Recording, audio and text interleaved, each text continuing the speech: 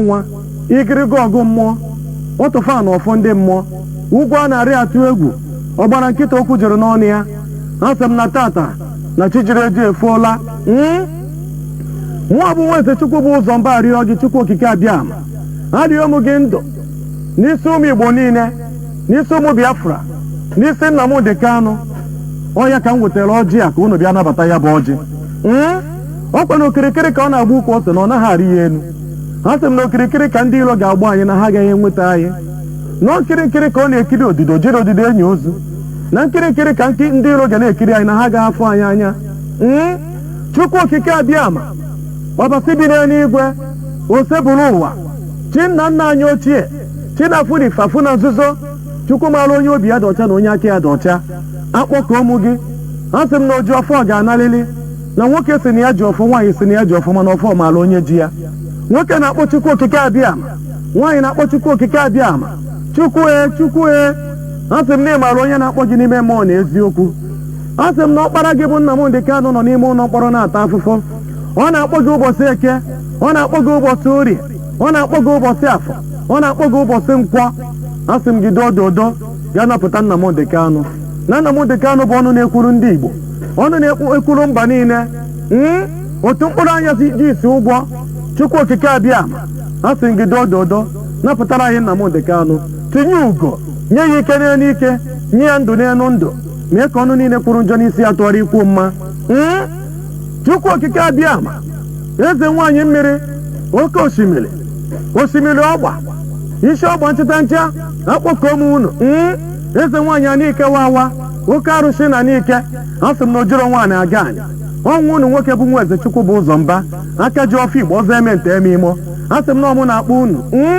so unu bịa dododo bịa na bịa tara ọjị na Chinedu efuola akpọkọ ụmụ gị eze nwaanyị idodi ikwune m eze nwaanyị nwee na-ebu ngwu nke n'ụzọ oke ngwu bi n'agụ anyị ọnọgba ugwu ọnọgba isi ọgba ọnọgba akpọkọ ụmụ unu anyị tata ncha akpọkọ ụmụ unu anyị Igbo niile akpọkọ ụmụ unu eze nwaanyị Amambala eze nwaanyị osimiri Njaba ọnwụ unu nwoke na-akpọ unu eze nwaanyị Ebonyi a sị gị bịa tara ọjị na Chinedu efuola bịa tara ọjị n'isi Nnamdị Kanụ bịa tara ọjị n'isi ụmụ Igbo niile ebe Igbo bidoro na ebe Igbo kwụsịrị bịa tara ọjị n'isi ụmụ Igbo niile nye anyị mmeri na mmeri ga-abụ nke anyị nye anyị mmeri na mmeri ga-abụ nke anyị nye Nnamdị Kanụ mmeri na mmeri ga-abụ nke ya bịa tụnye ugo n'elu ugo nye ya ndụ n'elu ndụ nye ya ike n'elu ike kpuchite ya dịka ọkụkụ si ekpuchi ụmụ ya akpọkọ ụmụ unu oku mmụọ nna nna anyị ochie mmụọ na-afụ na ifafụ na nzuzo mmụọ na-edu anyị eje mmụọ anyị na ya so wee bi ụwa mmụọ n'ụwa anyị mmụọ n'ụwa maazị Nnamdị Kanụ mmụọ niile nwụrụ anwụ ka anyị dị ndụ mmụọ niile nwụrụ anwụ ka Nnamdị Kanụ dị ndụ mmụọ niile nwụrụ anwụ ka ụmụ Igbo dị ndụ mmụọ niile nwụrụ anwụ ka ụmụ Biafra dị ndụ ana m akpọ unu oku asị m unu binyenụ mmụọ obi ugadi asị m unu binyenụ mmụọ agụrụ asị m unu binyenụ mmụọ kamana ọzụzụ oke mmụọ na Abia steeti asị m unu binyenụ mmụọ ezekọna asị m unu binyenụ oke mmụọ ji eji ọgụ n'Ebonyi asị m unu binye na Chinedu efuola n'ọnwụ unu nwoke na-akpọ unu aja ana Igbo niile ebe Igbo bido na ebe Igbo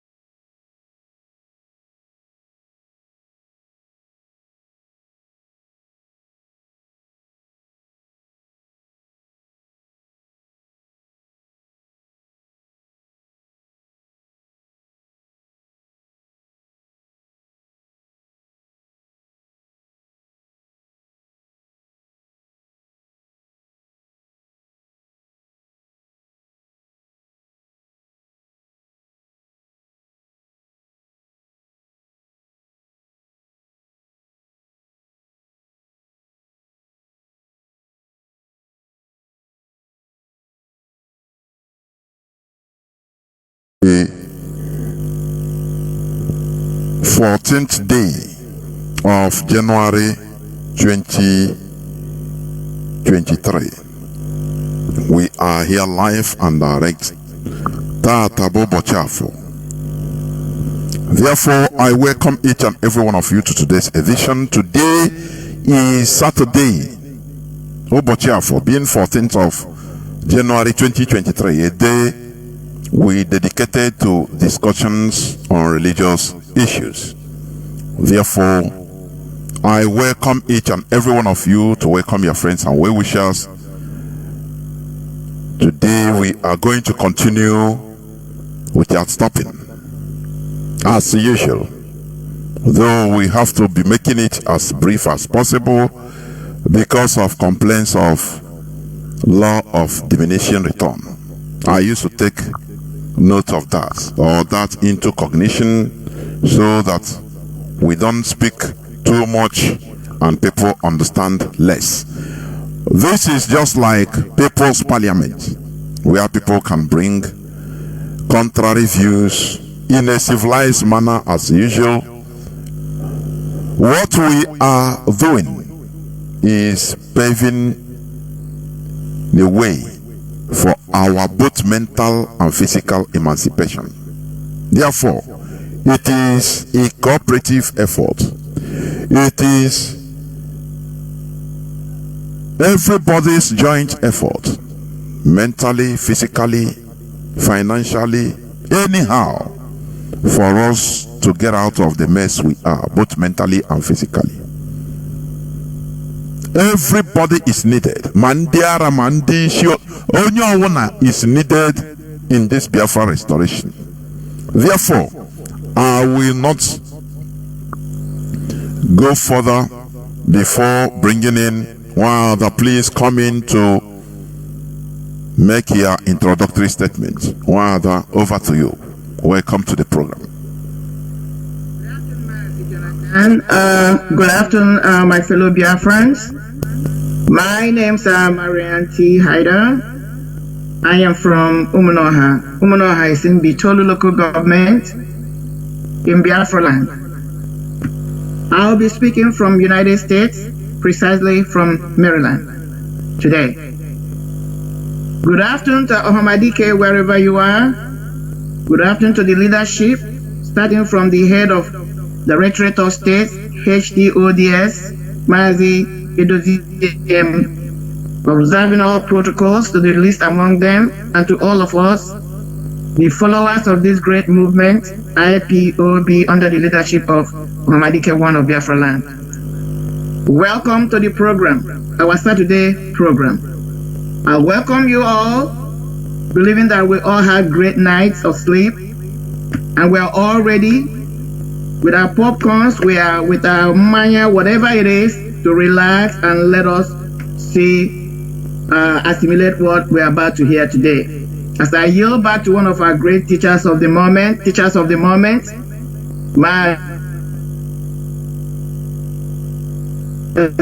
welcome you all once again, and let's relax and assimilate what's about. Thank you all. Let me go directly to this news headline. The gunmen suspected to be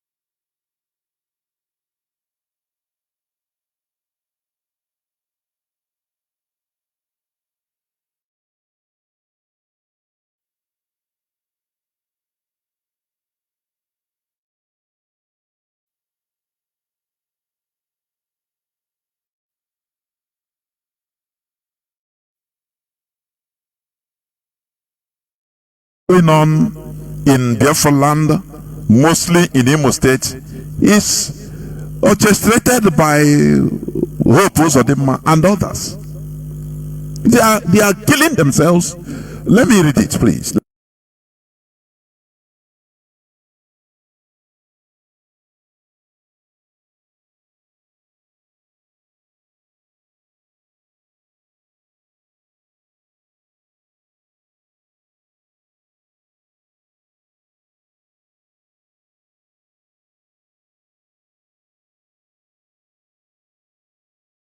And others. They are killing themselves. Let me read it, please.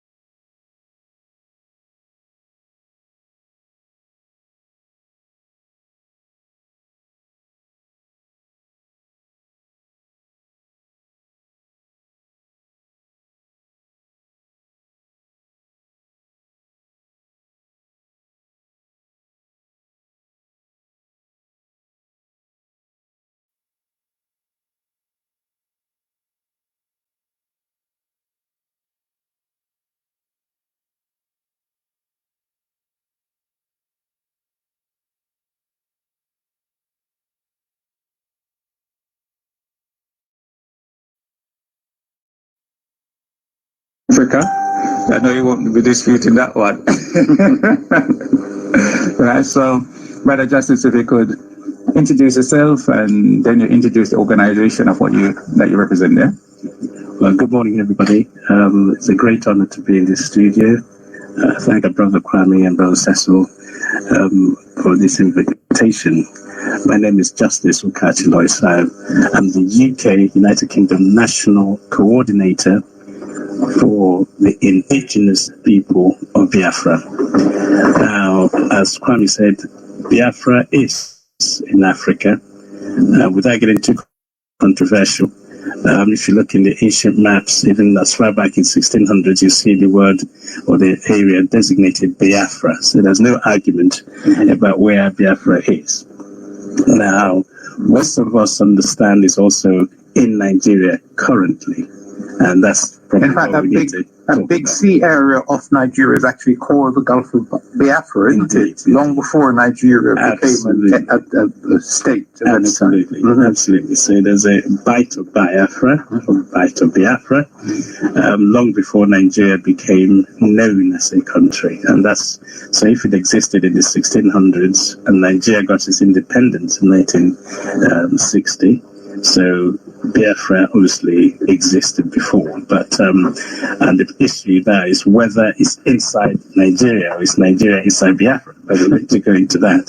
So I'm really grateful for the opportunity and privilege to share what little knowledge I have on this huge nebulous topic. But if the process or the actual outcome is to help everybody understand the situation on the ground, and also to help us as Africans to stop further bloodshed in that part of the world. We'll all be grateful. Thank you. Okay, so give a brief history of the organization rather than? Yes. IPOB, Indigenous People of Biafra, is an organization which is like a movement in the sense that it's in over 88 countries in the world. And this is occasioned because of the fact that most people who were indigenous to Biafra, which is part of the Nigeria, let's say for geographic location, have found themselves scattered all over the world. So you have people within the area of their indigene, which is Biafra within Nigeria and also the rest of the African continent. And there's a saying that where you don't find an Biafran, then that place is not safe. So we are really everywhere. So it's an organization which is like an umbrella group which try to unite them all to fight a common cause, which by implication, if we stabilize this part of Africa, the whole thing will spread to the rest of Africa. So we are in several countries. I happen to be one of the coordinators in the United Kingdom. So if you go to Germany, you find IPOB. If you go to France, you find IPOB, Ireland, and so on and so forth. But of course, the majority of people live in Biafra land itself. And this is what we're going to explore a bit further. Thank you. And the common cause is, what's the aim of the organization? Right.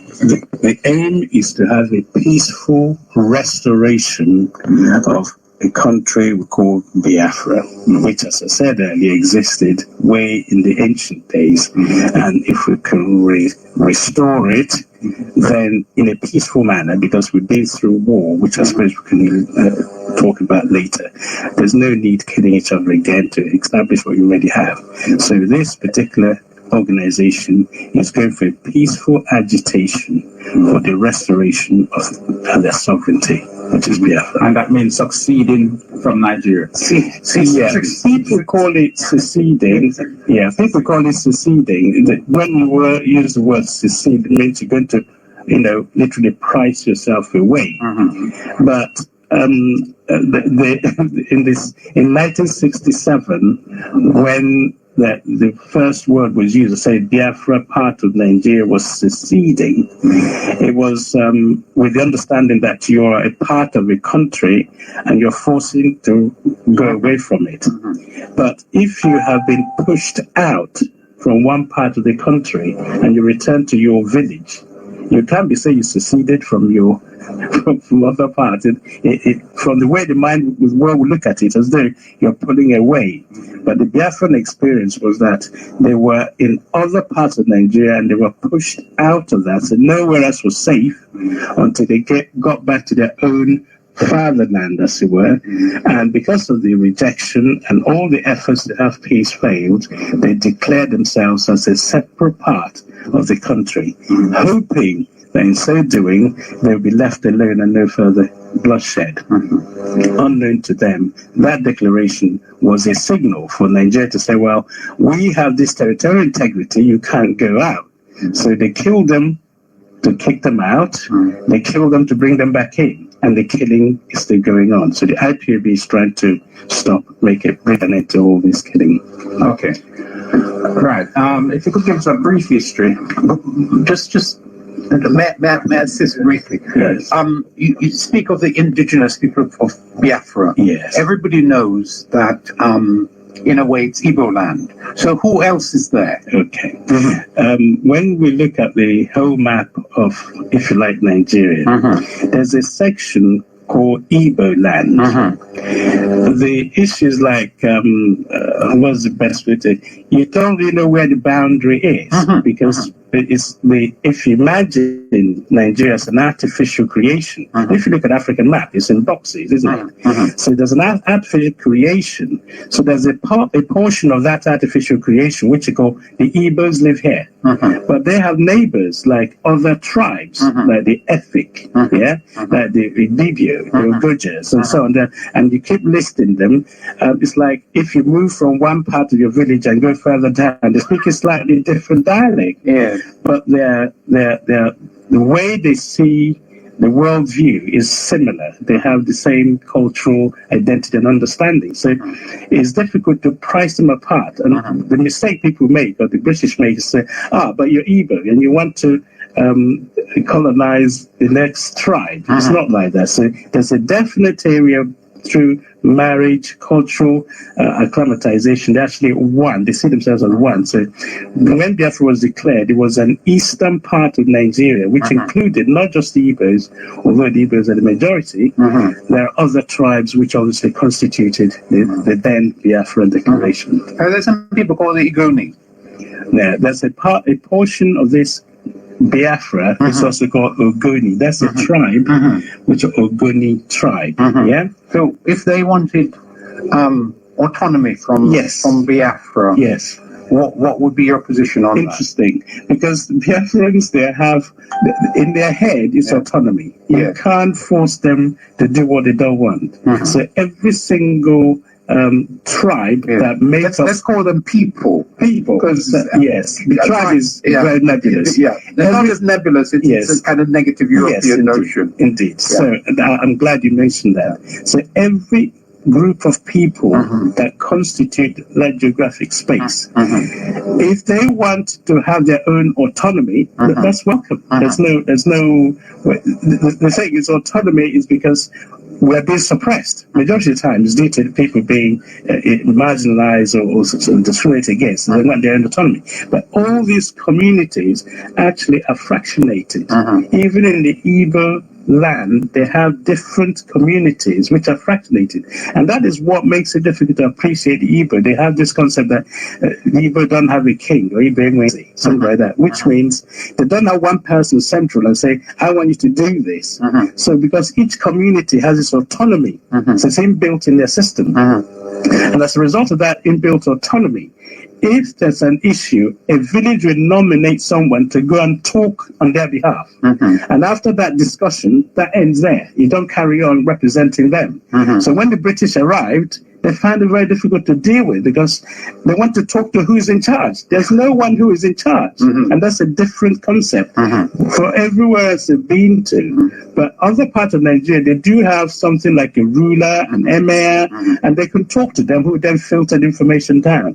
In the Biafran setting, you don't have this overall ruler. So every village is autonomous. So the Goni people would be autonomous. The Efik are autonomous, and so on. And the combination of all this makes what we call United States of Biafra. Okay.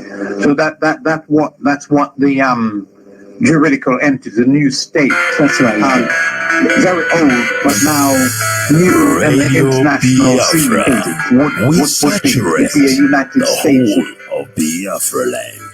Wherever you are, just touch the dial 102.1 FM. Olu, Owerri, Enugu, Anambra, Abakaliki, Nsukka, Asaba, and many more. Radio Biafra, we got you covered. Radio Biafra, the first and the last.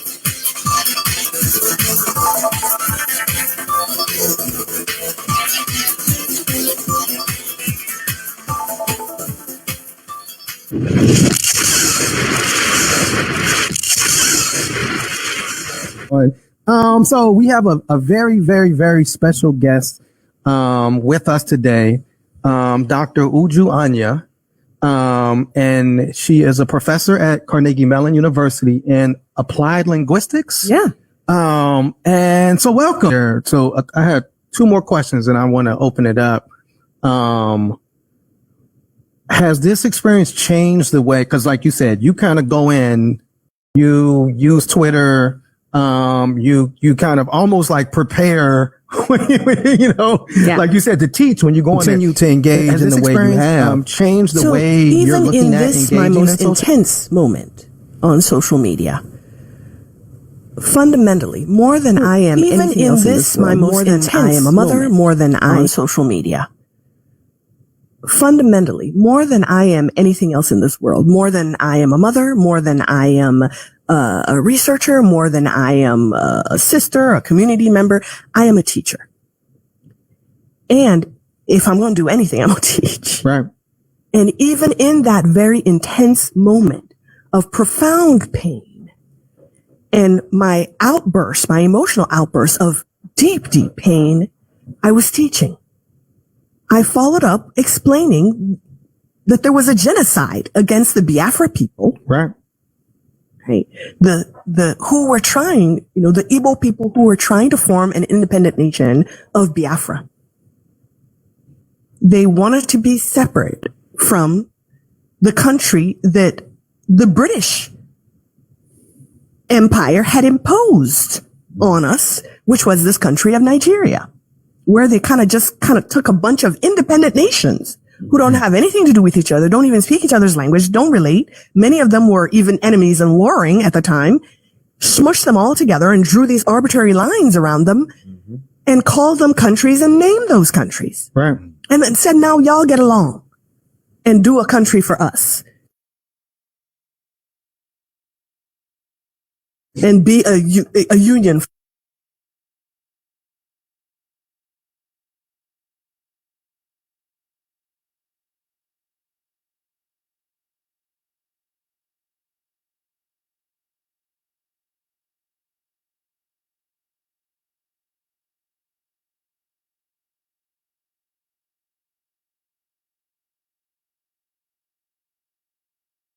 Biafra, United Peoples of Biafra. Absolutely. All right. We know that there was a civil war in the 60s, yes. and I was around, so I know just how brutal and awful it was. I don't know if before your time? I was in it. All right. As a child, that's right, so you know better than me. All right. So one of the things that I think people have to understand is how that came about, how that actual war between, as it were, the northern part of Nigeria and the western part of Nigeria fighting together to keep the eastern part of Nigeria in a state then called Nigeria, actually still called Nigeria. So how did that come about? Okay, before you go to that, what I wanted is a brief history of the area today known as Nigeria. Yes.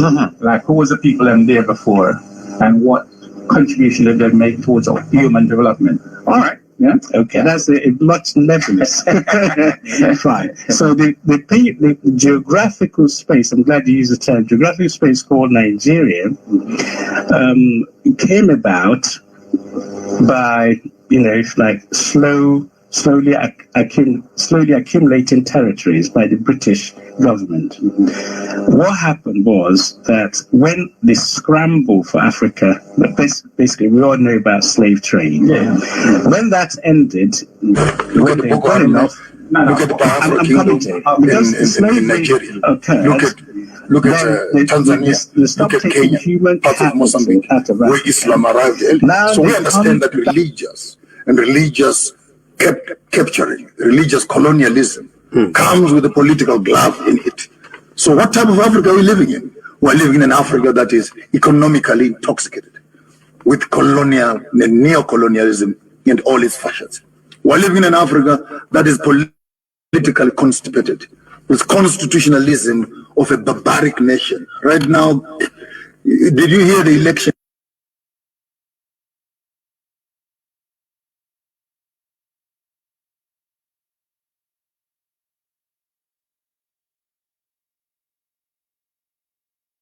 In Britain, where King Charles is going to become the king. How many people voted? Did you hear the ballot being cast out? So they are there running their monarchs and their kingdoms in order.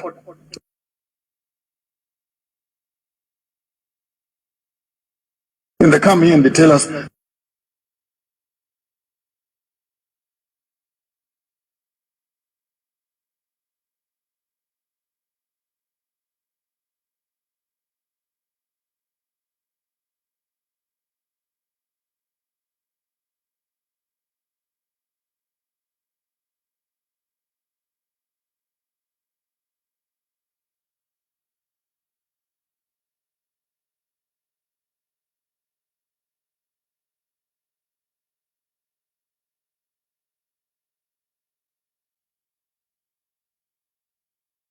back into the they had to now, because they used to collect human slaves at the coast. They couldn't go inside because they don't know quite what's going on. So people used to be brought to them at the coast. So when invade residence of CUPP spokesperson in Imo State, kill uncle. And now that IPOB has been vindicated after all, in everything, IPOB has been vindicated. That the whole killings that has been going on in Biafra land, the whole criminality orchestrated by the politicians.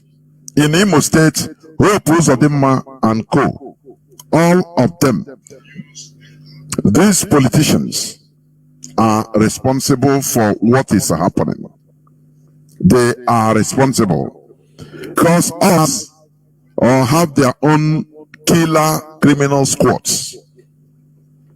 Right from Hope Uzodimma, the current, all of them, all the past governors and politicians, they are killing themselves. Gunmen have attacked the residence of spokesperson of the Coalition of United Political Parties, Ikenga Ugochinyere, at Akokwa in Idato North, local government area of Imo State.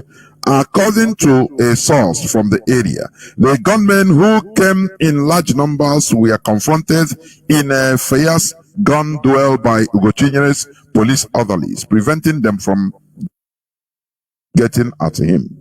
But his uncle living close to him was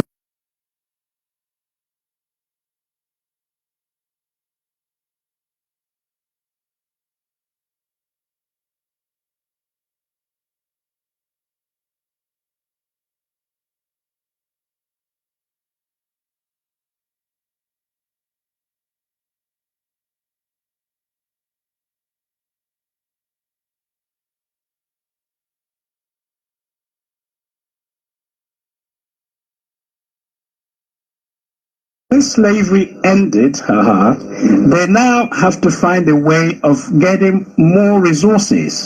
So this is the beginning of colonization. Now, all those countries were not, there's no hard fixed boundary which you can say, because we don't, country I want to now come and colonize criminality in so our land. They did it by stealth. IPOB never has a hand in criminality in our land because we are fighting to save our people.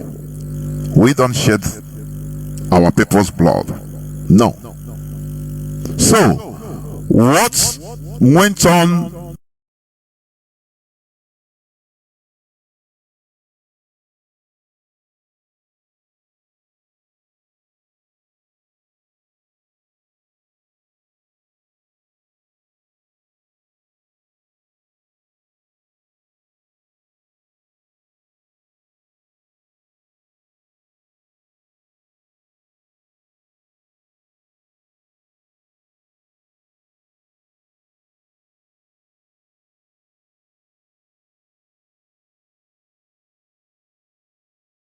each other, and the European being Europeans, they came they went to Germany and sat on a table and carved up Africa like a turkey. Yeah.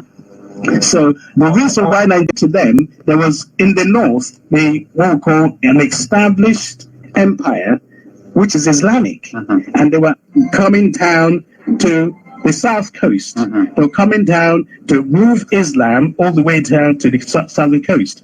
And if you like, in West Africa, is that eastern part, which became Biafra, that hasn't been Islamized. So there was an intention to bring Islam down south coast. So the British met it. And much of the West wasn't Islamized either, yes, the Yoruba people. Indeed, they were half and half. So they met this, the British met this intended conquest, if you like, head on, to stop them coming down and taking more slaves. There was a fight to stop that. So the British, under a soldier, colonial soldier called Lugard, sent his military to try and conquer the all-conquering Islamic forces. They were very, very upset with that because they thought if the British wasn't there, they would have conquered the whole country. So we have to bear that in mind. But the British conquered the North because the North was conquered by the Fulani, a tribe called Fulani. I'm going to quickly introduce them. A people called Fulani who took on the indigenous people called the Hausas in the northern part of Nigeria. And they subdued them and also sent what they call the emirs. Each town or the area they conquered, they had a Fulani person ruling it. Kind of a big chief. To the next So they call news it emirs. headline, please. Now, those emirs. The next news headline before we go into the subject matter of the day. There is this news headline that I want to bring. It's very funny, but that's the reality of the zoo. Even I put it on my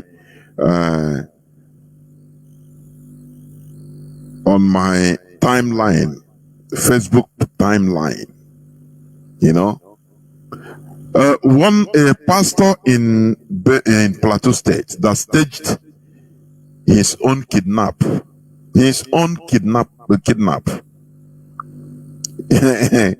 know, in order to get money, to obtain money from his followers. He said, I staged my kidnap because of financial challenges. Nigerian pastor arrested for collecting ransoms from congregation. This is what we are seeing in that zoo. What the zoo have turned everybody into.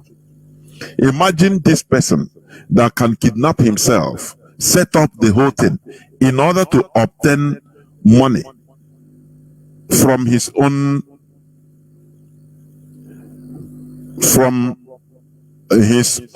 people, I mean his own congregation.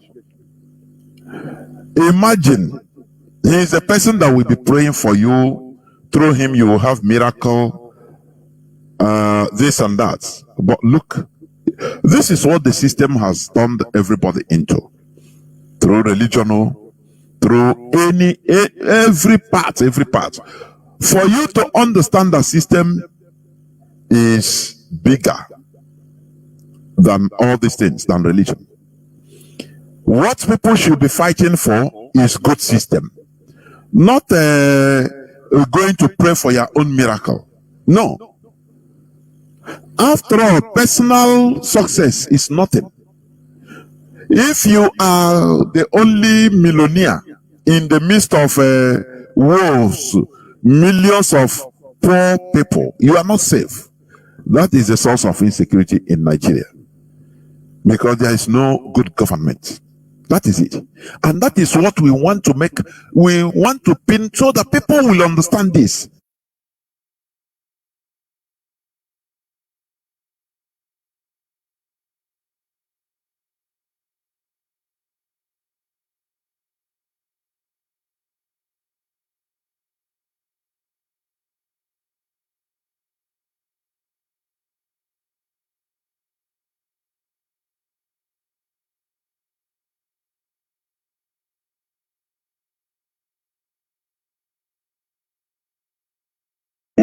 Confronted the British, and British conquered them because the people the emirs conquered, the houses, they didn't like to be conquered by the fighting for his so own. it was easier for the British to conquer.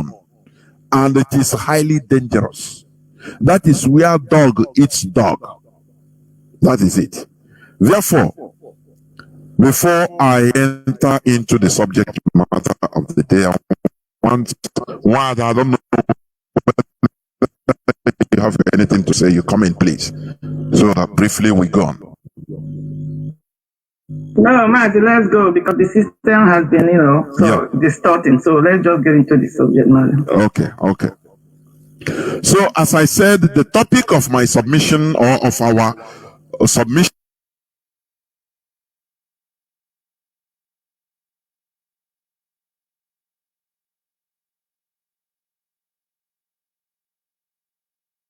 the Fulanese, if you imagine what's going on. So the British conquest of the Fulanese was easier than they would have admitted if the whole of the North was behind and fighting the British.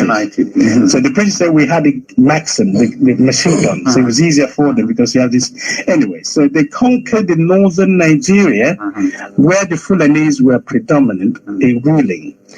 And then the Fulani played, so right, okay, you conquered us, we understand. In fact, Lugard himself said, by the same authority you used to subdue the houses, we're using it to subdue you. So, but what they did was to allow them to carry on ruling that part. Yes, indirect rule in the book. So that's it's a very, very strange thing. You conquer them and say, but you can carry on ruling as you have been ruling, but we are in charge now. It suited the British very well. In order to disagree on what we are saying, and you give your own reasons, your facts, we are all learning. There is no monopoly of knowledge, because there are many things to learn, to know about in this planet Earth.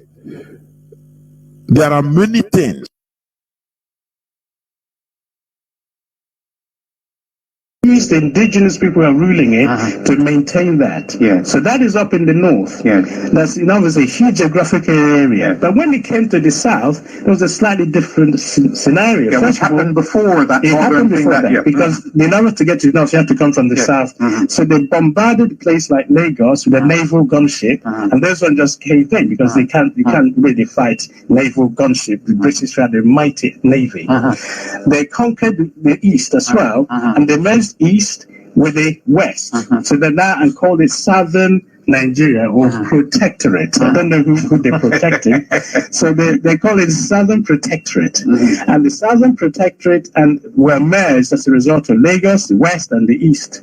Remember, the capital was originally in Calabar, which is in the east. And I'm sure my brothers in West Indies know about Calabar. We have a college in Jamaica by that name. Calabar. So it's actually indigenous to that part. So therefore, you had the southern part with Protectorate, then merged with the northern part which has been conquered, which became the Nigeria. So you have the Southern Protectorate merged with the Northern Protectorate in 1914. This when all this happened. Let's get back to that. I think that my brother Kwame was asking something else.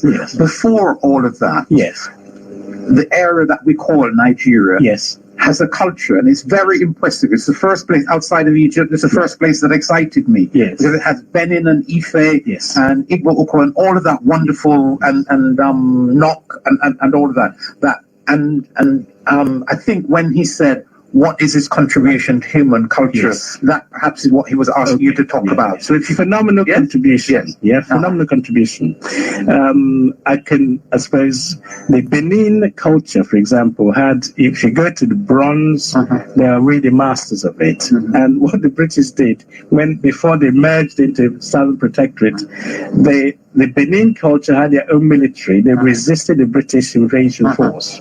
400 years. And then British then sent an expedition force so that people will be able to be assimilating what I am saying. Please, let me recap this. The three factors. This is just like a preamble, but I know why I'm bringing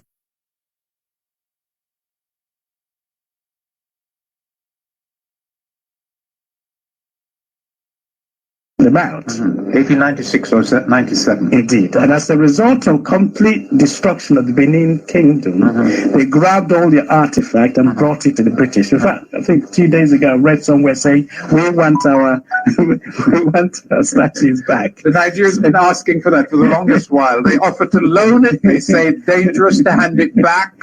You don't have the right conditions there to protect it. All kinds of arguments.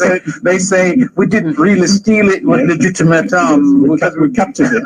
We found it. So it's the same thing as the Greek marble. Absolutely, yeah. So the culture, when you look at them, the intricacy of it is phenomenal. I personally saw an exhibition many years ago when I was at university, when they came to London, of the artwork.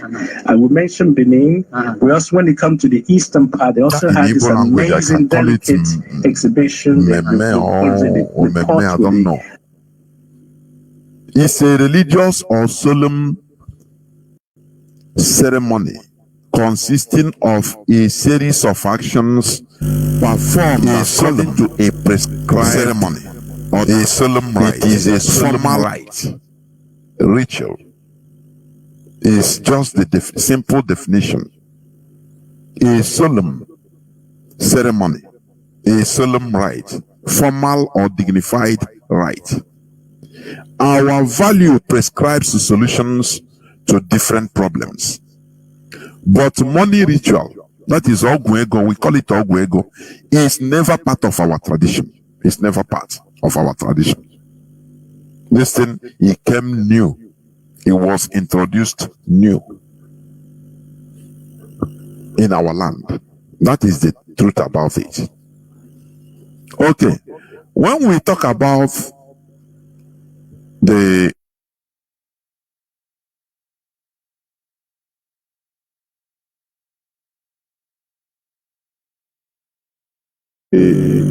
money, origin of money ritual in our land. You know, money ritual, it can be also miracle money. You know, when you, the way you baptize it, miracle money, when you are being promised to just come and pray and sow seed, and you know, you will receive a lot that you don't know where it comes from. Bank alert. That is part of you know, ritual money. That is Ogwego. It's Ogwego. It doesn't matter how you baptize it. Ogwego Kobu. When you in the church, they tell you that, look, once you know, just do this, you have to sow seed, do this and that, use this, buy, what do you call it? This oil. And once you immediately, you can be receiving a lot. You get money. You see, you know, receive money that you didn't work for. That is ritual money. Let us call a spade a spade. In our tradition, our ordinala encourages working hard. That is enterprising, working hard for a living, earning your living. You work hard.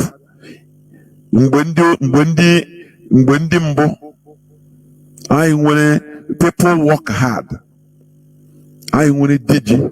You know, you go to the barn, yam barn, you see yam everywhere. All a source of pride to the family. You know, working hard. In our tradition and culture, there is nothing like money or money ritual. There is nothing like money ritual. Never. As a child, personally, I'm talking now personally as a child. I started hearing of money ritual as attached to Oboni Secret Society. It's something new. When I was a child, I said, hey, and I saw that place also. I could remember in our place, there's one man that was building a house. We don't even know the man. Mansion.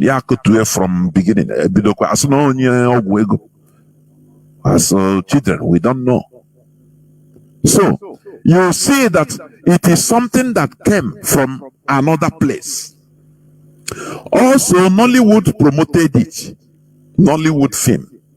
We can testify that film Andy. Also, I will not enter this. He entered into money ritual society, occult, according to the movie. And many Nollywood expanded this phenomenon. You know, as from the 80s, 1980s, when Pentecostal churches started expanding in our land, our people started being deviated from working hard. They started preaching miracles in place of working hard. Miracle for everything. Sowing seed to obtain instant financial wealth. I could remember with little, but I could remember. It was that time this Pentecostal churches started spreading in our land, always, everywhere, spreading. People started carrying Bible from morning till night. People started leaving their work, places of works, in order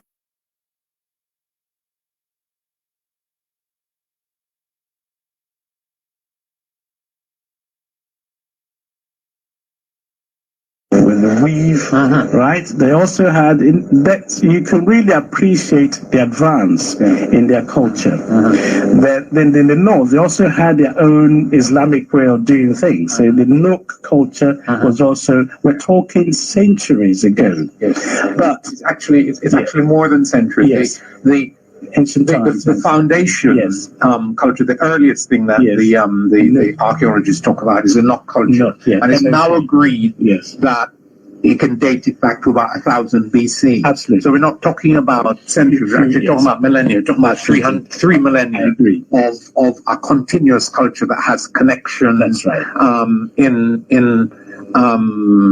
artistic material that uses bronze, that uses ivory, that uses wood, which doesn't last very long, and that also uses baked pottery, which does last very long if it's not in wet conditions.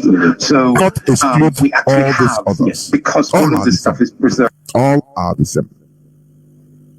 So, as I was saying, as from the 1980s, when Pentecostal churches started expanding in our land, our people started being deviated from working hard.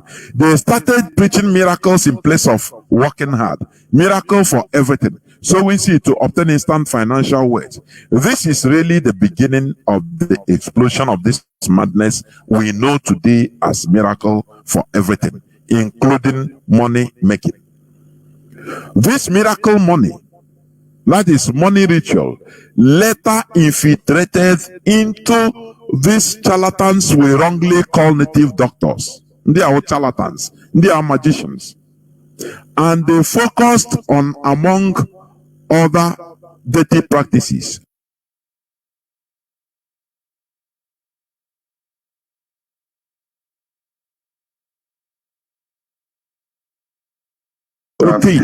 evidence as the source of miracle money, which is money ritual also.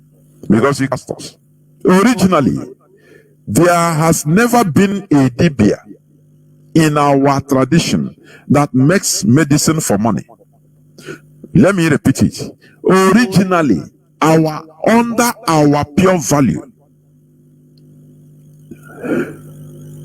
there has never been a dibia in our tradition that makes medicine for money, or money medicine, anyhow you call it. Our ordinala covers every facet of our daily lives. It is our way of life. You understand?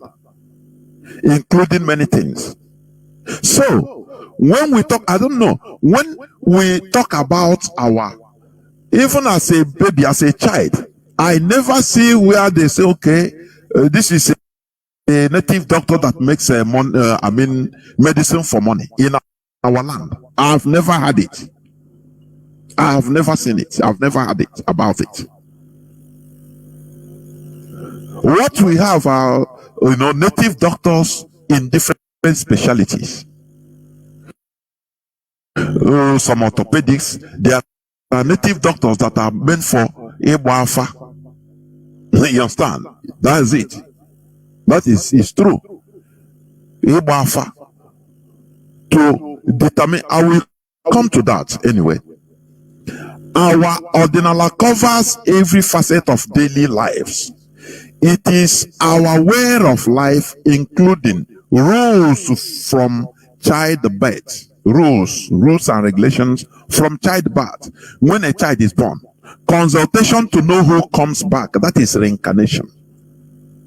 It is in our tradition, our pure tradition. You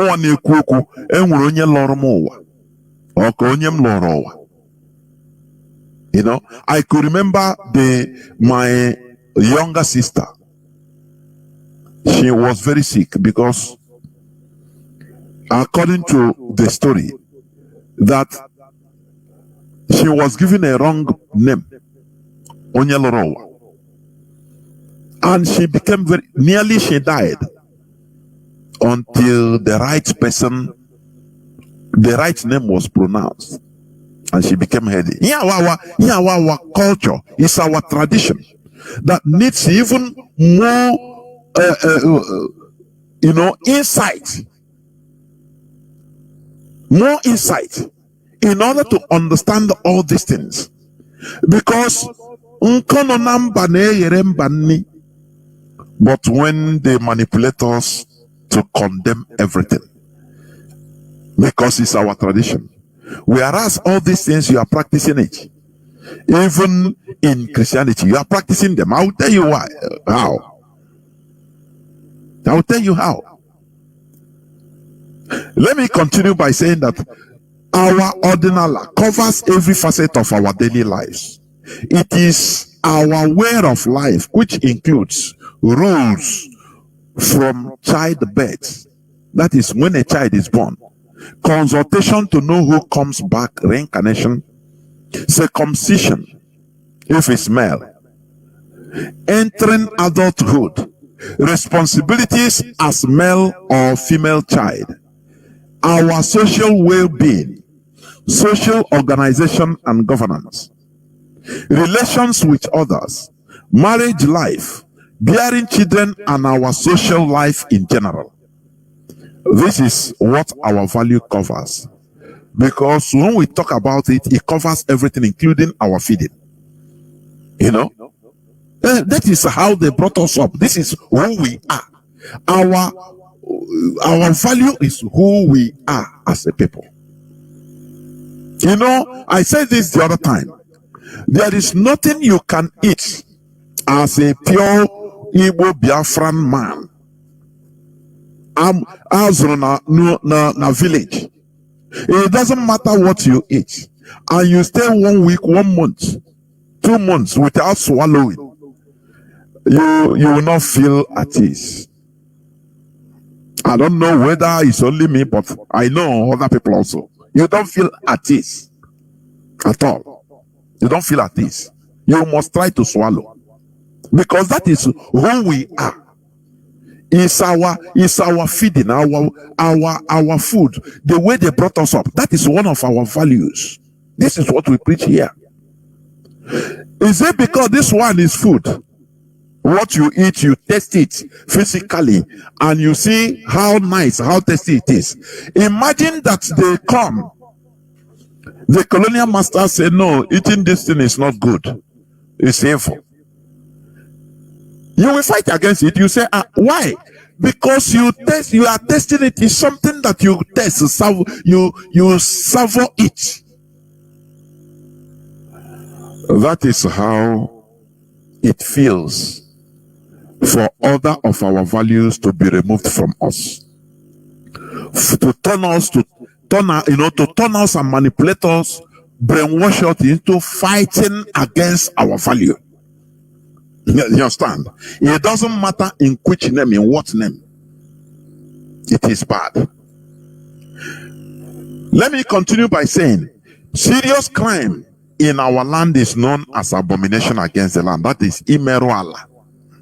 Imeru Allah. We call Allah because the land connects us all.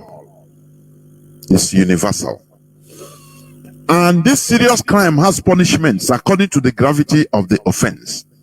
It could be community service and being disgraced. It could be ostracism. In our place, we call it Ewankwe.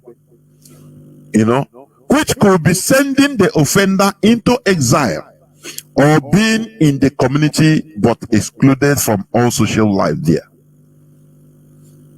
Onye dị otu ahụ, o nwere ike nọ na village o, mana enwere ya kelee mmadụ. No person talks to him or her. No person salutes him or her. Yeah, no, he will be in the village, but he's just prison.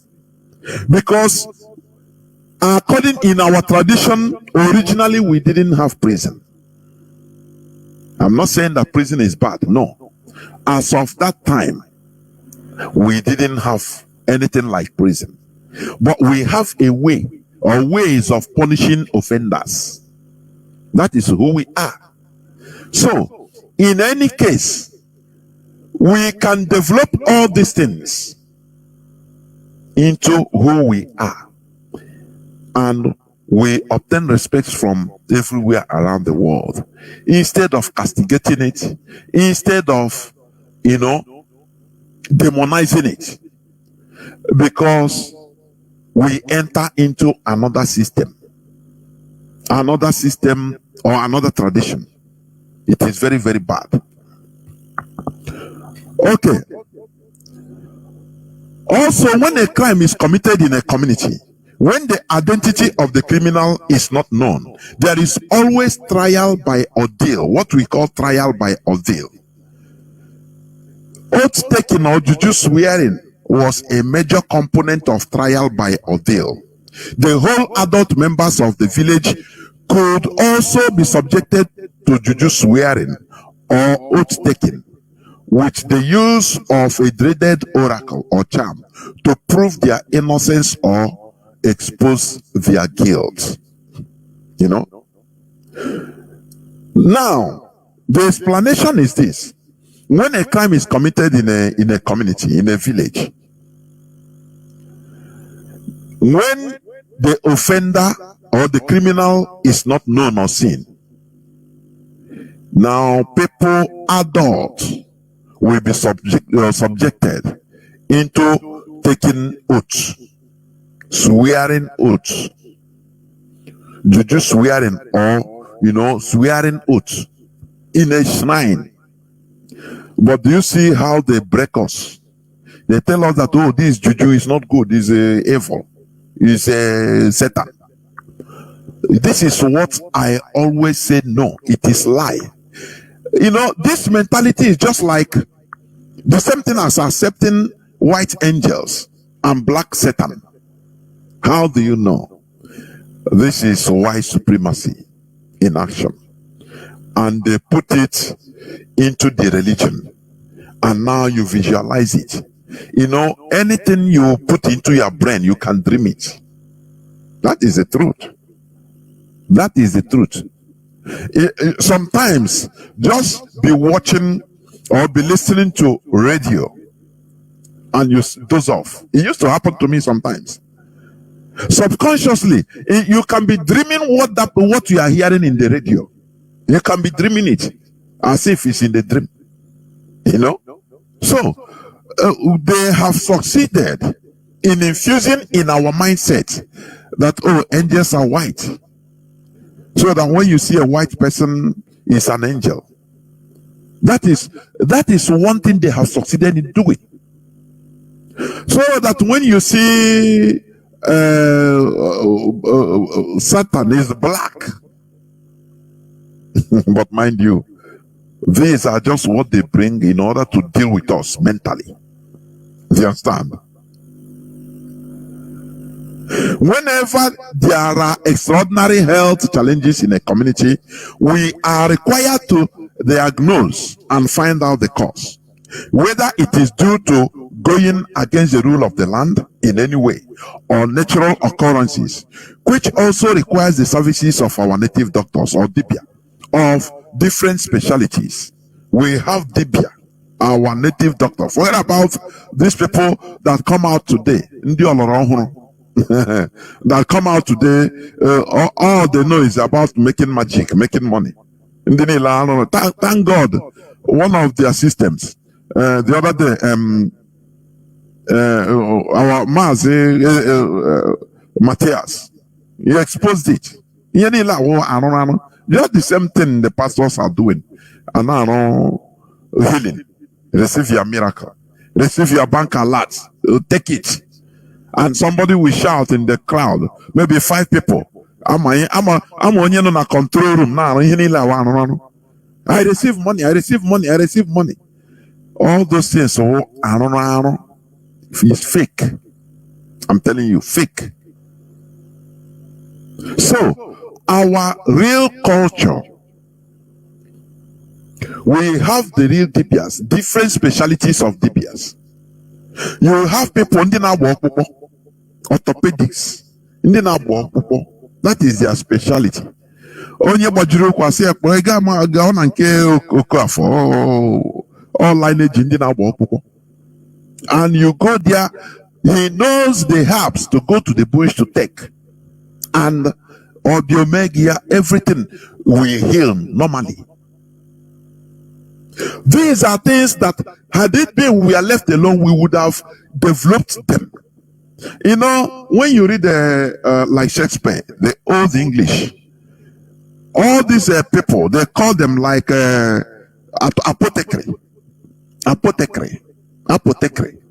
in the old English. People that you just like you know, the DPS of our land. They can cook concoctions from the bush, from the forest, from the ground, anything they can pick. They know it. It's their knowledge. And they use it to heal one sickness or the other. That is what we have been, you know, made to discard. Now you see our so-called native doctors calling themselves native doctors. That is not our culture. What brought it out is this thing from I can tell you that in our culture, in our traditional way, our value, we don't have the we don't have it. We have people, yes, we have them. Just the same way your pastor can see your pants.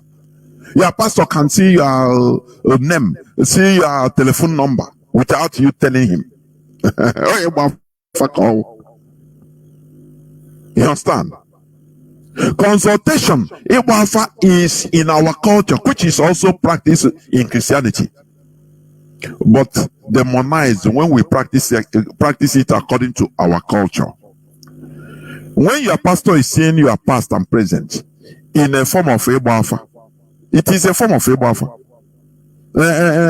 Somebody is here, come. Somebody is here, your name is Antonia. You have one child. The person will not come out. He will tell you what happened yesterday, whether it's real or information they gave to him beforehand. Somebody, because who knows? It's a form of Ebafa. That's it. But why do you condemn it when we practice it in our own way? Why? You demonize it because you have been programmed to do so. This is what we do here in order to reprogram our mindset so that we know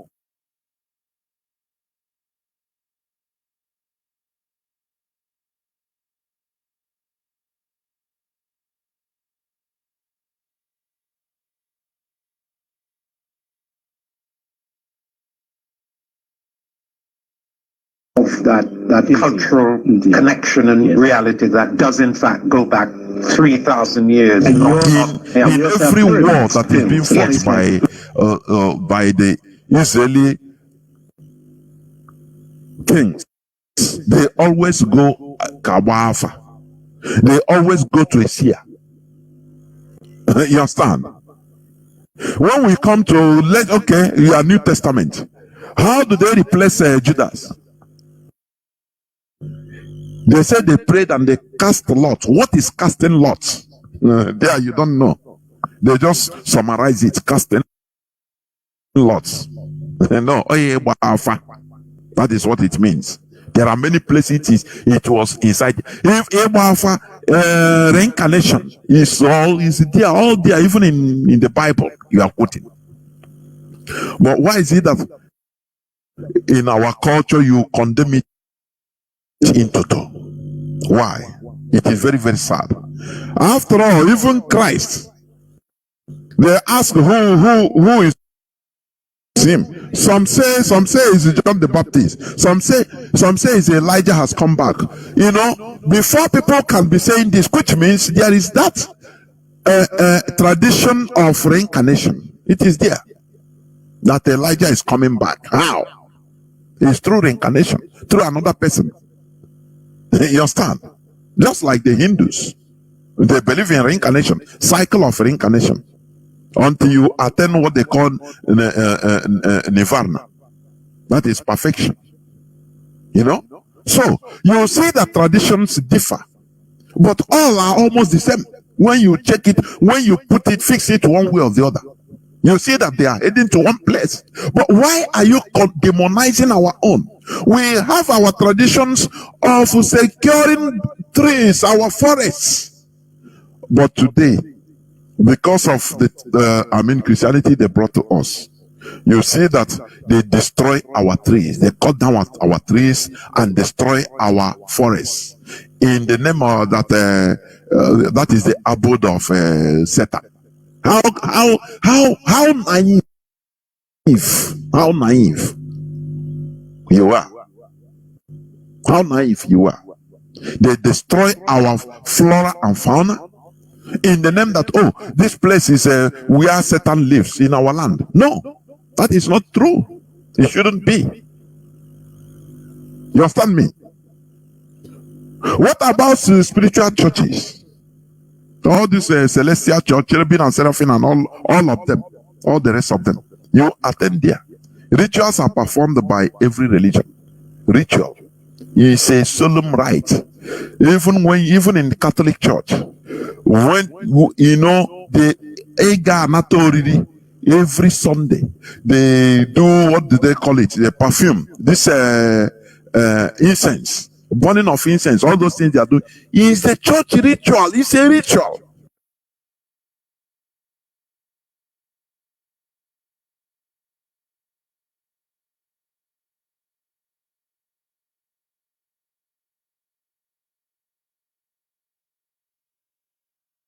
In the eastern part, there are pyramids which most people don't know about.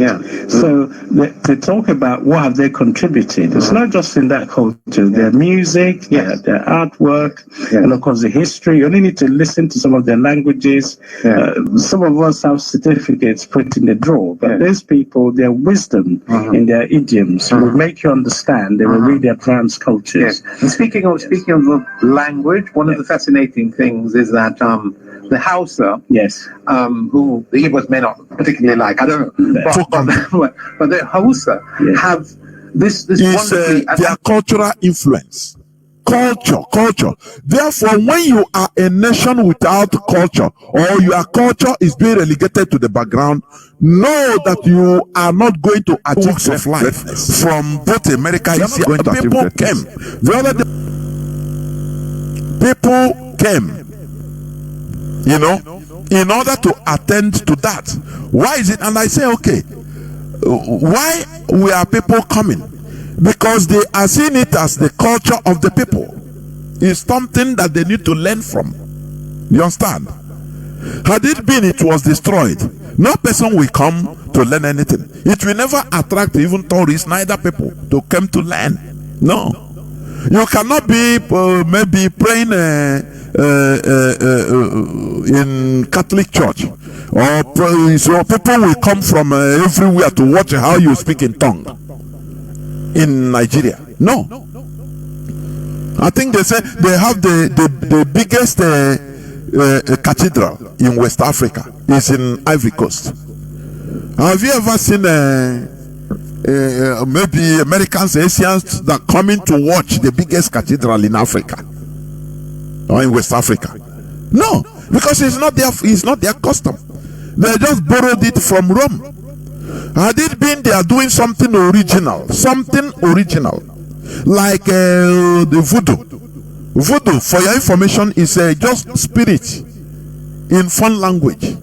You know, when we talk about spirit, when we mention the word spirit, people start, shivering. Whereas you are going to church and you are worshiping God, and God is a spirit. Why is it that at the mention of the spirit that now you become, jittery? You become jittery. It is very, very sad indeed. Therefore, before I continue, Nwada, I don't know whether you have anything to say.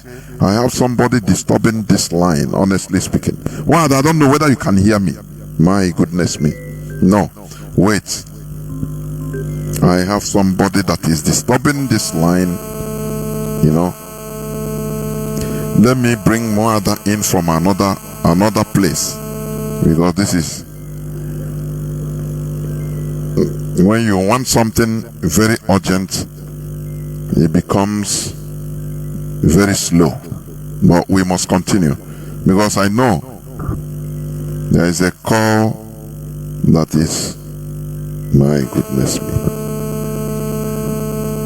My goodness me.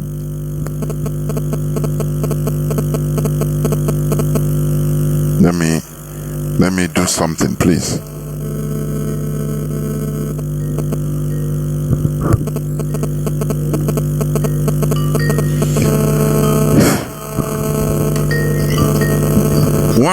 Nwada, I have to call you here, please, because somebody is. Some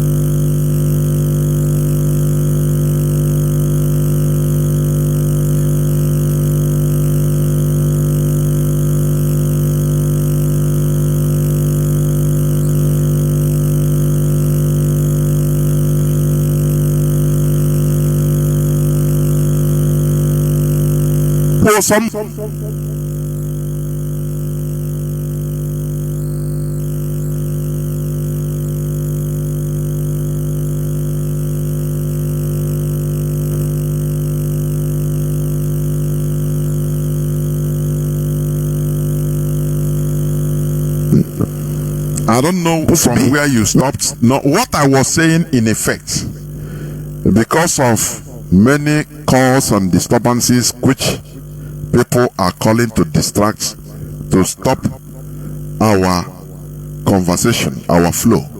But we must continue.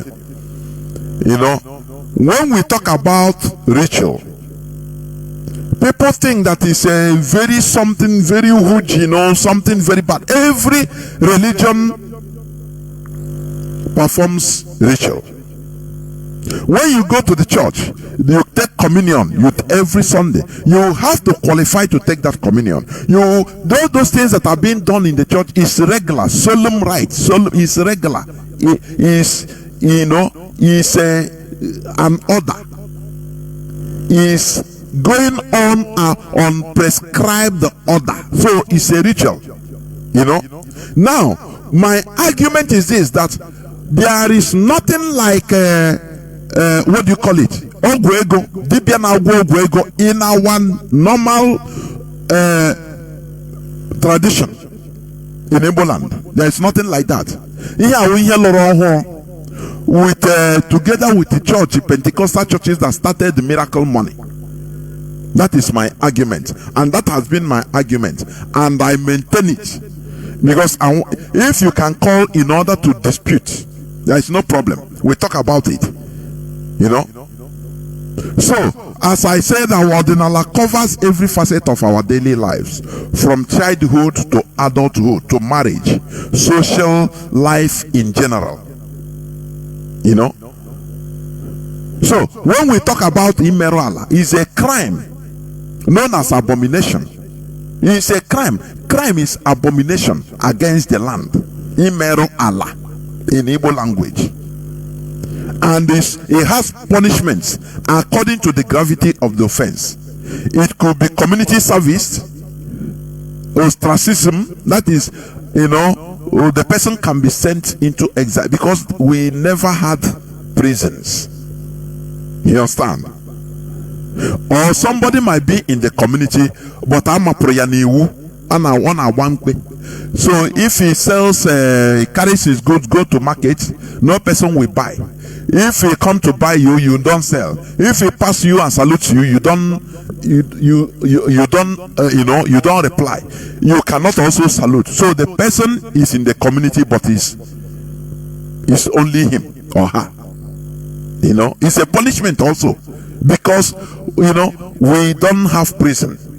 Prison is not bad, but that is also a form of our punishing offenders, so that after a while the person will be restituted depending on the way he behaves or she behaves. That is what I'm saying. So this is where I'm going to stop for the meantime, because I don't want to continue repeating, because Nwada said he was not hearing me because of people that are disturbing the line. Nwada, I don't know whether you catch a glimpse of what I'm saying. You can just come in briefly, please. I can relate to the summary you just gave. The thing is, it's really sad that whoever is calling or people that are calling is really unfortunate. Again, it speaks of the quality of the mind of some of us. We don't want to learn. We don't like to debate. We like to get into confrontation even when it's not necessary. You don't have to like this program, but you don't have to disrupt the program. I must say this. So because our people are Ike Wunolo, the Fulanis are out there destroying everything. The Fulanis are out there in the name of Muslim religion. Look at there was a tape I had yesterday, or video, how they have been planning this thing. The man came out and said, this has been an ongoing plan we have to have Muslim tickets. What have the so-called Christians done? Nothing. The Fulanis have succeeded in, they are coming to disrupt this program. Whoever is doing that. The Fulanis are out there, having entered Biafran land. They have established, not only have they established mosques here and there, the Fulanis, the Muslim Fulanis, and the Fulanis in particular, because they are the one carrying out this agenda to Fulanize the whole of Nigeria. It didn't start today. The Fulanis have succeeded in doing what? Translating Quran into Igbo language. Do people understand the magnitude of that, the impact of what it means? What it means that in the near future, if Biafra does not come, even when Biafra comes, they have also a thorn in our flesh, because these are brothers and sisters that are going to be converted into Muslim religion now, are going to be the ones that will start carrying the jihadi war against us in the name of Muslim religion. These Christians are not attacking them. They are not defending their faith. They are sitting down there. They don't see. They can't even make a statement. Because this thing is coming to be. But they come and attack or disrupt a program that is set to open their eyes. These Christians are there. Whosoever will go and kill. They all claim to be righteous. They all claim to be praying to Chukwuka or Jesus or whatever. Whosoever will finish killing people, sacking communities with the military, with the Fulanis, and he will go to church and receive Holy Communion. How many Christians have stood up and condemned it? Oh, their Bible now encourages killing people, right? These Christians are there.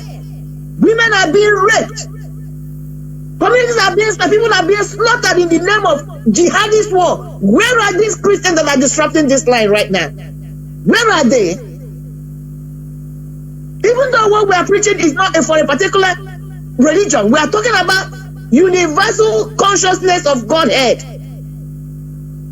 God has no particular religion. God did not create any particular religion. According to their Bible, in the book of John, it said, those who worship God must worship him in truth and in spirit, because God is a spirit. He transcends all physical. God stands outside time. God is not inside time. In the beginning, he was existing. So when you want to talk to me about whether it's a Sunday or Monday or Tuesday, that's the creation of man. God stands outside that. When you want to talk to me about Christmas or whatever, God did not create any particular day. It's your concept. It's my concept. It has nothing to do with God. Even as we are discussing this thing now, culture, values, because they all tie into politics.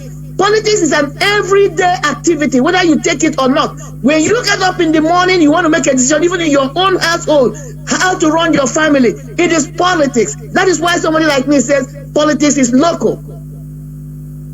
This Fulani is oligarchy. They have succeeded in muzzling down the houses, taking over. They started the same way they're coming into our system now. And nobody is saying anything. They were Christians then. Did they fight the Fulanis? No. Rather, they were fighting themselves. They finished, they went to the Yorubas. We are watching. Now you have Muslim ticket. Do people understand the implication? Because that's how to bring in the Yorubas in. Because the Yorubas are busy saying Jagaban is one of our own. He's one of our own. But the main agenda is because of Fulanization. Because if they don't bring him as a Muslim, they cannot galvanize the Yorubas. They are doing it in our place now. Uzodimba. And all of those stooges. Umai. Name them. But the so-called Christians are the ones supporting them. On Sunday they will go to churches. Where is the preaching? God is not enjoying any particular religion. I'm going to continue to say this. Because religion is the concept of man. It has nothing to do with God. But let me go to one or two things you touched. Our culture, there's a reason why God placed you and I where we find ourselves. The location we find God Biafra. Has any of these people asked themselves, why didn't God make the whole world to look the same? Have the same eye color, have the same hair texture, look the same height. If they believe in God, they believe that God is supreme. Every religion believes that God is the ultimate, the supreme, the all-knowing, the all-knowing. His knowledge and his intelligence, you can't even quantify it. My mind, your mind cannot even quantify what this God is. But in his infinite mercy, in his infinite wisdom, I meant to say, he created every culture differently, gave them different tongues, gave them different culture, inspired them to come up with something that is unique about them. Even the plants and food they eat that in all these locations are different. All these people I'm asking that want to make the world to be either Christianized or Islamized, and they're reverencing God. Why didn't God, from the inception? Because God controls the mind of everybody, according to their Bible. He said, nobody, you can't even understand no man can understand his heart. It's not except the Lord God. Only him can understand the deepest part of my heart, the deepest part of my mind. What I'm going to do tomorrow, I might make a plan today, but God already knows that plan will not come to execution. That's the God we are talking about. So why did he not make everyone to be a Christian or a Muslim or a Buddhist? Because God has nothing to do with any religion. He created us, put us in our locations, inspired us through the things and the environment. Our tongue. We came up with these cultures. Can people understand that? And then somebody is walking from nowhere to tell you your own culture is less. It's not important. It's dark. And you're buying it. And you bought it, you're defending it. In the next 50 years, probably, all these people, if they're alive, they'll be defending Muslim because it's coming. Like a runaway train. No control. So let's look about this culture now. The things you reverence. My people did not practice religion. That's where I want us to go. We must go beyond religiosity. Our ancient people practice what you call spiritualism. When you go into spiritualism, you do not have any graven image you worship or serve. Go back, if you can go back in history, if we can go back in research, 500,000 years ago, 200, they didn't have these things. They might have deities, bushes, but they had no graven image they were worshiping. That was why when they come out in the morning, they will look up in the sky and call Chukwu Okike Abiama. They were not talking to any deity. They were not talking to any graven image. They didn't have any Arusha therapy by their side. A time came when corruption set in. We must understand this. Why am I making this argument? Because everything you just referenced today, reincarnation, our people believe in it. Whether somebody understands the full meaning of reincarnation or not is another subject to debate. He's not talking about the reincarnation of the individual, the essence of who we are. What do I mean? When you come to human being, we have what you call the physical, the mental, and the spiritual. The spiritual continues to come back. That's the essence of who the person is. Because once that essence leaves, you say the individual is dead. It's in the book of Matthew.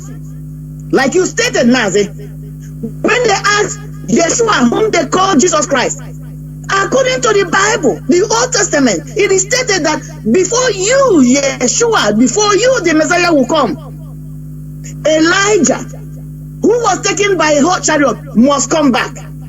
This is what Yeshua responded to them. He said, if I tell you that Elisha has come, you will not believe me. In the person of John the Baptist, isn't that reincarnation?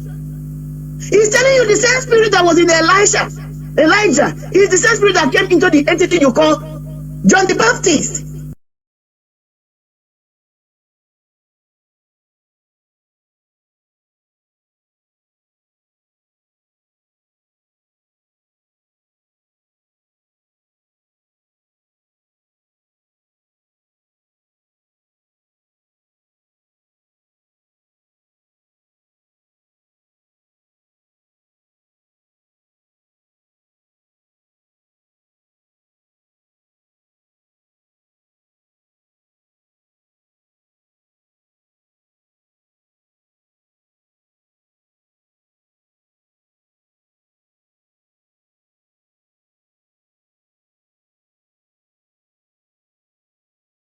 Made. That is why they have the best thing.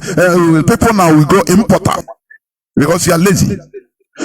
What we are doing is trying to institute people into work. The Christians can go to, I believe, how did I get this thing? Hold on. It's in the, I think, but let me read it.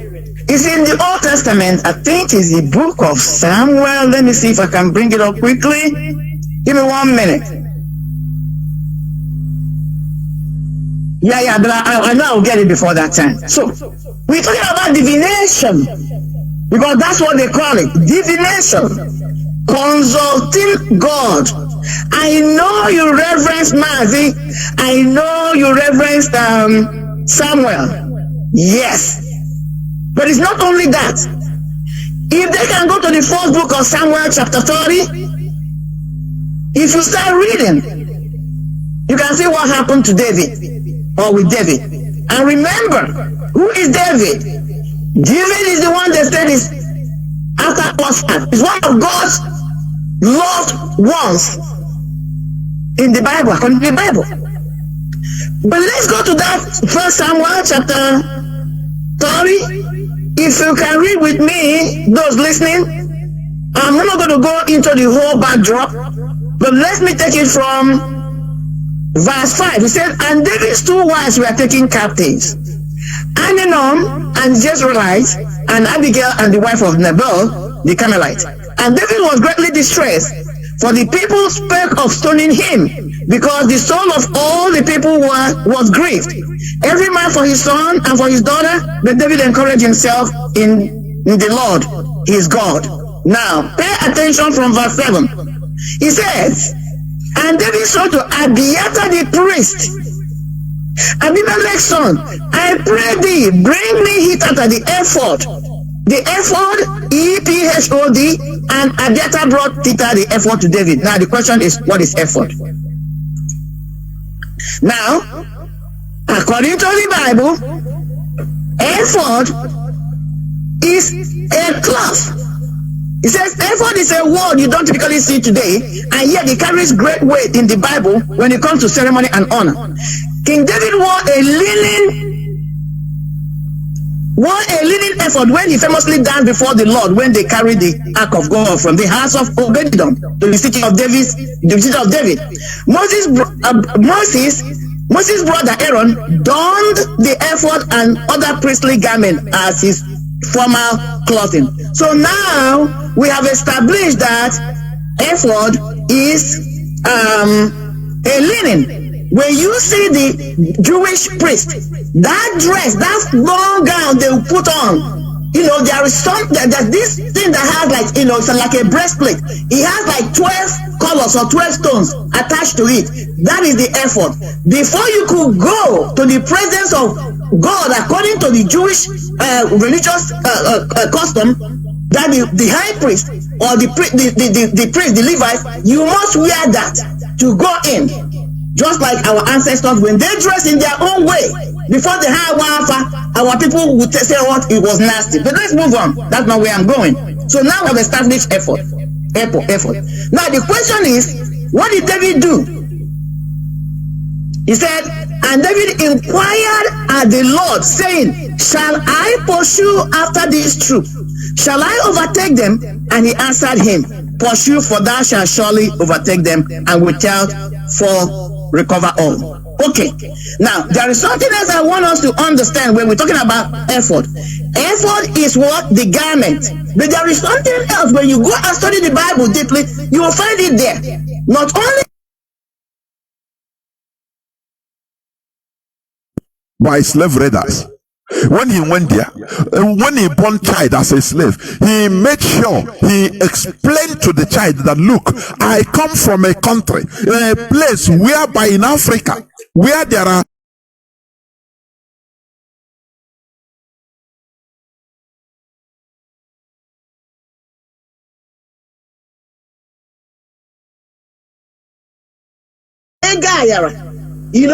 the cow receipt. That was really their own, they were using to consult with Chukwu Okike Abiama.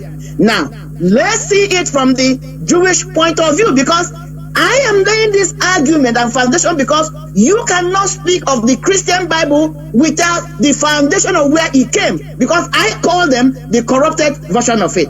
They can argue with me. So, now, he said nobody knows exactly what the ancient Urim and Thummim were. The Bible does not tell us, or how they were used, or even if they were one or more objects. Now, these were objects. He said, throughout the history, there have been many stories about these mysterious, apparently material items connected with the breastplate. Remember the breastplate I talked about, ephod, worn exclusively by the Israelite high priest. They seem to have been stones or a stone used as a kind of divine oracle associated with divination and perhaps in particular ceremony and the casting of lots. Most scholars believe the Urim and Thummim to have been objects associated with such divination, to the effect that academic discussion about them has largely ceased. Now, those who are talking about like my ancestors or the way of my ancestors, like again, I'm saying I still do not adhere to religious aspect of our own way, culture of trying to access God. No, because it's been corrupted. That's what we are speaking about. Why is it that my own culture cannot be revisited and refined and take it to, because we have the real one. What do I mean? In the olden days, like you rightly said, Mazi, once a child is born, you go for consultation. You want to know the essence, the spiritual essence that is coming back. I too, my father did it for me. I know. And honestly, when you rightly engage on that, you will begin to see things will begin to make sense. There were people that were born. You can even begin to question why some of us are behaving the way we are behaving. They don't even know the essence that came back, because there are people that could be born, and because of what they did in their previous life, they carry a lot of negative energy. that need to be, some sacrifices need to be performed so that they can have a clean life in their life. When I'm using these words, we must understand I'm not talking about the physical entity of the human being. I'm not talking about the mental state, because these are physical. When we die, everything physical, mental goes to the ground. I'm talking about the essence of who we are. That's the spiritual component of man. I'm talking about the Holy Spirit. So, the argument here is this. We should make efforts, because our ancestors were not dumb. Our ancestors were inspired. That's what we should be trying to find out. How were they inspired and they lived such a quiet, productive life? Yes, every country, every tribe, every community in this life had intertribal wars. It was not unique to us. So when somebody is trying to tell me that the white man brought civilization to me, my argument becomes, what do you mean by that? Can we look at it? What did they do? Can we look at the positive and negative aspect of it? Because they did more harm than good, if you ask me. Look at where we are. We have lost who we are. Now the second phase of civilization, colonization, I meant to say, is coming. The same colonial masters are the ones supporting the Fulani oligarchy. What do I mean? By keeping quiet. They are telling you about the rule of law. A man was abducted in another country. Extraordinary rendition. We're talking about, Western civilization now. They brought us education, they brought us knowledge, and all that people want to talk about. And they are watching, and this individual has their own naturalized passport, brought to Nigeria, being tortured, leaving him there to die. The same people you are claiming that brought life to you cannot even stand up for the truth. This could not have happened in the days of my ancestors, because they so believed in the truth planning. Even if you meet today a true spiritualist, they don't lie, not because they cannot afford to lie, because they are dealing with the spirits. They stand for the truth. But today, those whom you reference that brought you civilization, whether you're talking about it from the religious point of view, tell me one religious person that has stood up to say this is against the law of man and against the law of God. How do you pick up a human being, put him in detention, solitary detention for more than a year, going to 2 years, and nobody is saying anything? Is it the word of God? I'm asking these Christians that all they're interested in attacking our culture. Again, I'm not making excuses for those charlatans. I'm asking them, how many of these priests who say they stand for justice, that God is a fair God, that God is justice and equity and fairness, where are they? Are they not seeing it?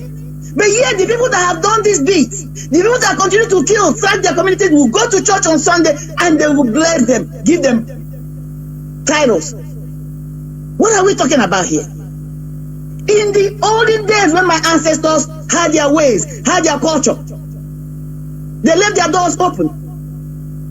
Am I saying there were no crime? They were crime, but once they fish you out, or when they come out and brought out their ogunofo and called Chukwakikabiama, the person will be fished out by Ntuntuala. That's what it's called, Ntuntuala Gatuputonya. Just like in the case of Achan. When Achan went and stole the golden vessels and hid it, and Moses came out and prayed, Achan was fished out.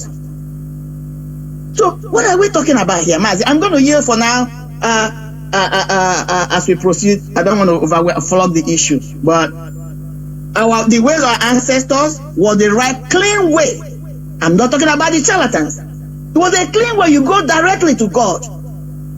The essence of the consciousness of the the universal consciousness. That's what I call God, which interprets itself or himself, whatever it is, according to the way he wants to be understood by communities, cultures. He is the one that makes the effect, not a human being. But somebody wants to counteract that, and you are invoking God. In fact, I heard somebody again on a program, on a broadcast, talking about Christians should rally around and intervene, and they're trying to make Nigeria a Muslim country. They should pray. Prayer cannot solve the problem because God has nothing to do with any religion. They are the concept of man. Unless we rise up as human beings and say we don't want this, you can pray from now till next 20, 30 years or 30,000 years. God has nothing to do with it because he created no religion. He adheres to no religion. Syria was once a Christian country. Iraq was. Iran was. So if God, the God we are talking about, this universal consciousness, has a particular religion he's interested in, or he created, or he wants us to worship and adhere to, let me pick Christian religion because that's where they say it, the only way, the truth. Why did this God allow Syria, Iran, Iraq to be overrun by Muslims and he did nothing? Remember, he's all powerful. We must ask this question: if God is interest is for us all to come under this particular religion called Christianity, why is he allowing, or why has he allowed all the prominent Christian countries to be overrun by the Muslims? And why is he allowing it to happen now? Because God has nothing to do with any religion at all. God is a spirit, and those that worship him was worshiping in truth and in spirit. Mazi, I'm going to yield here. Nwada, you know, what we are doing here in this platform is redemption of our values. Total redemption. Because if we didn't do anything, let me tell you, they will confirm what Nollywood has been projecting. That Igbo tradition will go. That anything concerning our tradition will bat them. Because that is what they have been projecting. Do you see how they corrupt traditions and values? They corrupt it. Now they are now doing okay. Have you forgotten before? Last year or last 2 years, when young boys started eating shit in broad daylight, and in order to make money, just you are going to tell me that here our tradition? My goodness me! What we are doing here is total redemption of our faith, of our value, of our tradition. In order to tell people that, look, all those things they have been, pinning on our tradition is false. Just the same way they have been falsifying or forcefully telling the whole world that IPOB is causing insecurity. Today, we are seeing that IPOB is vindicated. They went and burnt a politician's house, tried to kill him, a governor. Between this, in a country that's supposed to have government law and order, and nothing is happening. That is the law of the most powerful, the law of the most powerful in a jungle. And tomorrow they'll come out say IPOB do this, IPOB. You see that we have been right. So what am I trying to say again? That what we are doing here is just to refine, to make sure that we redeem ourselves from the shame that many factors has put us into. Remember, I said this, that the three factors of a powerful country are military, number one, economic strength, number two, and cultural influence. Without having cultural influence, you are nowhere. If, for example, today you have countries, citizens lining up, an Italian is there, a European is there, let me say a European, an Asian is there, a Chinese, an Indian, a Japanese, now you, as an African, as an Igbo man, you are there, they line up, they say, okay, what is your value, what is your religion? A European will say Christianity, I'm a Christian by tradition. It's our culture. An Indian will say, I'm a Hindu. Oh, it's our culture. How do you do? You will demonstrate how they do, even their dressing, the sarai, the dress, everything. The Japanese will say, I'm a Shinto. This is our tradition. Very proud. And they will dress in a kimono. Now, when he reaches you, say, "No, I'm a Christian." Are you not going to be ashamed? European will say, "No, this one is an impostor. It's an impostor. You are not a Christian. Come on, get out. Go. You're a butterfly calling yourself a bird. What is your tradition? You don't know." Here we are trying to redeem. There is one prank I saw on social media. You know, sometimes you watch things, you learn. There is one guy. He dressed like a so-called native doctor, so to say, tying red clothes and rubbing nanya, just like a prank on the street. He said, please, he was begging for just 200 naira to enter bus and go, because a person he come to do something, it didn't work, this and that, just like that, just for fun. Any person he approach in our land, the person will run. Any person say, the person will not run. No, Jesus, he run. And I start thinking about this. You know, sometimes the people that do all this thing, they don't even learn anything from it. But when you learn from everything, you know, that is why we quote from even the Bible you are reading, so that you will understand. We can quote from Chinedu Achebe's Thing Fall Apart. We can quote from what do you call it? Shakespeare, any Shakespeare's book. You understand? All you learn. So this guy was, nobody wants to approach him. The only lady that wanted to, that was gathered courage to hear him out, he said, "Okay, I can take you to the bus. Give my money to the bus driver, so that he take you to, but to give it to you direct, I will not give my money to you." I start wondering. I say, look, this is how we have been programmed. Imagine that it's a reverend father with his regalia, or a pastor with his suit in that heat with the Bible. He will not even ask. People will give him direct. "Oh, pastor, a reverend father in that regalia." People will not be afraid of him. We are diminishing as a people, for goodness sake. We are dying off as a people. The three factors of a powerful country is, among military and economic strength, their cultural influence. How is America so powerful today? Because they have cultural influence everywhere around the world. Both their food. You want to eat hamburger. You understand? Hamburger.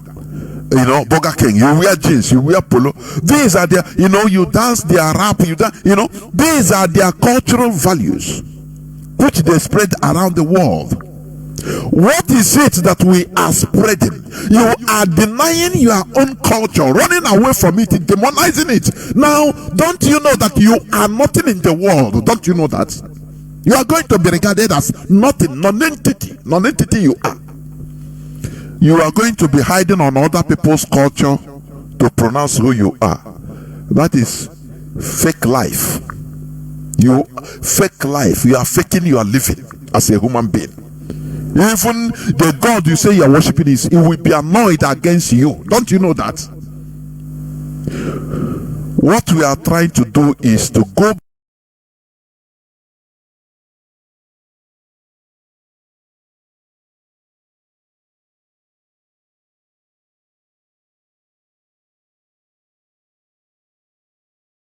back to our pure value, uphold it. Where there are mistakes, we correct them. Where there are, people are giving wrong notions, we correct them, say, no, it is not that.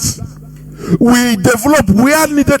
No culture is perfect. After all, the Bible you are using today, from time to time, they have ecumenical councils. They have the Council of Mysia, the Council of Jerusalem, different councils. What are they doing? To improve and to adapt the Bible according to the time they are. But you don't understand. Everything, the only thing that is constant is change.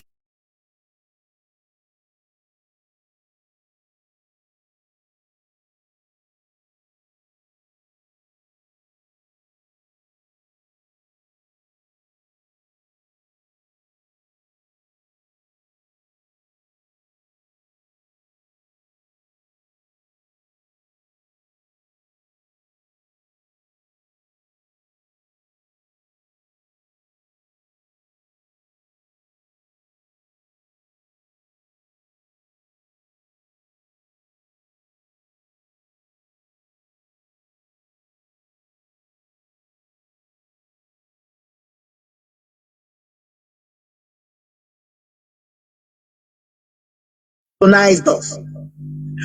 Because the world began to frown at colonization, what did they do? They colonized us through cultural colonization, which is mental colonization. Essence of who I am, which is the mind colonization. That's what we're trying to wriggle out of. But why is this one so difficult? You don't see it. You can't see your brain on chain. You can't see my brain on chain. You can't see the essence of who I am, which is the mind. I am a dualist.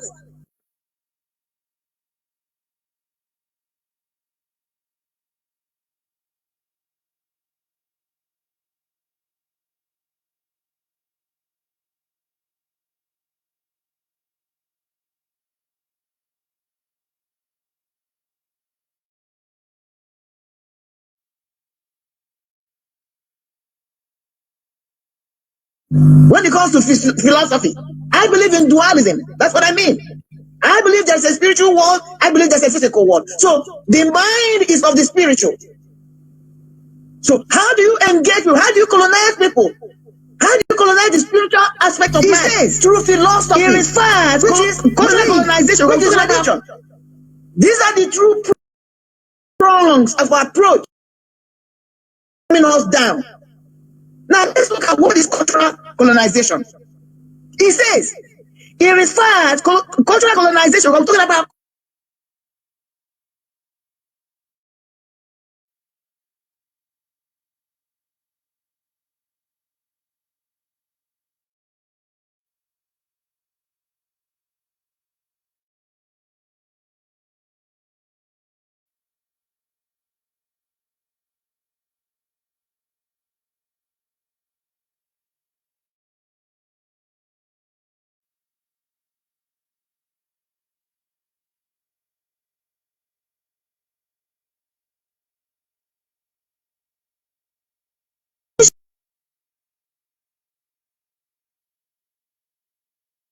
of colonial state power. Underline this place.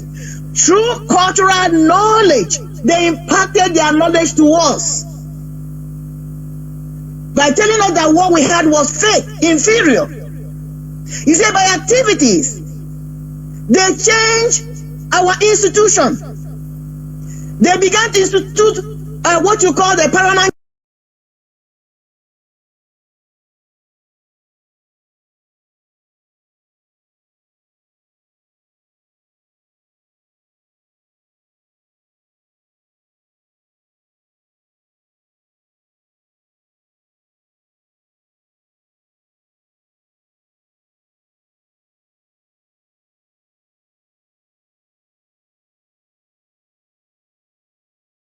re-entered into your own community. There was no prison, because let the truth be told, when you send out a human being to prison, psychologically have been proven. There are tests out there that can prove this. Case studies.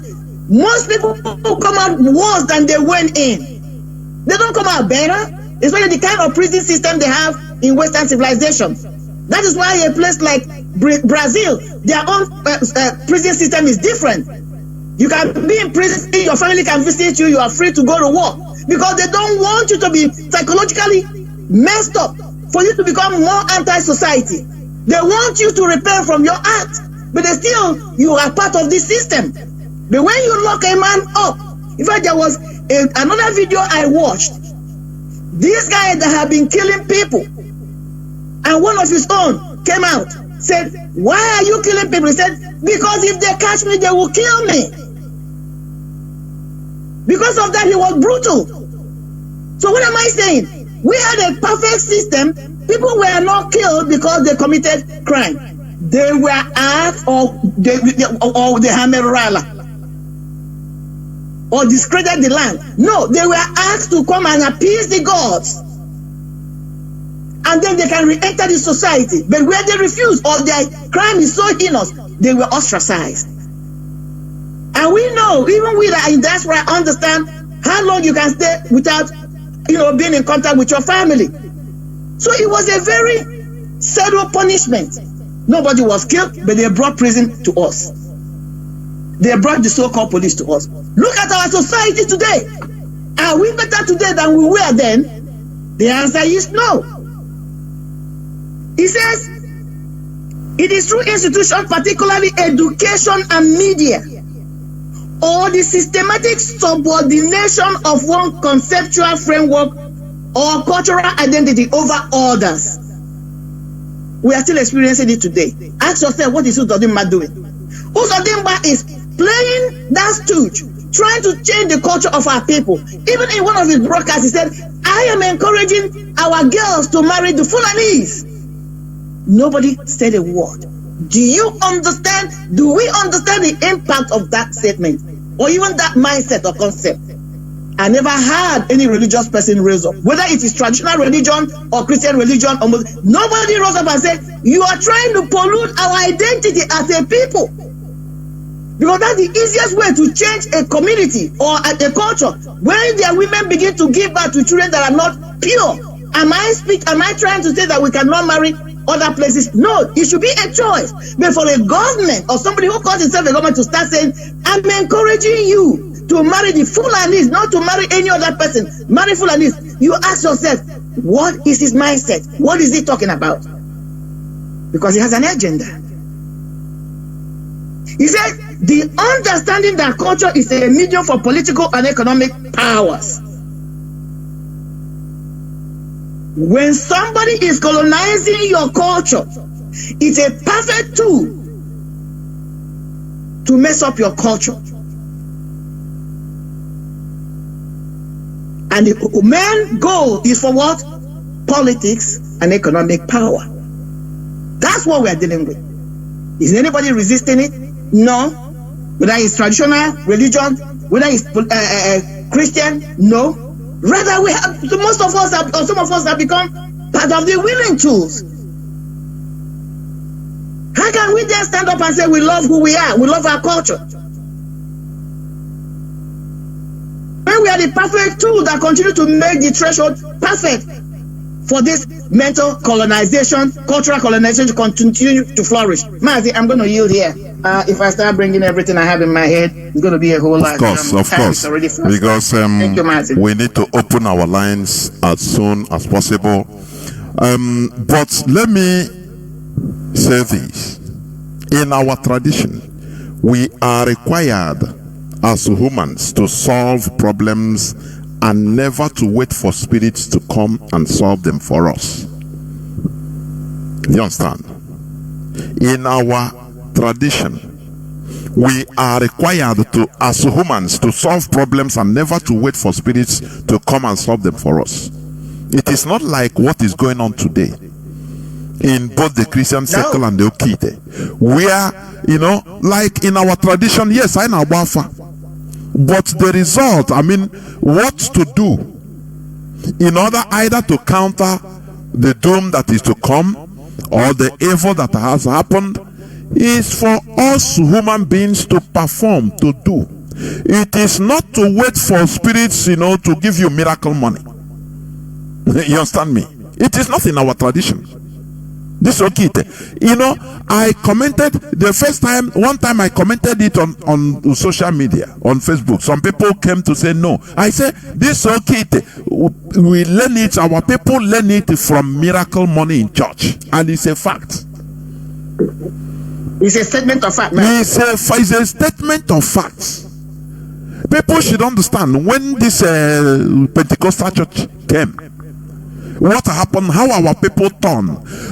Our people were turned more against each other.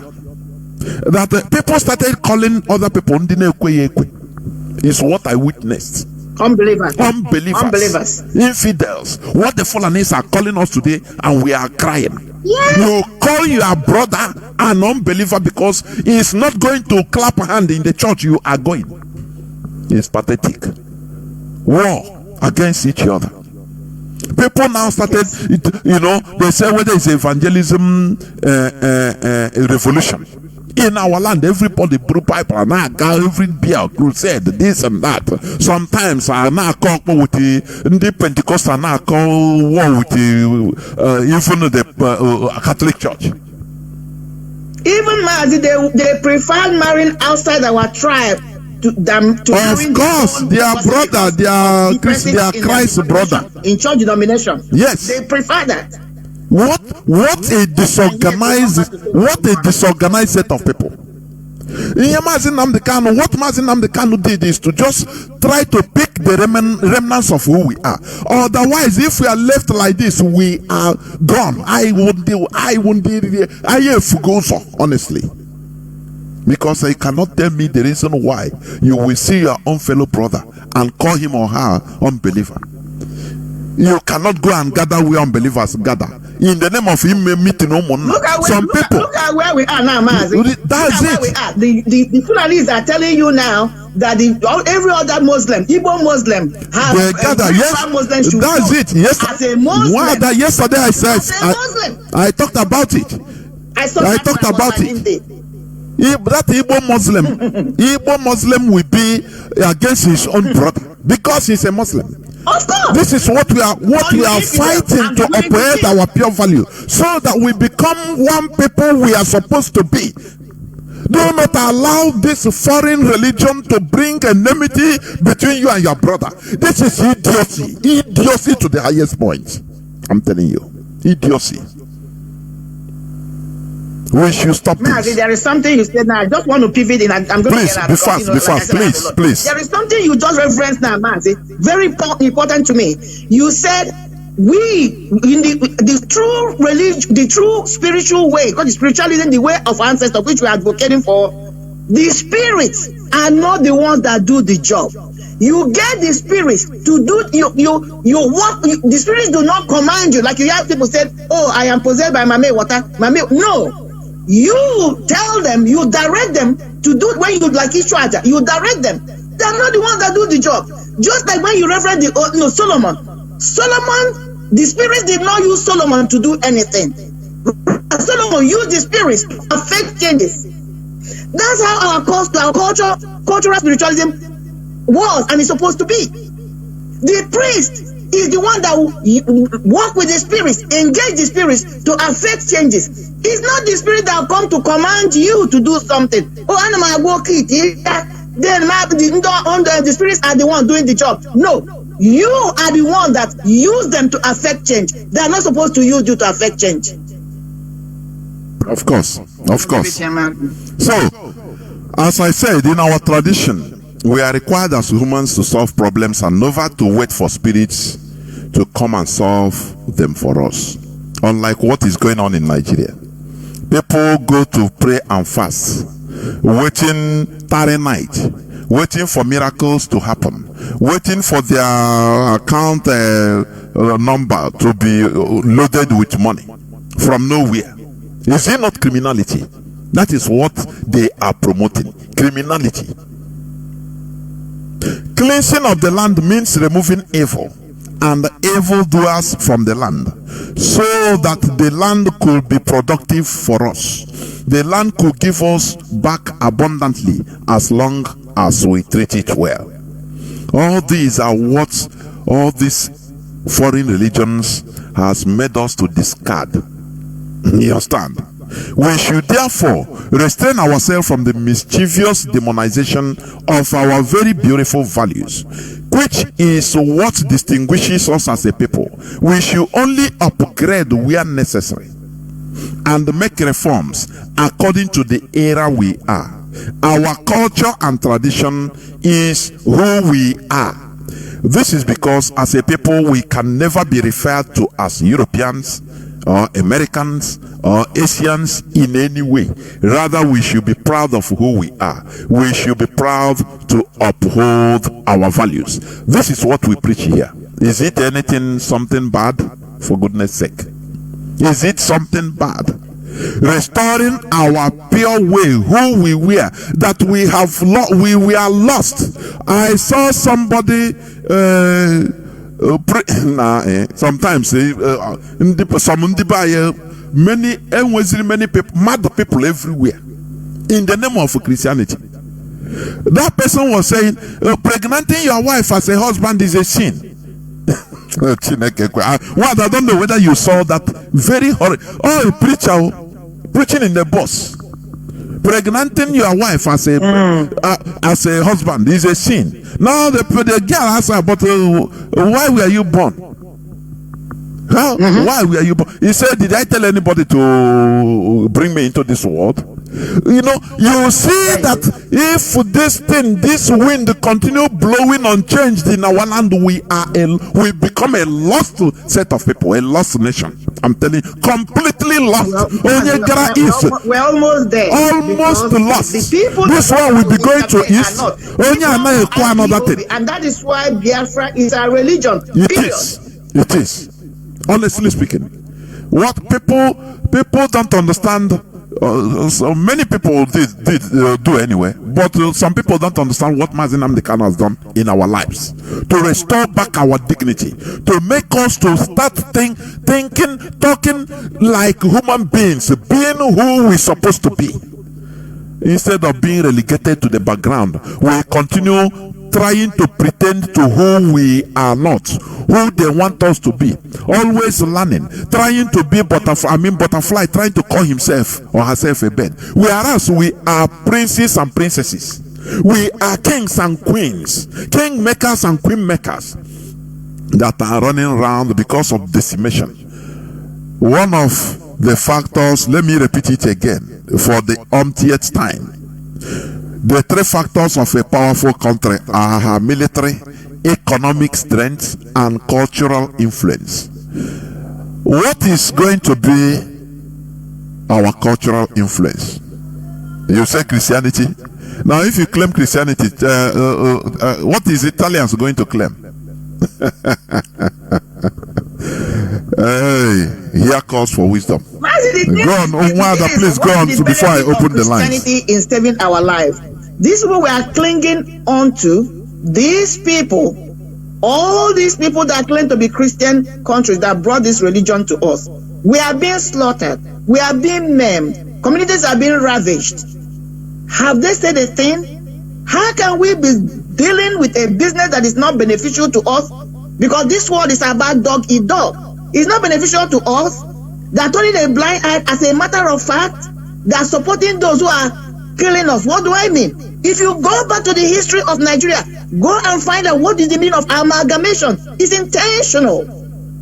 Because they want to bring out a new society which they can control.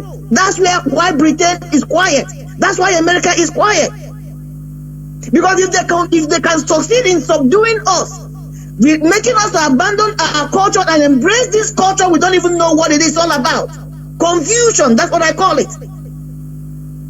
They can easily control us. Imagine a situation where Mazi Ahmadike is not in existence. Imagine a situation where Mazi Ahmadike and us, which are few in number right now, are not raising our voices, where everybody have accepted this Christianity concept thing that everything relies on God to take care of us and solve our problem. We have to be praying for God to come down and fight for us. We have to be praying for God to put food on our table. We have to pray for God to come and give us jobs. We have to pray to get even visa.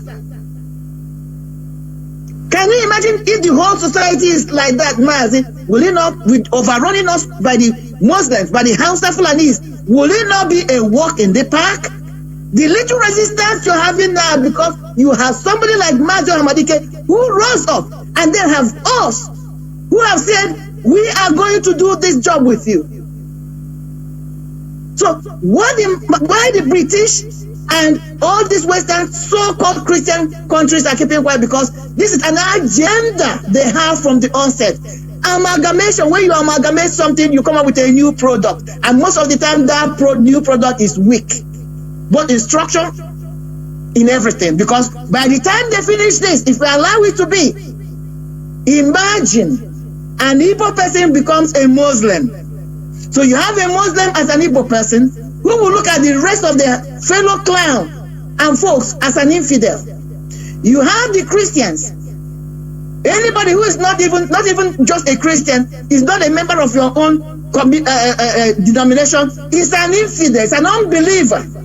Then you have the traditionalist, who is in every other person as not praying to the true God. That's the new concept. That's what is coming. Imagine how are we going to cohabit in that society called Biafra land? That's the game. Because when you have this going on, it makes it easier for these world powers to really out and do what? Take everything, cut everything that is called natural resources, even our brain, for their own benefit. That's the game of the Western masters. That's why they're not raising a finger. They're not saying anything to the Fulanis. They're not trying to stop them. But I have a spoiler alert for them. Let them go and check Afghanistan. It's a case study for them because that was the same game they played. These guys are vicious. They don't play. They will use you to achieve their aim. And at the end of the day, they will chase you away. That's what they did to them in Afghanistan. I'm speaking to them right now so that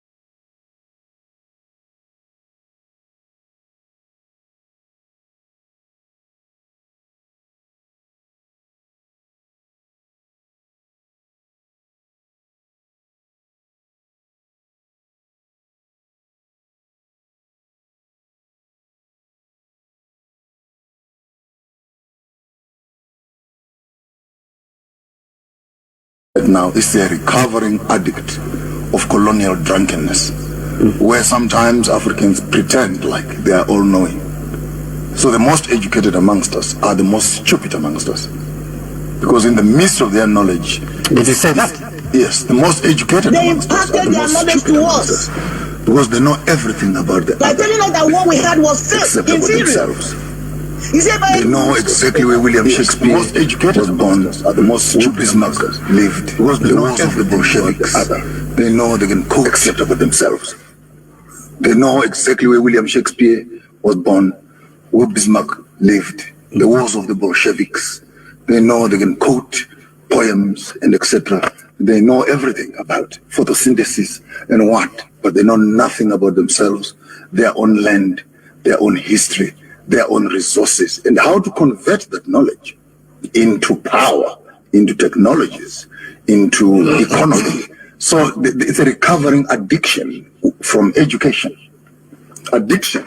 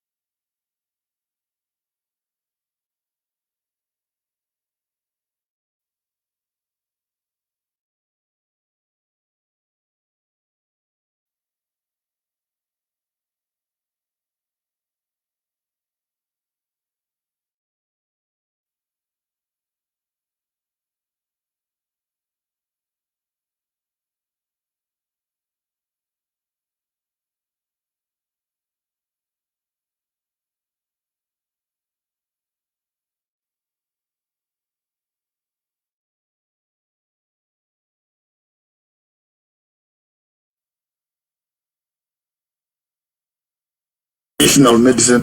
What's so traditional about African medicine? Is this not British traditional medicine? Which part am I missing here? Both of them are traditional.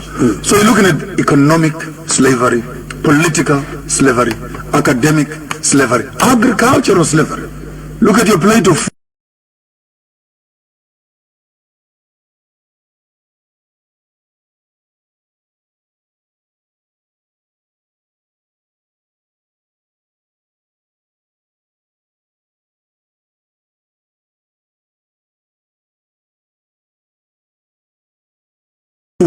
every evening.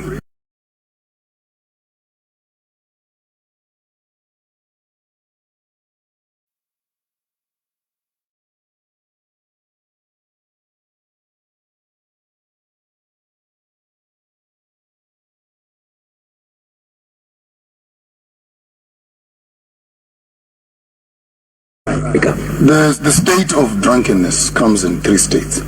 The first state of drunkenness is when you become all-knowing, where you know everything, but by then your brains are not working correctly. Then if you drink some more, you become all-powerful, where you think.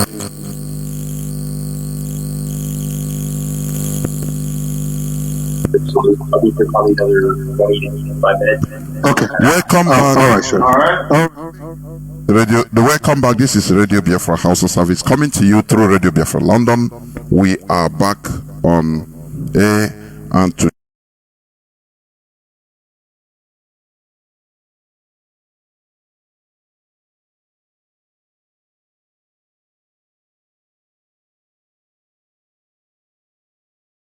Today is the 14th day of January 2023, being Obochi Afo. Our brothers, who is also, we are going to have a little interaction with him. Therefore, Mazi, please welcome to the program. Can you hear me? Before I start picking other calls, please. Can you hear me? Yes, I can hear you clearly. Please start by introducing your name so that you go straight to the point so that we have a little interaction. Please go on. Okay. And then, fellow Biafrans, my name is Dr. Donald Azubike. I'm resident here in the United States of America. Yeah, now go on, direct. You know, you say you want to have you have some views. As you said, yes. Yeah. You go on, yes. You go on. This is thank you. People's Parliament, and people are listening. You know, go on.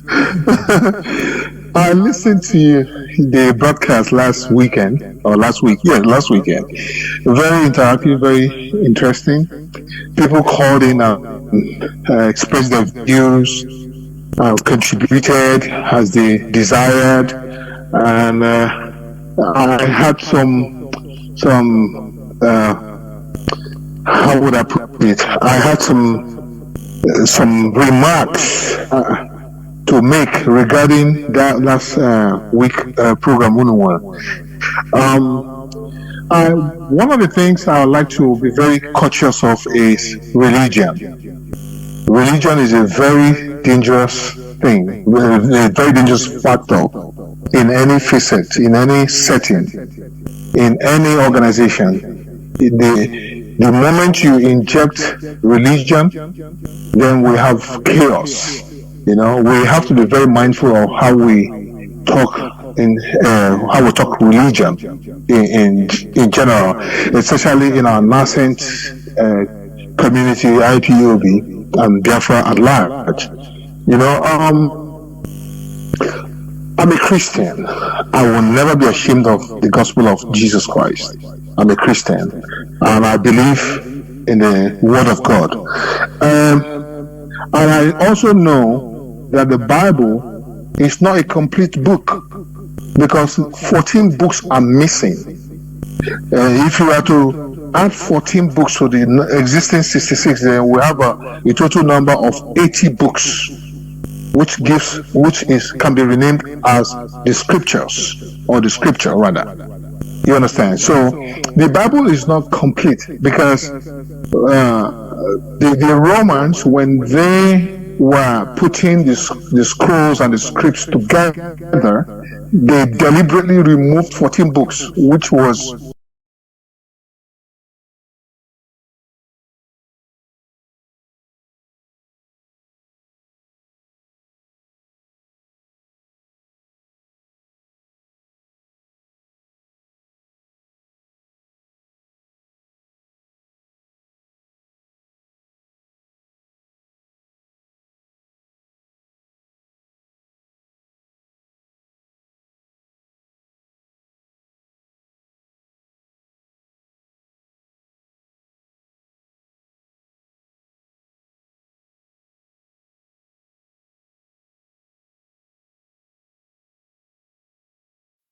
then you're okay. If not, move on. You understand? Jesus said, if you go and preach the gospel, they receive you well, bless the person. If you're not received well, you just dust up your feet and then walk away and see what follows the other person. So I don't want to go into all that. Okay, Mazi, before you continue, point I'm trying to raise. Yeah. Can you hear me? Yes, I can. You know, as you said, this is an interaction. It's so that we take it one after the other. Any point you raise, we can interject. Likewise, if we are making any point, you want to interject, you just say so that you interject. No problem. Now, you talked about respecting religion of others or beliefs of others. First of all, if I will start, Mazi Nnamdi Kanu, this issue have been thrown to him when Mazi Nnamdi Kanu started. Many people called him both privately and openly, and told him that, look, if you want Biafra restoration, go for Biafra restoration. Do not dive into religion, otherwise it's going to bring exactly. But I hope you understand what our leader told them. That there is no way we can talk about the Biafra restoration without diving into religion, because this is who we are. We are we are a spiritual people. You understand? So that is one thing that baffles. We are still talking about we are afraid of. We should not bring chaos. And another thing, when you talk about respecting people's faith, which I want you to answer this question without bias. Maybe you're a Christian. No, just without bias. Do you think that Christianity has been respecting our religion, our own way of life? Do you think so? When they will come to our land, it didn't start from today. Maybe people like Odumeje burning down our. No, it's not today. It's something that it's something that started right from the missionaries. You understand? It's something that started right from the missionaries. They termed our way of life evil.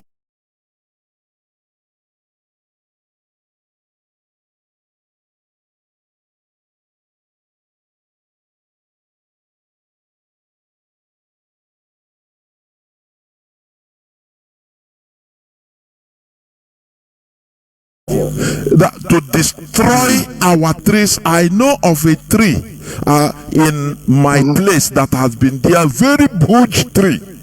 Maybe has been there more than 1,000 years, but they brought it down. You understand? And you know, they deal with us as they will or as they wish.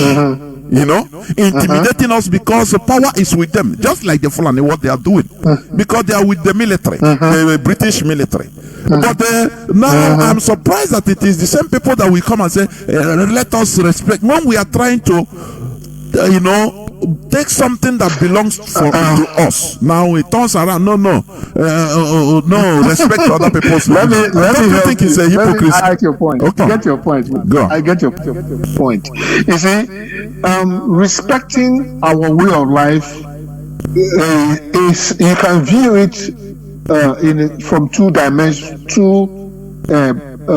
perspectives. It could be individualistic. It could be as a group. A group may want to target your way of life, or a group or individual will target your way of life or your religion or whatever you believe in. You understand? My point is this. I'm tired of hearing this phrase, "The Ocha brought us Bible." Assume they brought us Bible by force. They want to force us to accept their religion. It is still our own duty. Excuse me, I'm not trying to don't work with assumption, because you said the question why I stopped, I try to stop you here. No, I'm not trying to be rude. Is because you said let's assume, because we historical fact, not as you mentioned. Okay, good. How did we get into Christian religion? Please. Okay, very good. Now, Christian religion, Christian simple definition means of Christ. It emanated. I'm not going to be rude. Who brought the origin of? I'm answering your question. If you give me a chance, I will answer you. If you give me a chance, I'll answer you. Christianity emanated from the Holy Land itself. When Jesus said, "Go out into the world and preach the gospel," that's where it started. It started from the Holy Land. So, and it spread. You remember Paul preached to the Gentile, and even Peter was initially didn't want to preach to the Gentile.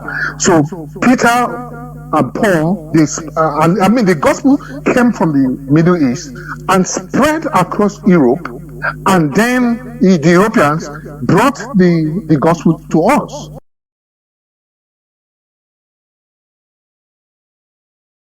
Okay, so that is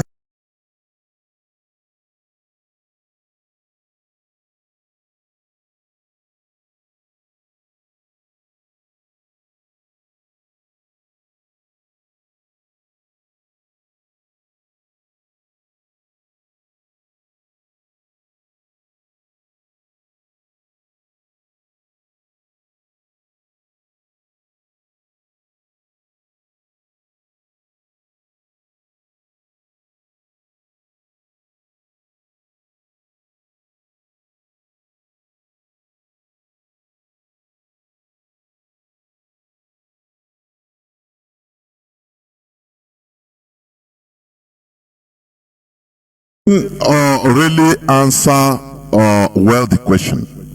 But the question. I'm coming. Christianity emanated from the Middle East, from Jerusalem. No, who brought Christianity to us? That was where, excuse me. That was where the Bible. That's the origin of the gospel of Jesus Christ. I'm telling you, the Europeans. I said, who brought it to us? And I answered you. I said the Europeans brought it to us. Okay. You have answered. I answered it. Or you answered it. Yes. No. Okay. Yes, now, when you talk about I wondered our way of life, what is our way of life? Who brought our way of life? Who is the originator of our way of life? Okay. Our ancestors. Our ancestors. Who is your ancestor? Mention the name of one. Mention one ancestor that you know. Mention the name of the people that brought the religion to you. Europeans. Europeans. Yes. Europeans. Yes. Mention Europeans. Go ahead. We cannot move on if the discussion is like this. We discuss. Mazi, let us take it easy, please. Yeah. That people that are listening will learn. All of us will learn. It's a mutual issue, mutual beneficial. Name of your ancestor, one ancestor. Wait. Of one. Wait. Yes. That is not one of them is Obunde. Who is Obunde? Mazi, please allow me to coordinate this, please. Allow me. Now, let me say this, Mazi. This is not. We are not in a court of law. Yes, no. We are in a civilized discussion so that we learn. A learning session, yes. Exactly. Yes. A learning section, interactive session, learning. Now, when you talk about our ancestors, now, can't you... Your ancestor, my own Odidia. Go ahead, Mazi. Yeah. Go ahead. When you talk about we are an Igbo person, like me. Yes. Yes, of course. So when I talk about our ancestors, it's something, even asking that question, it can make some maybe younger generation listening to squeak. Say, wow, why is this person asking? Because you know why? Yes. You yourself, you are living, you are talking. You just you are saying as if maybe you don't have lineage. You understand? I have a lineage. Now, why asking who is our ancestor? As if we don't know where we didn't come from somewhere. You talked about the way of life. Yes. Now, what we have been teaching, like even today, I don't know whether you listened. We have been teaching this. I know this. Okay.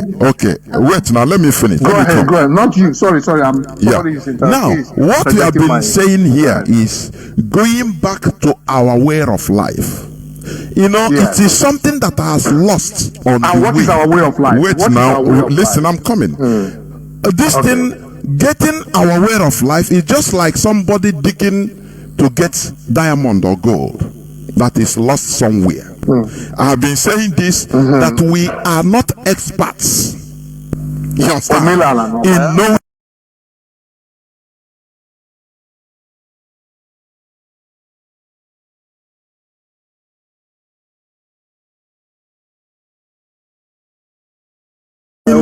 in knowing Menala. But what we are here, people can call in, people can make more researches in order to find out. But the shame we are having is abandoning and demonizing our men aware of life, demonizing it, and now accepting completely what they brought to us. With a bad intention, I can tell you. Mazi, can I interject? Can I interject a little bit? Go on. Real quick. Okay. We call ourselves Jews, okay? We said the Biafrans are the Jews, right? No, that's not from my comments. It's not. No.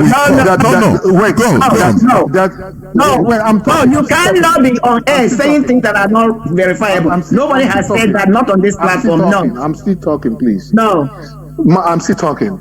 Majority of Biafrans believe that we are the descendant of God. Even Onyandu said it, that Eri, Nuri, Eri, and all these names. He mentioned those names, which was centralized in somewhere in Anambra State, right? What about if the Jews they come from us, Mazi? What about if the Jews, if the reverse is the case? Relax. Okay, go on. Relax. Go on. I'm trying to make a connection right here. Go on. This is my first time. Go on. No problem. Okay. Now, if you believe that we are the descendant of Eri, then what is our Omelala? Where do we come from? Go ahead, Mazi. Okay. Nwada, you want to say anything before I continue? Mazi, yes. You know, when I speak of of scholarly research articles. I don't just pull things out of my head. Written by human beings. Listen, please excuse me. Please excuse me. I can write mine too. Can you excuse me? Yeah, go ahead. Or I'll get out. Okay. So, what I'm trying to say is this. Mazi argued that we are from Ngri or from God. That's Mazi's opinion. What is your opinion? Stop interjecting, please. Okay. You have spoken for at least 10-15 minutes on this platform right now.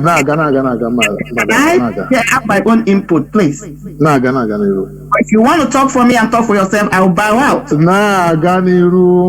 very much. Allow me to make my own argument. This is not you. Why are you so aggressive today, Madam? Don't address me. Please call me Mariam Haider. Stop. Yeah, that's what I'm saying. Mariam Haider. Now, listen. What I'm trying to say is, can I make my own argument? You've been speaking with Mazi Jonathan. Go ahead. My thing is this: if Mazi or Hamadike one made a statement or brought a mindset or concept that Biafrans are from God or whatever, that's Mazi's opinion. You cannot generalize it on everyone.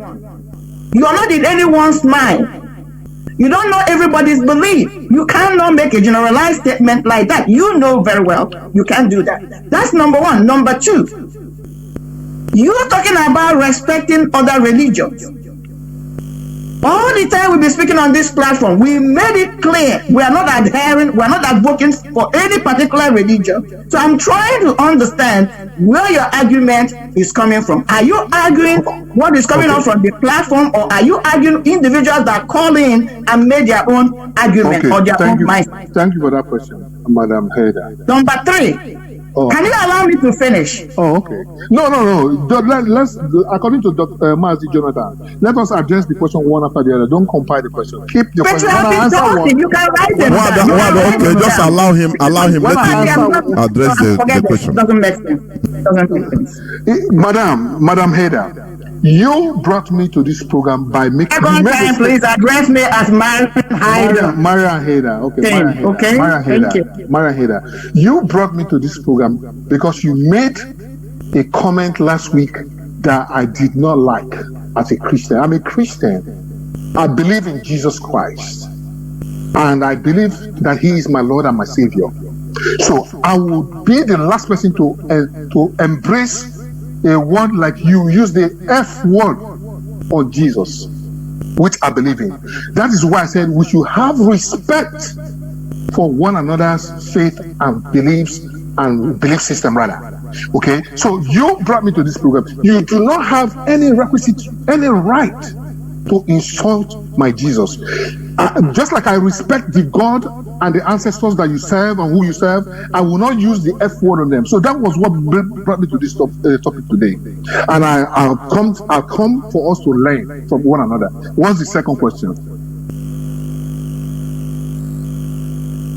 So I brought you to the program, so it's personal. No. When I'm speaking, can you allow me to speak when I'm speaking? I allow you to speak when you speak, and I make my own statement to interject. Okay, go ahead. You're saying that I brought you here because I used F on Jesus. I wasn't even addressing you, I addressed somebody else. But let me go on that. You're effing Jesus. Oh my God. Can you restrain yourself for 1 minute? I'm right here. Go ahead. Thank you. So, all the Fulanis, the Muslims that have been trashing Jesus, destroying the Bible, killing people because of their belief. I'm trying to find out, Dr. Donald, the last time you made a comment or you posted an article about it, or you come on air and debated that. I cannot find. So what I'm trying to say is that's the problem we have been saying on this platform. Instead of us to go and fight outsiders, let me answer the question. Instead of us to go and fight our common enemies, where we think we can make inroad is within us. I did not even address you. You didn't have to listen. You don't have to address. You didn't have to listen. Okay, let me finish.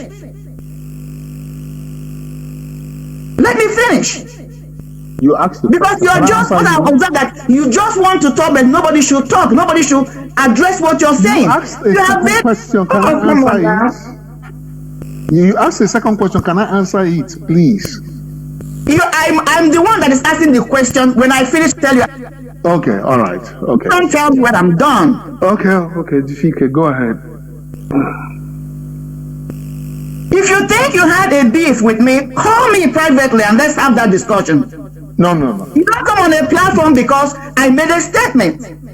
It's not about me. I did not even address you. It was not about you. You are not the only Christian. What do you mean I brought you to this program? Do you understand the impact of what you're saying? I brought you to the platform. Okay, now you're making comments. Okay, can I interject here, please? Gentlemen and ladies. Let me come here. Mazi, before you say something, please. Let me come in. Okay, go ahead. Like what you said, I was here also with Nwada. He made a reference on somebody that was interjecting, trying to force her into discussing her religion with her, whether his religion or her religion with her. I think he's a neighbor, a friend. He said no. He tried to force. He said please. That is where he made a reference. He said he used, I could vividly remember. You understand? He said now he used F word on the person, on his Jesus. You understand? So, my own take is this. Listen. Because we cannot come here to quarrel on A. It's unacceptable. It will never be acceptable. If it is not for learning, it will not be for quarreling. Never. So, what I'm trying to say, it is what we say here. We are becoming more Catholic than Pope. You know? We are becoming more Catholic than Pope. We are becoming more Anglican than Archbishop of Canterbury. That is what programming has done to us. I don't know you are failed, but I know you are a learned fellow. You are asking your first question, which makes me even chuckle. Say, who is our ancestor? Our ancestors, yes. I'm surprised. I say, look, this is horrific. So, what we are doing here, let me repeat it again, is to make sure that we restore our dignity. Without culture, we are nothing. Let me read for you. Let me say to you again. America is powerful today, the most powerful country, because of one, her military, number one. Number two, economic strength. Number three, cultural influence. America has a culture. Define the culture. Where is our own? Can you answer me? Where is our own? Mazi, let me also come here. Okay. Let me come here a little bit. Okay. A Muslim trashing Jesus and if my fellow sister trashing Jesus and my fellow brother trashing Jesus, I will put them under the same clause. You know why? Because they do not have respect for what I believe in. I have respect for. I have Muslim friends. I have Buddha. I have friends who are atheists. You understand? I have friends like some of us that believe in Omenala. I have friends. I will not make any statement or any comment to disrespect what they believe in or their fear or their beliefs system or anything whatsoever in that regard. Okay, that is why I want us to refrain from using certain words or making certain comments.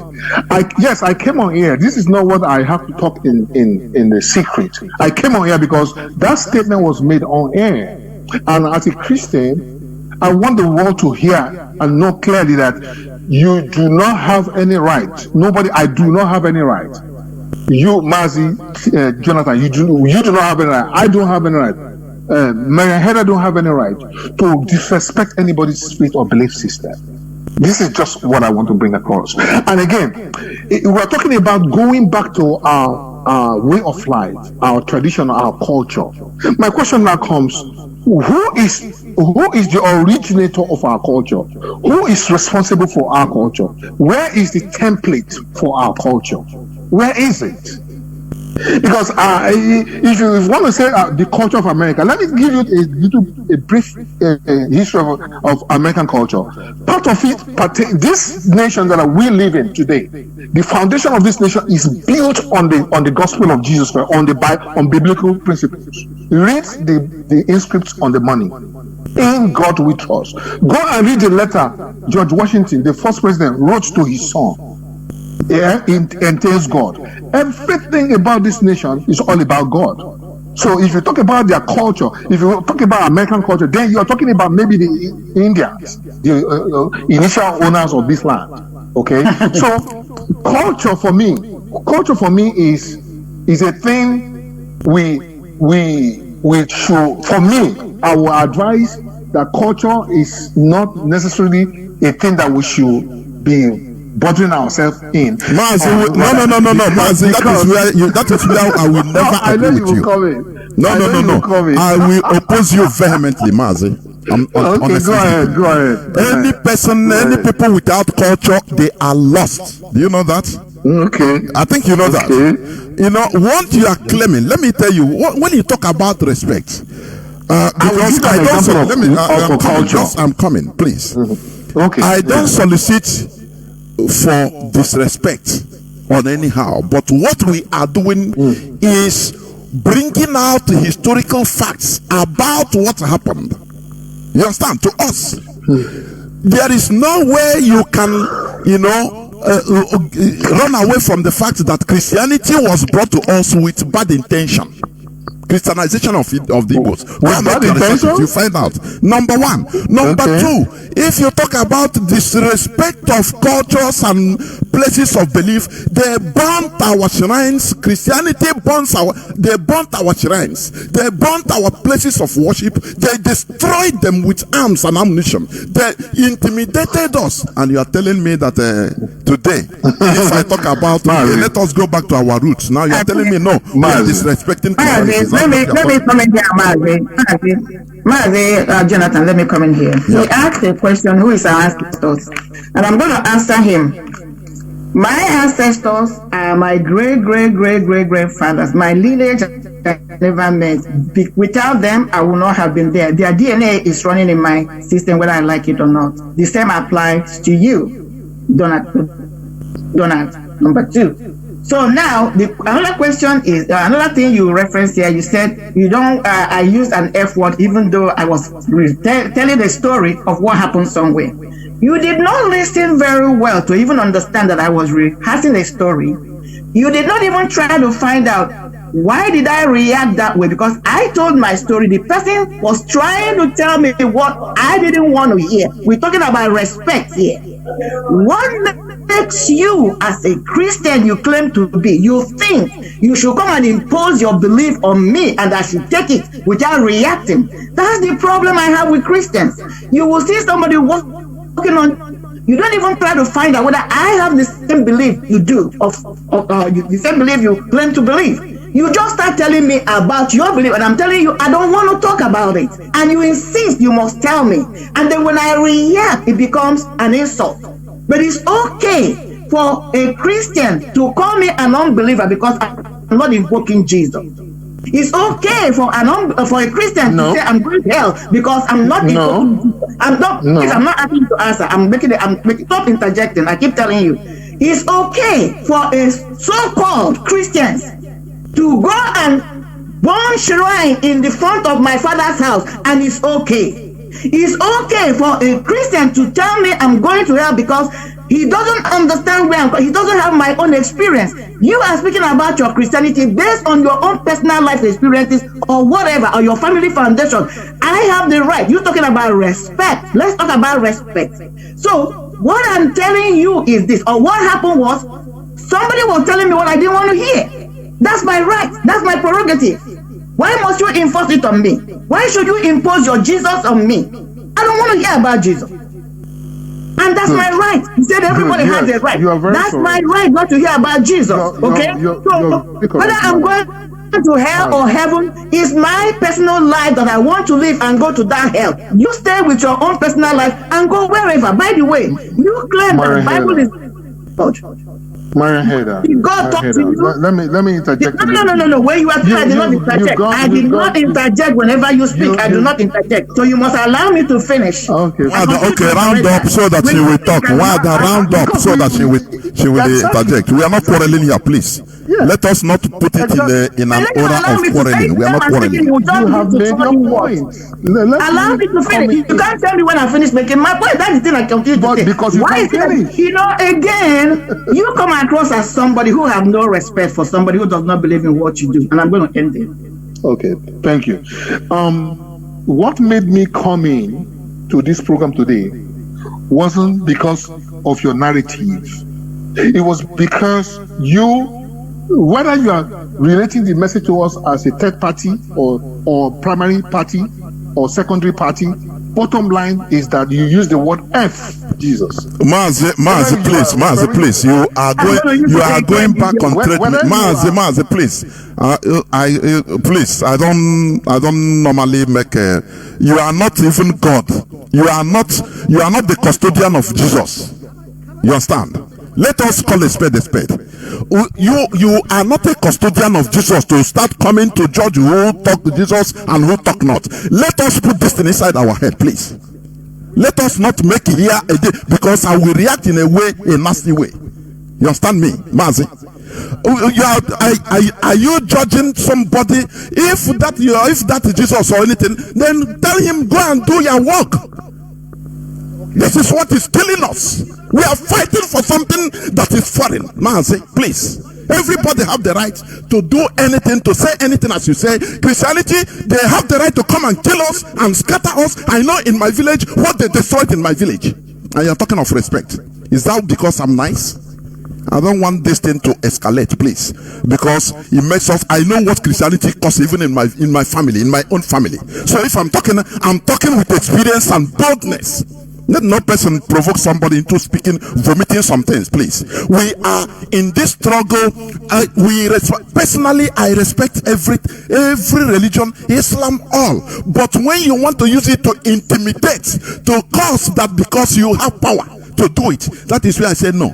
I used to say it when we rise up, when we are doing criticism, when we are bringing historical facts. Now they start crying that, oh, now respect to come. But the people they killed us, we are not human beings. The same colonial mentality. The same colonial mentality. They have the right to kill us. They have the right to do. If we don't have an origin, why then do we want to get out from Nigeria? If we want to do this, we do. If you don't want, we leave this thing and everybody go and suffer and write his will and die and forget his generation. Let me tell you. Nobody is insulting anybody here. What we have the right to dig out historical facts concerning our origin, concerning our values. You cannot come here to judge somebody, say because are you Pope? How many Christians are dying every day in Nigeria in the hands of Muslims? Who ever talk? Who ever spoke? The other time, many times you see the Fulani entering the altars in Nigeria, killing the people, destroying the altars, and making fun of what is in the altar, wearing choir dresses and laughing. You don't come to judge and blow hell and hellfire. Can I question a distance, please? Mazi, please. Mazi, we are going to stop here, please. Mazi, no, you can't talk like that and you don't expect me to say my own. No, you cannot. Right. I'm handling the microphone, Mazi, please. No, because the way you are going, I want us to be interactive, but the way you are now in our position, this is not personal issue. This is not personal issue. I'm a Christian. You can't do that. You can't intimidate me. You can't intimidate me.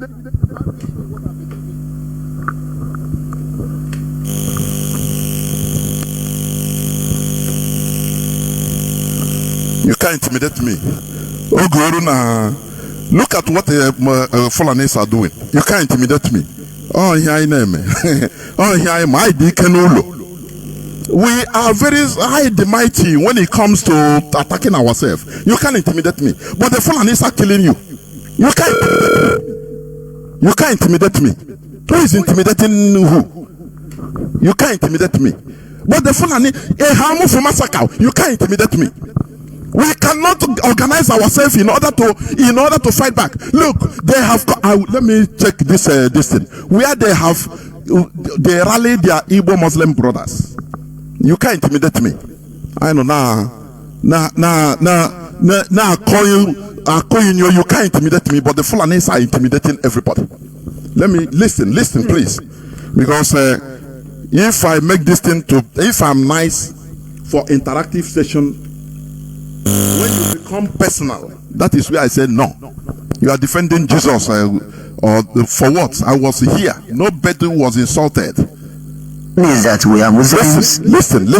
A Muslim preachers. Listen. That is why we gather the leaders of different sections, leaders of Sangaya, leaders of Zari, and all others, in order to sensitize people about this agenda we have in view. That is ensuring that we choose a Muslim and a Muslim, what we call the Muslim ticket. The union we invited are about 75 in number, especially the Izala Union from Kaduna, Izala Union from Jos, Salafia, Kadaria, Tirjaniya, GTI, Imwan from one, and women in Dawa together with our Muslim brethren that are here.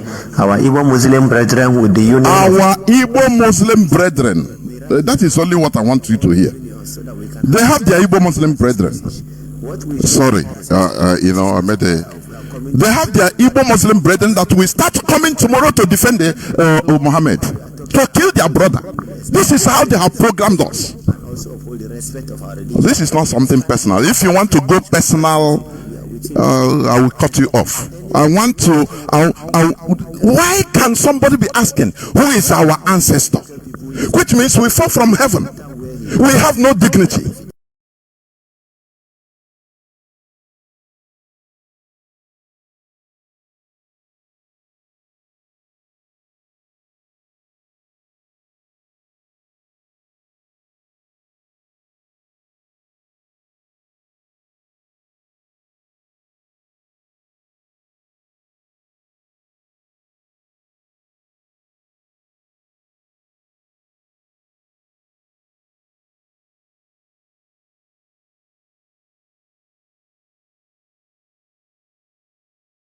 That is where you can go another platform and talk anything you want. As long as I have this microphone, you want to come to bring another thing in another way, maybe to just victimize. Personal. This is not personal. Let us make interactive arguments that will benefit listeners and me and you and everybody. Not being personal. The action. We're not personal here.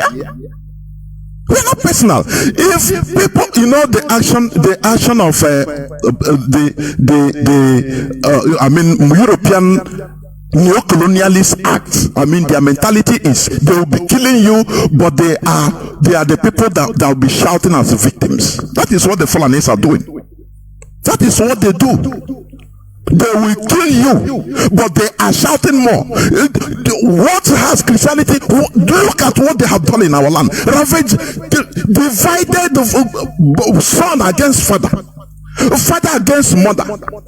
Everybody, we cannot talk in as one people. Never. We fuck anything concerning us is evil. And somebody come here to tell me personal issue. Speak on general, on what we are doing. Not being personal. Being personal cannot. Nobody is personal here. I don't know you. You don't know me. But we are all Biafrans. For somebody, for you asking, who is our ancestor? That one is a very big. I felt bad when I even had it. It's more insult than anything, which means we are not alive.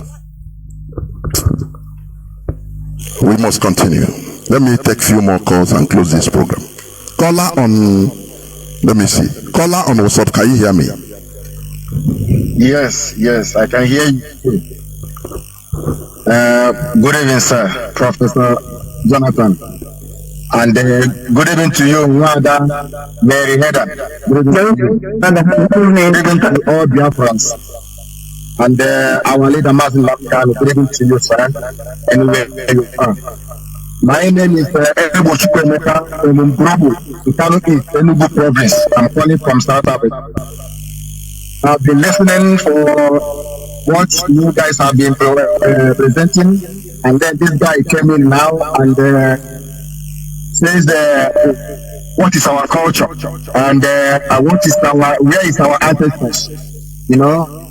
It's very, very, very humiliating, pathetic that somebody, maybe he went to school, maybe he's a graduate, maybe he's a degree, maybe if you ask him, he's educated, and he's there telling you who is our ancestors. Like maybe you don't know that he insulted Biafrans by asking that question. You don't know how I felt. You understand? I felt bad, but I just held myself. Yes. Even if he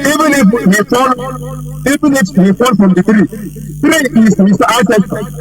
That place he came from is his ancestor, but he doesn't know. So this guy asked, what is our culture? What is our culture? But there's something I want you to understand also before I continue to talk about the culture and the religion. We must understand this. Tradition custom and the culture are the same. Custom and culture are the same. But tradition is something that people can form or an event that happens that continuously, either wrong one or right one. When it's continuously happening, they call it tradition. But culture is something that the nature, the law that nature puts in the land, the law that existed from the nature, that is the culture, puts everyone practice everywhere in the world according to their geographical area, how their ancestors started. As Jonathan, there's something you said one day. You said when Moses was in the bush and Chukwuka came to him, was a fire, burning fire. And he asked him, who are you? What should I tell Israelites in Egypt? He said to him that tell them that the God of their ancestors, you see now, which means the God that their ancestors knew, that they worshipped, that had been came to save them. Now, our own now, that Christianity came and they disorganized us, removed the wisdom, the knowledge that we have, and they threw it, gave us garbage. A grown-up man came and asking us, where is our ancestors? Like we fell from I don't know, from nowhere. There is no God. God did not create any religion. What God created is the law that governs nature. God is nature.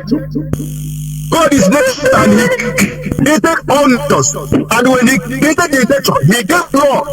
The law that governs nature. That is God. Anybody who knows the law that governs nature knows God.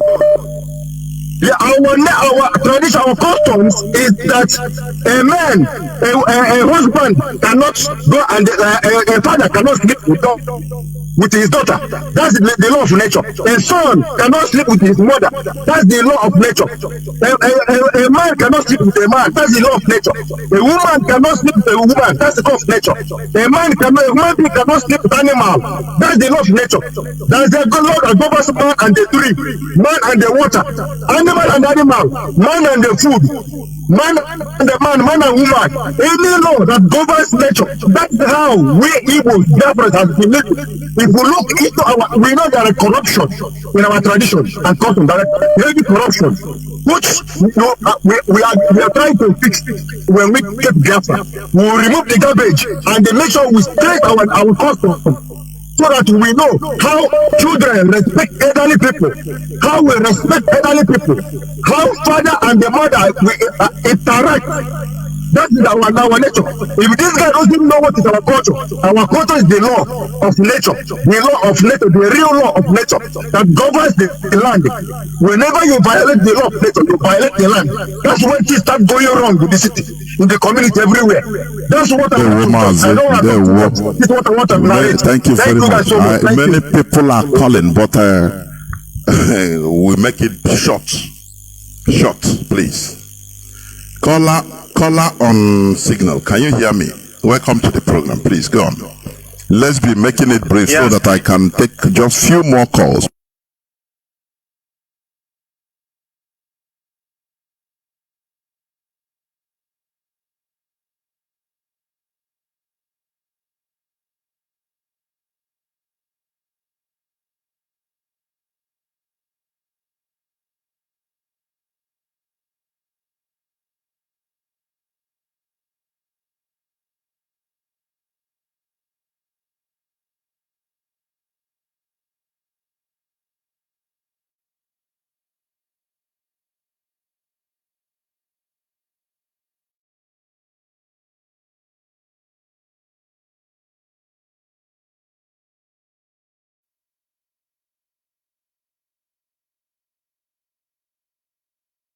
Everybody go and suffer in their own way. But I want to tell you that Mazi, be strong. Don't get discouraged because of people like this. Because as far as I'm concerned, the little I have known about religious people, they don't even care. They don't even care. They don't care. They are very comfortable in their little corner of slavery, wherever they find themselves, be in Malaysia or in India or in America or in England. They don't care even if you continue fighting or you don't fight. They don't care. He's trying to tell you, correct you, or this or that. Look at the thousands of people that have been born and killed in their own churches in the north, in Jos, in Taraba, Meduguri. No, they are not concerned. They are not. They are not concerned. Because where they are powerful is when it comes to respect. Mazi, go on, please. Fulani,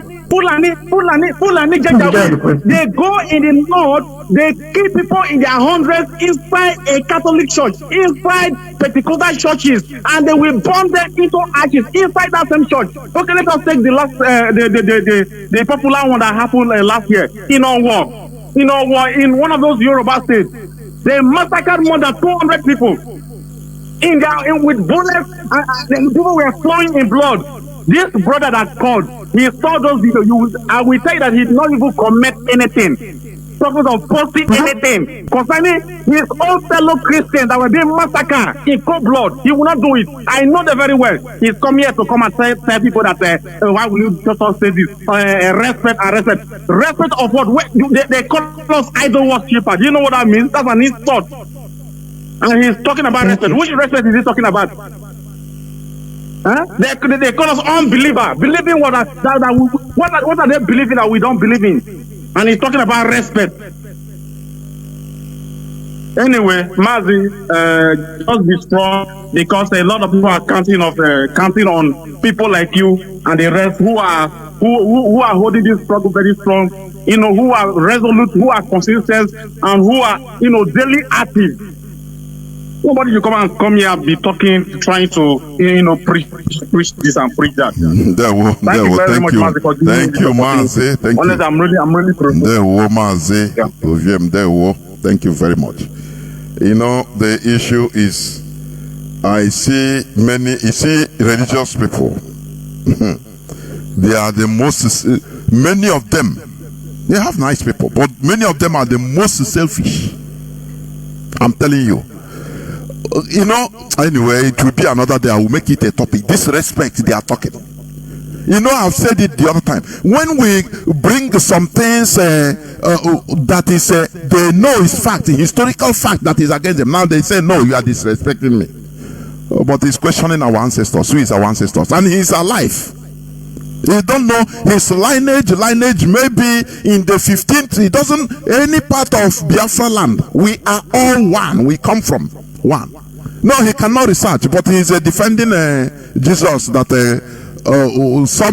somebody that I don't know whether they change it, whether what they say is truth or not. But we that are living, we are protecting upholding our value. Try to go back. It becomes we are disrespecting. It's very, very sad, honestly. We will not stop. This thing gives me even more power. I cannot have my caller on WhatsApp. Welcome to the program. Can you hear me? Caller on WhatsApp. Mazi. Welcome. Mazi, thank you very much. I'm glad to be participating in your call today. Mazi Nadede, is that you? No, this is Mazi Ifaichuku. I'm calling from Spain. Okay, sorry. Thank you. Yeah, I'm calling from Zaragoza, Spain. Because why I called today, this is my first time of calling in your program. I was disappointed from this brother or whoever that called from United States of America. Before I start, I will say, this man is just a typical example of the clip you played when you went to break. That said, the most educated in Africa are the most stupid ones.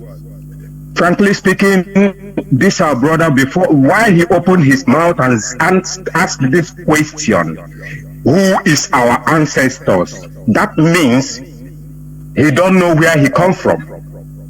He don't know where he come from. Now he's defending Jesus. Who is Jesus? Does he know who is Jesus? Does he know how this Jesus came about? He said he's a doctor. I believe his doctor is maybe a medical doctor or doctorate degree. He should go and research and ask himself a question. How did Jesus come along? who is really the Messiah they are talking about, you should go and read Revelation chapter 1 verse 14 and 15. And there they will explain to him the look-alike whom the Christ, who the Messiah is. If the description they give in the Bible there have any resemblance of this thing they call Jesus, is Jesus' name is it a Hebrew name or however they call it? Is it a Hebrew name? Our people will be wallowing in stupidity and they will be claiming right about it. So I was disappointed for a man, a matured man, to ask himself, not you or our sister. He is asking himself who is his ancestor. That means he don't have an ancestor. We should go and cover his face in shame. This is what I want to say. I am a coordinator here in Spain. I say, may God bless you and empower you, and whatever you are doing, God will give you more strength. Thank you very much. This is what I want to say. That is a statement that, it's an insult to every Biafran. Who is our ancestor? Who is that our ancestor? We will continue. Well, I don't know whether you want to add one thing, just 1 minute before I continue. Many calls are coming. Yeah, can you hear me, Can you hear me? Yes. Go on, just 1 minute, please. Many people are calling. People to read Noku. Go on. Nwada, are you there? What is happening? Can you hear me? Yes, you muted your phone. Go on. Yeah, so what I was saying is, even if you have to extend the time a little bit, I don't mind. I would like people to have input.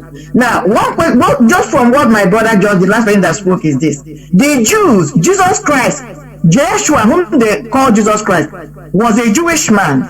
The Jews are not defending him, but an Igbo man who doesn't even know him. Even in the Bible, Jesus Christ said, I came for the Jews, I did not come for the Gentiles. He's busy defending something he does not know. He asks who are the ancestors. I hope, or I believe, or he may want to tell us, he has no grandparents. He has no people that came through. He just dropped the sky like Methuselah. So he has no lineage, no chronology of his birth. He just came up. Or maybe his ancestors are Jesus Christ's ancestors. Now, the last thing I'm going to say here is this. I know him.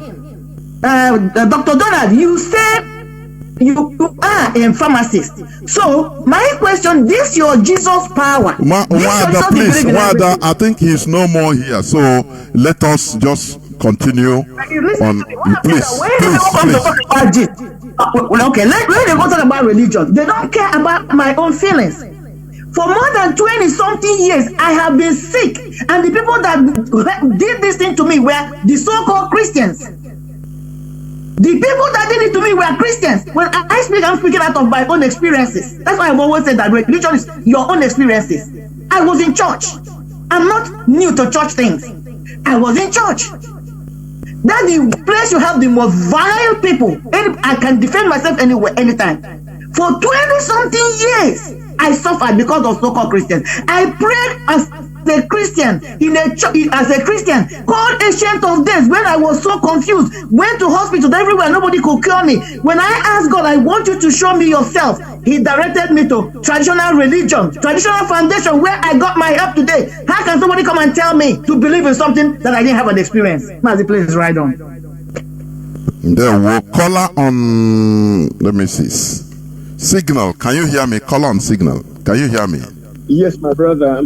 I'm hearing you. Am I coming through? You are. Go on, please. Okay. Good evening, Biafrans. Thank you for picking this call, and good evening to our sister Mariam. My name is Ifan Chukwumadabuchi, and I'm calling you from the Netherlands. You see, when we talk about mental slavery, you don't have to be an illiterate to be a slave, or in a mental slave, being a mental slave. So what I'm going to make 2 points, and I hope I will be, that will suffice in this situation, because the first thing I want to say is that our brother Donald, Dr. Donald, that doctor will be in inverted commas, But the point here is that if you are talking about that the Europeans brought Christianity to Africa and Nigeria and then Biafra land to be in particular, do you know of a king of Belgium called King Leopold of Belgium? King Leopold I of Belgium. He was the owner of Belgium in the colonial time. For over 40 years, he was owning Belgium and harvesting everything as his personal property. Do you know what he told the missionaries, the Christian missionaries he sent to Belgium? And do you know how many people he killed in Belgium? He told his missionaries, don't teach these people about God. They know God past you. Then he gave them particular verses in the Bible to convert them. And Dr. Donald, do you know that Biafra land was conquered after 31 years war of conquest? They conquered Biafra land before the missionaries will come in. Why did they do that? And you, as a learned man living in America, suppose you don't know that even American anthropologists are saying that democracy that you are talking and living today came from Biafra land. And you ask us who is our ancestors, who are there. They are the most organized people in the world before even the Anglo-Saxons became have a universal suffrage. A doctor doesn't know his genealogy. My genealogy is that I did my family tree from the man who established my hometown. He first of all had 5 sons, and we called them Ebenezer. Before the sons got the sons, and before did this town, Ebenezer will grow massive. And the doctor is saying who is our ancestor. And then, what again I want to say is that when we are treating this kind of issue, this kind of people will not come here in our forms to try to show disaffection. He is living in America. He doesn't know what is freedom of speech. He doesn't know what is that somebody can express his or her opinion. Mazi, can I come in here? Mazi, Madabuchi. Please do. Sorry. Please do. It's not that people can showing disaffection. No. People cannot show disaffection. The only thing is that, he talked about this issue of you don't have right to say F word, and after explanation, what I want us to debate constructively, things that matter, but it's coming for intimidation. No, I cannot allow it. As a Christian, I don't allow it. It's not a debate. If it's warning, okay, now call and warn privately and say, okay, what you said, I'm a Christian, I'm defending Jesus, I don't know, but I thought that it's a debate, that, okay, this, you ask, that is what I took it at the first time. I'm not shying away from debate at all, but when you come with intimidation, if we go up and down, you come back to that edition. That's why I say, this is not a court of law. This is just a parliament where you make your points. It's not warning. Yeah. Don't come to warn me or warn my Haider. Oh, what you say? No, as a Christian, because that is how they roll. I know them. Is what I've been part of. If I'm talking, I know what this thing did in my family. I know that. I'm telling you. I'm telling you. So that is the thing. Yeah. It's not that it can so. No. Come with a organized debate. Yeah. Now we listen, yes. we go. But don't attack individual, attacking as if it is personal. This is not personal affair. Mazi, go on, please. Yes. That's why I said he is trying to show disaffection, like he is the defender of Christianity, and everybody else who is talking is fighting against Christianity. He knows what he's doing. He is very, subtle and conniving, but I know his angle. But this is the last thing I have to say here. This is by a Lord. I have to read this again because apparently our people are not learning it. By a Lord Macaulay about colonialism and the intention. This is for everybody who is listening tonight, the intention of the people so-called who brought you Christianity and the colonialism and the rest of it, this is their intention. This man, Lord Macaulay, in the British House of Parliament, he said, I have traveled across the length and breadth of Africa, and I have not seen one person who is a beggar, who is a thief. Such wealth I have seen in this country, such high moral values, people of such caliber, that I do not think we would ever conquer this country unless we break the very backbone of this nation, which is her spiritual and cultural heritage.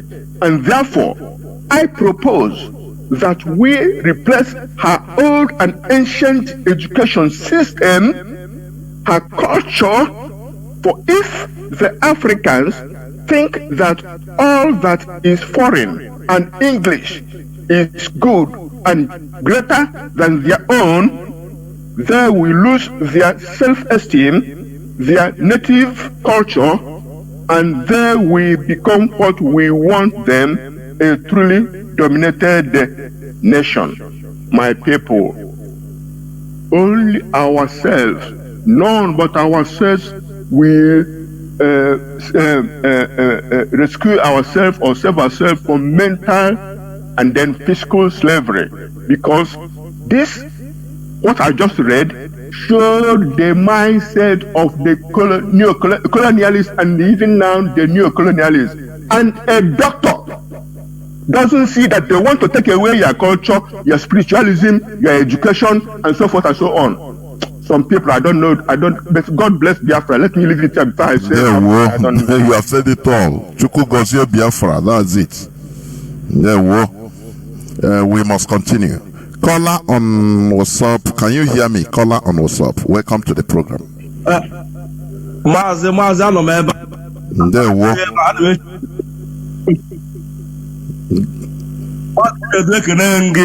you don't delege.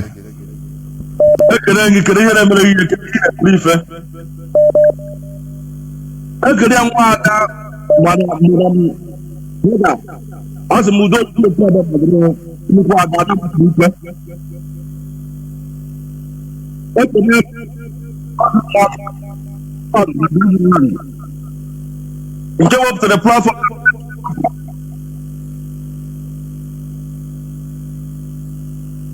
Mazi,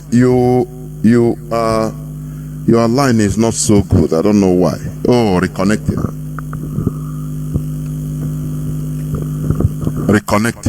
Oh my goodness me. There are many calls, so let me. Mazi, go on. Your destiny is reconnect. Go on. You are back.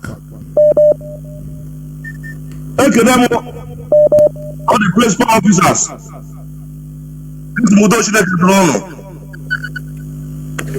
All the media warriors, as Eastern Security Network, as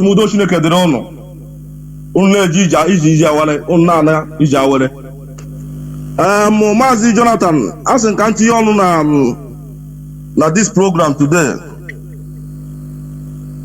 One night no US. Okuru arụ n'ọnụ, okuru ihe a na-akpọ arụ, ọ na-defend Jesus ọja nwa aka nsi wee bata n'Igbo.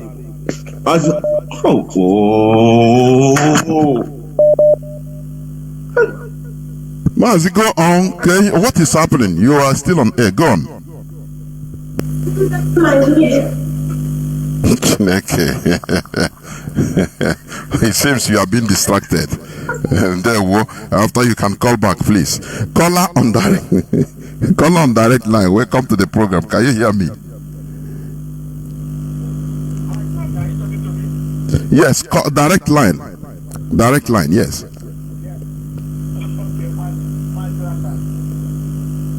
This is Mazi calling from US.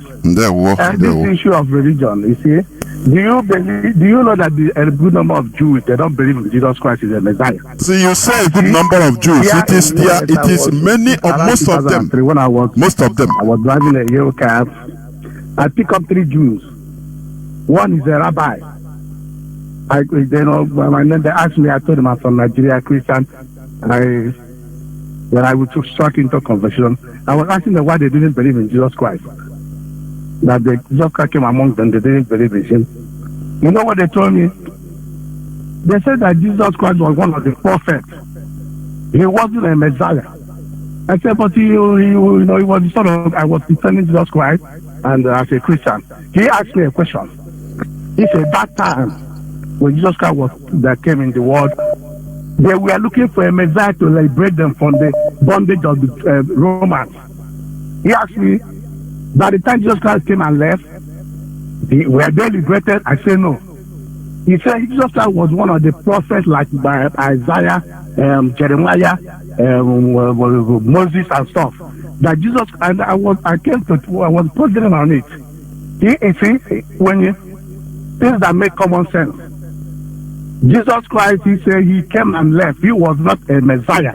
A Messiah, he did not liberate them from the bondage of the Romans. But as the time I get older, I believe in him. That he wasn't a Messiah. That's why they said that's why they didn't pick up the Christianity. The Romans hijacked it. They wasn't interested that they keep on to their value. Okay? That's why I want to keep in, because this issue of Jesus Christ wasn't the Jewish Messiah, and we came and we were defending it like we knew when it happened. Thank you very much, Mazi Jonathan. Well, thank you very much, Mazi. You know, like the clip I used to play, he said the most educated Africans are the most stupid. I believe it. I'm telling you, I believe it. Because I don't hear a like this. Before you quote, how PhD and this and that. So they don't know, they are not coming from a point of view of learning. No, they come from a point of view of imposition. That thing is like that. The Jews, they even talk about, they regard Christian churches as a place of worship of idol. The Jews. I have clips of Jewish rabbis preaching it. They prefer mosque to Christian churches. Who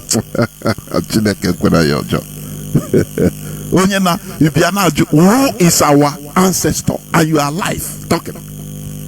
But you are defending something you don't even know whether it's real or but the reality you don't care.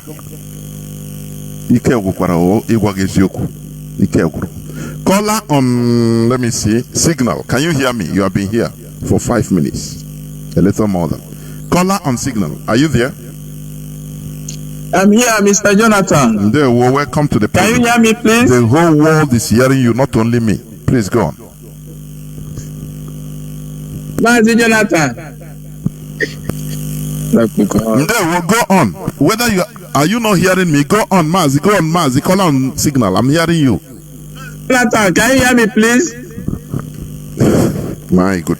We are hearing you. I can hear you, please. We are hearing you. Go on, Mazi. Go on. Go on. Yeah. My name is Vitalis Okechukwu Ibauchi. Mazi Gano Niru.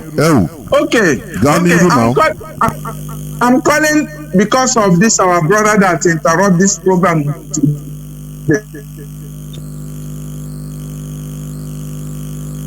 Yeah, because of this our brother that interrupt this our program this evening. I'm calling because the man, I think we have to ask him a question. And by asking a question, have this man traveled to Biafra land before? How long this man have traveled to Biafra land last? Because the way this man came to this platform this evening to interrupt our program, I'm very, very upset.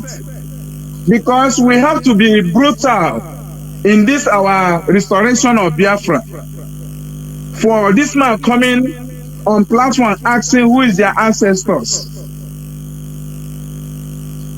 For this man to be asking this thing because he's in the US, say he's a doctor.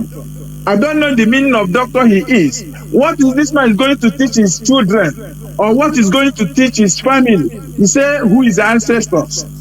It's a shame to him. If he wants to defend his religion, not in this platform, let him come to the media and make a video. Those that know that is castigating about Jesus, let him attack them. Not to come in this platform to come and say whatever he wants. He just come to interrupt this our program we are enjoying this evening. I'm very, very ashamed to this man. If this man is hearing me, let him travel to Nigeria or travel to Zoo and see how the situation is over there. If allow me to say, at least this man may answer Igbo name, but I think if he can try this man lineage, maybe it's from Fulani blood. No, Mazi, he never reached that stage. Because I'm very, very, very upset for somebody call himself a doctor, but see what is coming out on his mind and say, who is the ancestors? What are you going to teach your children? That means, as for you to be in that US, if, for example, they send one to take you to that place, it means it's a waste of nothing.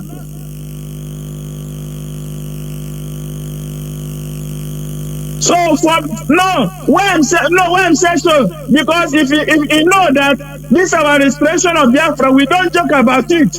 Anybody that come and interrupt us, we have to face him, because what this man is saying, he's not supposed to say it.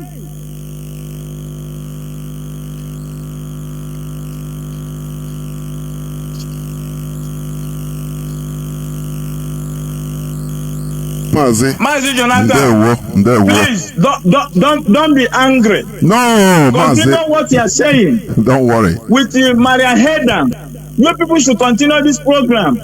We are watching and we are listening. Anyone that come in this program to come and say something that you don't supposed to say, we will attack you. It doesn't matter. If you know that, your religion is good, those people they are killing in the north, burning churches, why not come out in the video and say something? He doesn't say anything. Mazi, thank you so much. Mazi. Continue bless you. And you too. Continue bless you. So may God bless you. We continue listening what they're saying. Almost Biafra. Almost Biafra. Thank you. I say calls that are pouring in. Biafra. That any type of argument our brother has. Only that question to God who made me. Oh God, the question or sure come like this, but I kept quiet. I say, who is our ancestor? That is a very big insult. But we must continue. It's not something personal, but some people, what we are here is to direct, to open facts, bring facts and figures, historical facts, so that you make a good choice. You understand? You make good choice, go and research, and make your choice. That is it. If you want to continue in your destiny, that is up to you. But all our focus is getting Biafra, and we are not getting Biafra anyhow, for your information, because we don't want a situation whereby Biafra will be restored and we must have basic value, our basic value. We don't want to restore another country more worse than Zoo. Instead, I'm telling you. Look at in our land. Onye CMS will not marry Catholic. Catholic will not marry deeper life. There is problems everywhere because of this people. And when you talk, people, no, leave me. It's my the way I be. Why? How? A people without culture, is like a lost set of people. I'm telling you. That is what you should know. You are taken away today. Caller on, let me see. Caller on WhatsApp. Can you hear me? Welcome to the program. There, welcome to the program. Go on. Mazi kusino kuikebiko wulio kuge. It seems you have your listening device on, or I don't know what. Okay, I'm sorry. The whole world is hearing you. You are talking on an international radio, please. Okay. Okay, my name is Mazi. There, go on, Mazi. There, oh. I'm calling from my location. There, Wow. Okay, please, my thought on this issue is okay, doctor, and he does not know the meaning of his ancestors, and he's busy mentioning on other people's ancestors, people he did not even know, people he did not even. That is something I normally ask myself, and that they say in our side, they say,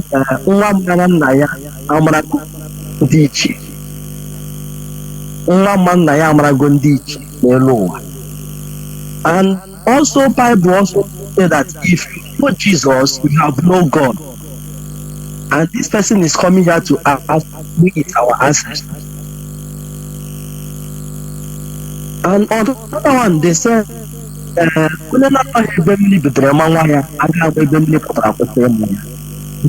our brother doesn't know where he came from. Guys, have we asked ourselves, why did the Christianity, whenever you get better, you want to ask your child, they ask you, name your child 10 names, like Samuel, Moses, Elijah, all these names, because they know that even the name we bear, even the name we answered, like Chinedu, all those people are sent. If they are not sent, that name will not be existent. That is why the Europeans want to get our name, because they know that those names, they are the recent on earth.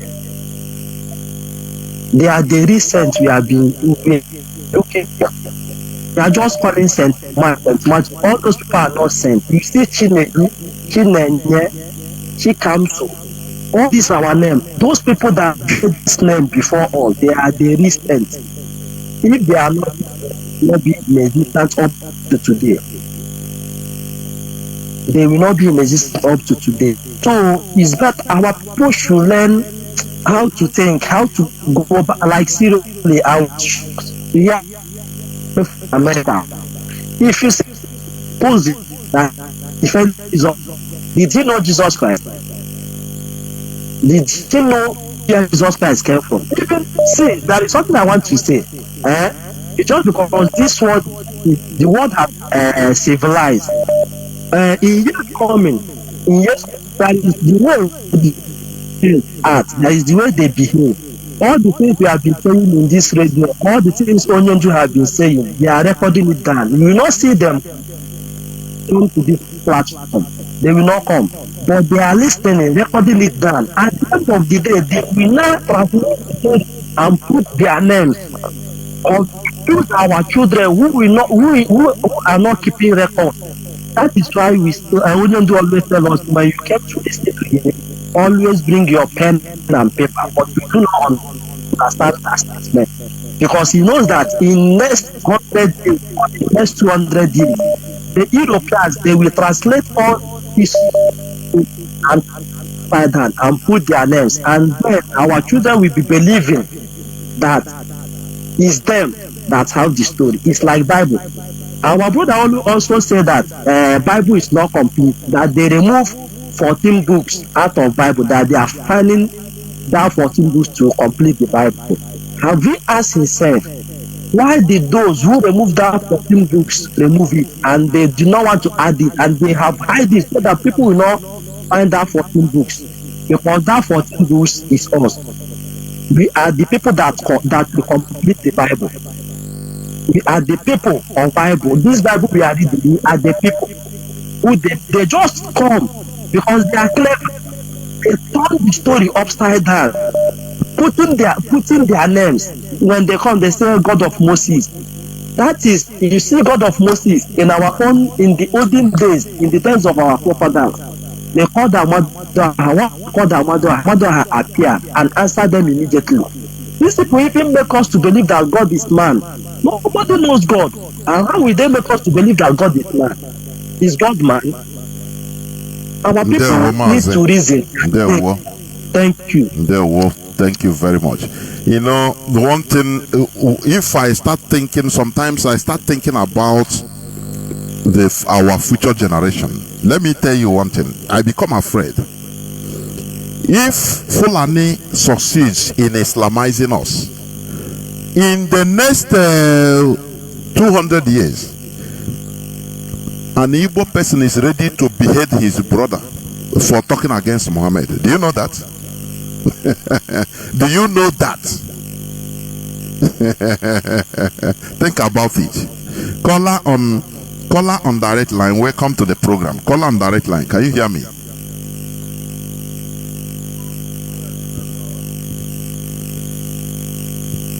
There, we'll go on, please. Go on. Mazi, good evening from the Holy Land of Biafra. Mazi, my name is Mazi Michael Israel. And I'm calling from the land of Haider.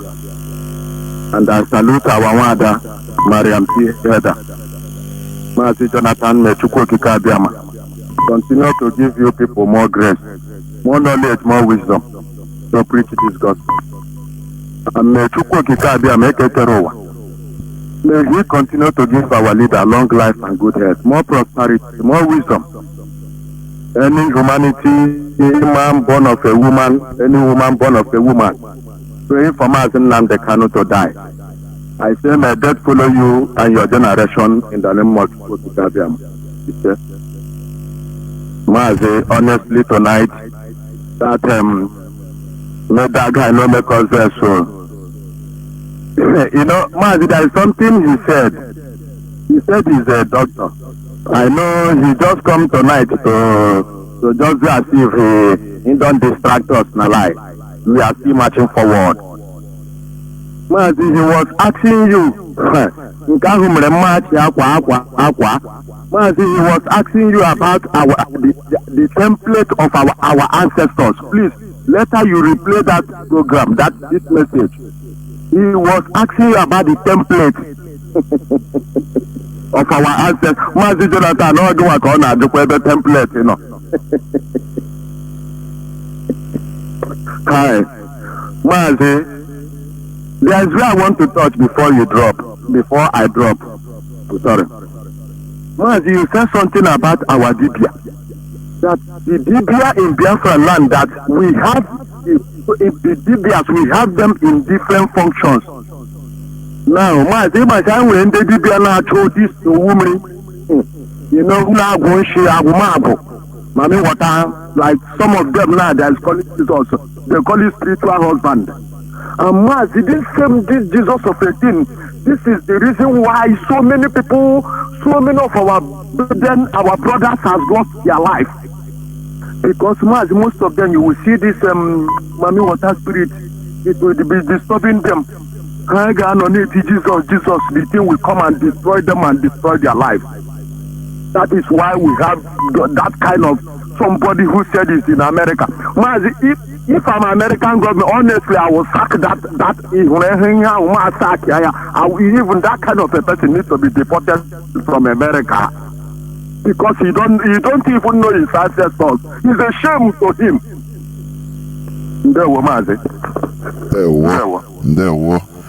We must continue. No recriminations. We preach the gospel without recriminations. You know, you angry but sin not. That is it. Caller on, let me see. Caller on signal. You have been here, Mazi. Can you hear me? Caller on signal. You have been wasting. Yes, Mazi. Yes, Mazi. I can hear you loud and clear. Thank you for picking my call, and we must continue. We must continue, Mazi. Despite Ikotrela in Abalia. Ikotrela in Abalia. But but I love what happened this night, because this is exactly when you know those that are listening to this program. Queen Aju used to ask us, and you have seen that the people are listening. And our sister Mariam Haider, I just want to say, may Chukwu Kabema continue to give you the wisdom. I love how you try to calm down even when it was going personal. Please, such character from you tonight, I want you to keep it on. Don't be pissed off whenever such things come, because it's a challenge. Anytime you come on this platform to preach this gospel, expect that something like that will come. Where I was first, let me introduce myself. My name is Mazi. I'm calling from Austria, and by the special grace of God, I am the IPOB Austria National PRO. Where I was really touched in all this drama our brother was asking this evening was where he was asking that who is our ancestors. Because I knew this our brother. Mazi, it's not only you. It's there I wanted to, but I just hold myself. I heard myself, honestly. Yes. I tried very hard to be nice. I was really kuchad, because I do listen to him in some one of our brothers' platform when he speak. I do listen. I said, okay, he's part of us in what we are doing. But when it comes in terms of this spirituality of a thing, this religion of a thing, he see very, very far. These are the people who can even kill their own brother because of Jesus, even when he don't even know when this man, the called Jesus, was born. We are all born and being taught about this Jesus from white people. And when I was growing as a child, it was when my mother took me to church and I began to hear about Jesus. Without that, I would have known who is Jesus. And our brother forgot that some people brought this to us. So they brought this to us. You would have asked with this question: who were we? What were we doing? Does it mean that we don't know God before they brought it? We knew God before they brought this into us. So why are we behaving as if we don't know who we are? If you don't know who is your ancestors, please, my brother, let me ask your name. Your surname is Azubike. Maybe Azubike might be your great-grandfather, or maybe some people strike the name of their great-grandfather and answer strike the name of their father. But even if you answer direct the name of your father, that your father have a father, he has another father. These are your ancestors. When you ask this question, anywhere they are tonight, they will be surprised. You asking that who is your ancestor? Your ancestors is the people that have lived before, even that gave birth to you, your forefathers, even to the father that gave birth to you before you travel to America. They are your ancestors. Just as the white people are praying today, St. Nicholas, pray for them. St. Mark, pray for them. St. Luke, pray for them. My ancestors are these people who we are trying to put at the background, and they are not happy with us. That we cannot even ask them to pray for us. We cannot even intercede for them to come and help us in our fight. Why we are calling people who we don't know? So enough of this madness. Look at how Fulani, we are killing our people. Who are they killing? Is it only Christians from Enugu State? What have we done since we are killing Christians? Even the Pope, the so-called Pope, sitting in the Vatican City, what is he doing about the killings in Nigeria? Has he said anything? And we want to go and die for Jesus, the Pope is representing. Let us be wise, please. Enough of this madness. Please don't ask this type of question again. Even I'm surprised to hear you asking who is your ancestor and asking us what is our culture. If you don't have a culture, I have one. Jonathan. There were. Caller on direct line, can you hear me? Caller on direct line, can you hear me? Caller on direct line. Go on, please. Go on. Yeah, good evening, sir. Good evening, sir. There, we'll go on, please. I'm calling from the Republic of Mazi. Mazi, because of the man that just got out, that's our brother. I want to just put math. It's a shame a good up man who blow grammar and if he is his own language doesn't know what the meaning of ancestor. The people that brought you to this earth is their ancestor.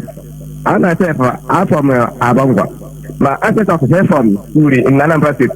I settled down where they call Upper Langwa, Isha Langwa. From Isha Langwa, they now moved to Aba. The people they call Osu today, Osu in Aba, Natanship. That's the first people that settled in Aba. Before we scatter all over Aba Township. I moved head on. These are my ancestors who settled from Uri in Anambra to down to Abangwa. So this man doesn't know what is the meaning of our ancestors. And they don't know what is the meaning of our culture. Today you dance, you wear Ushiago, you tie two rapper, your mother tie two rapper. I don't know that is part of our culture. Our language, the food we eat, the type of food we eat in our land, how we relate with our family, how we go to Amala, and discuss about how we're going to put our together in our family or organize meeting in our communities before the Araba or the day. Our culture. We don't know what is the meaning of a culture. A good man don't know what is the meaning of a culture. Have you not been living before the white man came? Have you not been communicating with the gods of our land? The gods of our land is our God, because in every country, every tribe have a spirit that guides them, that lead them. Even here in Benin, the spirit they worship here is Boju. That is their culture, and they worship and their guide is guiding all along. That is their own God. God means God. It's also a deity. A God of man in America doesn't know the meaning of culture and don't know the meaning of ancestors. It's a shame to those kind of people. They are the people that is going to turn our land to a cat and rat. But I know they will never succeed, because we have come to fight what the British offer them, and they're defending it. Fulani are killing us in our land. Fulani. Has it go and challenge Fulani? Why are you killing my people? My people are Christians. No, you have power to come and talk in a platform of Radio Biafra. That's where you can show your power. Go and say Fulani. These are radical unbelievers killing we because we are unbelievers. Because as a Christian, you are a pig in the face of Fulani. That's why they are killing you. Fulanis are fighting holy war. It is the Quran. Go and challenge them. You cannot. You claim a respect. Why the other people in the same cause you are killing you? Did they respect you? You ask us that we have no right to join ourselves with a unbeliever. But the British that bring this Christianity join us with radical Islam that are killing us today. Don't you ask a question? Don't you ask a question that you read, you claim? Can't you ask yourself, why did you join us with Islam, with Muslims to kill us? Another unbeliever that is so radical. You can never ask questions. Go and make research and know the name of Jesus, where he comes from and who is Jesus. You are defending another man religion, another man way of life in America. You came in America. What you are defending is another man culture, a way of life, their belief system. We are Umenala people. Umenala is our culture. If you don't know, go and study history. You see grammar, you don't know history. You talk about America. America is British that established themselves in America. This is their Europeans. And they build America with Christianity. Christianity is their culture. Part of life. That is what they are preaching there. That is what they are defending. And you are defending it. I didn't want them to conquer us, that Islam was first of all to conquer our land. You are the first of people that will be defending Quran. If you send your sister or your brother to death in the name of your blessed farm, the same way they are doing today in the north. That is reality. All of you should go and learn. Drop this so-called religion you are carrying in your head. It's leading you nowhere. In Nigeria today, the GO, what have they done? The Christians have been massacred, but they are the ones supporting the same Nigeria to continue, praying for Nigeria to continue pushing for these men that are killing their own followers, they call Christians. But in that Bible you're reading, you tell us that Cattle Riala that separated Lot and his brother Abraham. That was what they separated in peace and go their separate way. So today, you are so-called religious leaders that the GO is trying to chase and are the one preaching, doing campaign in their churches in order to promote Nigeria, in order to keep Nigeria one. So the killing will continue. Now, who is the single who? Who is the man of God? You don't know what is the meaning for somebody stand at his word and defend that truth physically. Ahmadike is the man of God who stands by the truth and defend the truth physically. But it's not about the Jew that they are defending the religion they are. And they are supporting the killer to continue. They are supporting the Nigeria to continue. Mazi, please round up. Yeah, Mazi, I still remain sick from Modi Mugaba and sending from Kotun Kusalina. I'm a son of Biafra Mazi. Good night. There were. Caller on WhatsApp, you have been there since 14 minutes. Caller on WhatsApp, can you hear me? Welcome to the program. Yes, I can hear you. There were Mazi. Yes, intervention by one of them. Actually, I say your voice is not coming. I don't know. It's somehow. Can you hear me now? Yeah. It's okay. Go.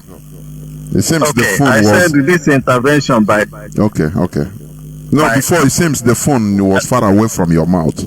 Go on now. Go on. No. I just put it in my. Okay, what I'm trying to say is actually the intervention by the American coordinator, one of the American coordinators, reminds me of the argument between Mazi and Hamadike. Now, it's a symptom. It's just a symptom of the problems that we have in this effort to restore Biafra. Religion is an emotional issue, but I do believe in American philosophy. Don't let crisis go west. When I was growing up, during the time of Mbakwe, we used to listen to Ahajoko lectures. So probably if the doctor had actually listened to those Ahajoko lectures, especially by Professor Adela Afibo, he wouldn't be wondering of our ancestors, where we come from. But one of the problems again is that this Ahajoko lecture is stopped by this criminal. So that's why the leadership actually maybe try to collaborate with the intellectuals, our intellectuals, to resuscitate this joke lectures, because a lot of things we learn from that joke lecture. If you listen to Professor I.D. Waga, and a lot of them, even what's it called? Anyway, that's the thing, and that's what I'm trying to say is that maybe the leadership might start thinking about cooperating with this thing to revive this Ayajoko lecture, which has been stopped by this criminal what's it called? Criminal politicians we have in Biafra land. Even again, some of these things, when people talk to you, don't get angry or try to, because we can be sometimes emotional or get angry over these things.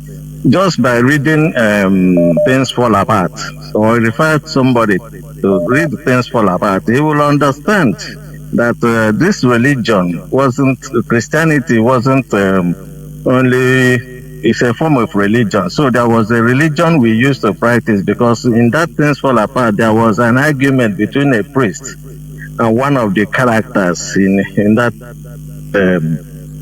Things Fall Apart, where the character was asking him, the priest, if he abandoned his own God and then follow his own God, and then later on that God start having problem. So, and their God couldn't save him. So what is he gonna do? I remember that scene vividly, so, and that is exactly what is happening to us now. We abandoned our own system, and then we started with Christianity, and now we're having problem. And I don't think that this Christianity is saving us now. But be it as it may, we expect these things to happen from time to time in this kind of program. So I believe that the way people handled it is very good, and maybe the leadership should also think about reviving our Hajok lectures, because it will be helpful to us. Of course, Mazi. I understand what you're saying. You know, here we are trying to stir up intellectual debates on our values. These are the type of things, you know. Yes, people to make researches in order to stir up, to teach us, teach people. Let us have arguments, you know. We talk about archaeologists. Don't we have archaeologists that can even continue going some sites and be digging in order to dig out issues, some things that we've forgotten? But no. Once we, we are programmed to go that way, one way, and it's finished, you forget who we are. And Mazi, I understand what you say, but let me tell you, I love, debate very, very well. But what I don't like is recrimination. When you come for personal attack, because I was trying to look at the mindset when he started accusing direct. Oh, it's you that made me to come here, which means you didn't come to debate, you come to warn somebody on air. Somebody made because you said this on air, I have to come here to warn you. You know that mindset. So it's not mindset of maybe interaction, civilized interaction, talking so that we understand. And we even I try to mellow down that tempo so that we move on, but you still go back. That is the reason. So you have to defend. You want to show Pope that is more Christian than Pope. That is where, because there is nothing we can learn with that mentality. There is nothing to discuss, only to before things can escalate. That is it. So I have to cut it. It's not that I am. If people that know me personally, if we sit down, I am a person that listens. I can enter somewhere, you will not know that I'm there. I'm listening to, watching everything, listening to everybody. That is my character. You understand? Because I love learning from people. But when you come to intimidate, to attack personal, and we direct you, you will still go back there to attack, personal attack and warning. It's not here, please. Mazi. Thank you. You see, we must continue. Caller on signal. Can you hear me? Caller on signal. We are winding down gradually towards the end of the program. Nwada, I hope you are still there. I hope. Okay. Udodi. Caller on signal. Welcome to the program. Can you hear me? Caller on signal. Can you hear me? Mazi Chede. Can you hear me? Yes, you are. You are. Go on, please. Okay. All right. Mazi Jonathan, our Nwada Mariam Haider, we are happy that things like this happen. So people call and say they are disappointed.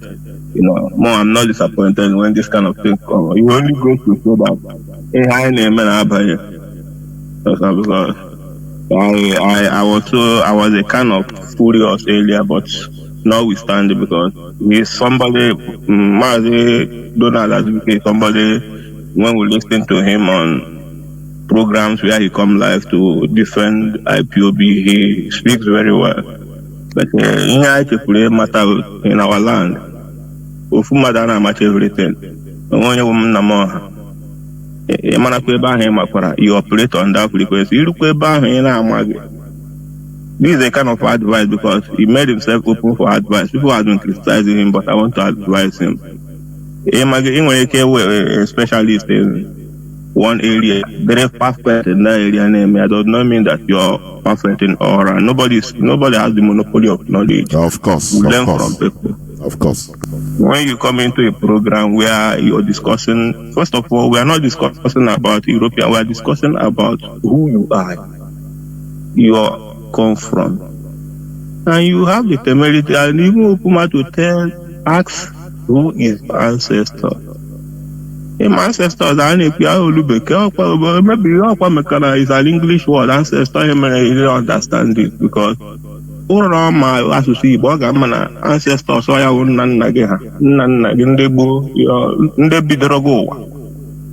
our ancestors. I only want a grandfather, my great grandfather, God, one mother who is your ancestor. A man call on Nagono, call a great grandfather, call a bishop low honor. Which in a man I live him and but I mother or somebody when we begin to say the way it is in our mind as we are trying to be segregating or no. Christianity is not my culture. Christianity is not my way of life. So why will I start the way of my, because our leader, Mazi Nnamdi, he said that Biafra means going back to our ancestors, to our origin. That means he is not even listening to our leader. You know, sometimes I know much even the leader. You know, we are too big to listen.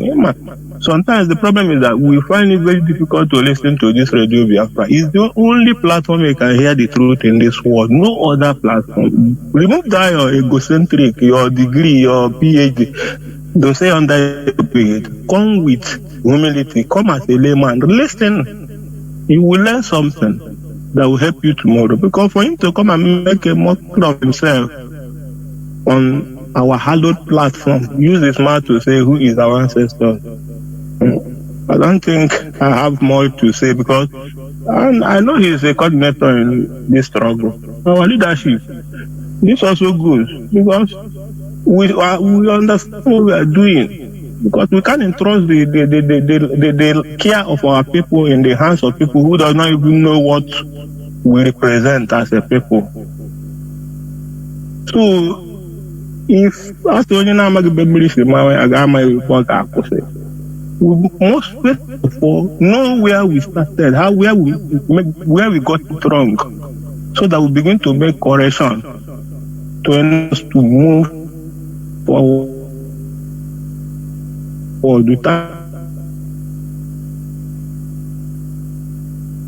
Oh, Mazi, where Biafra land is taking us back.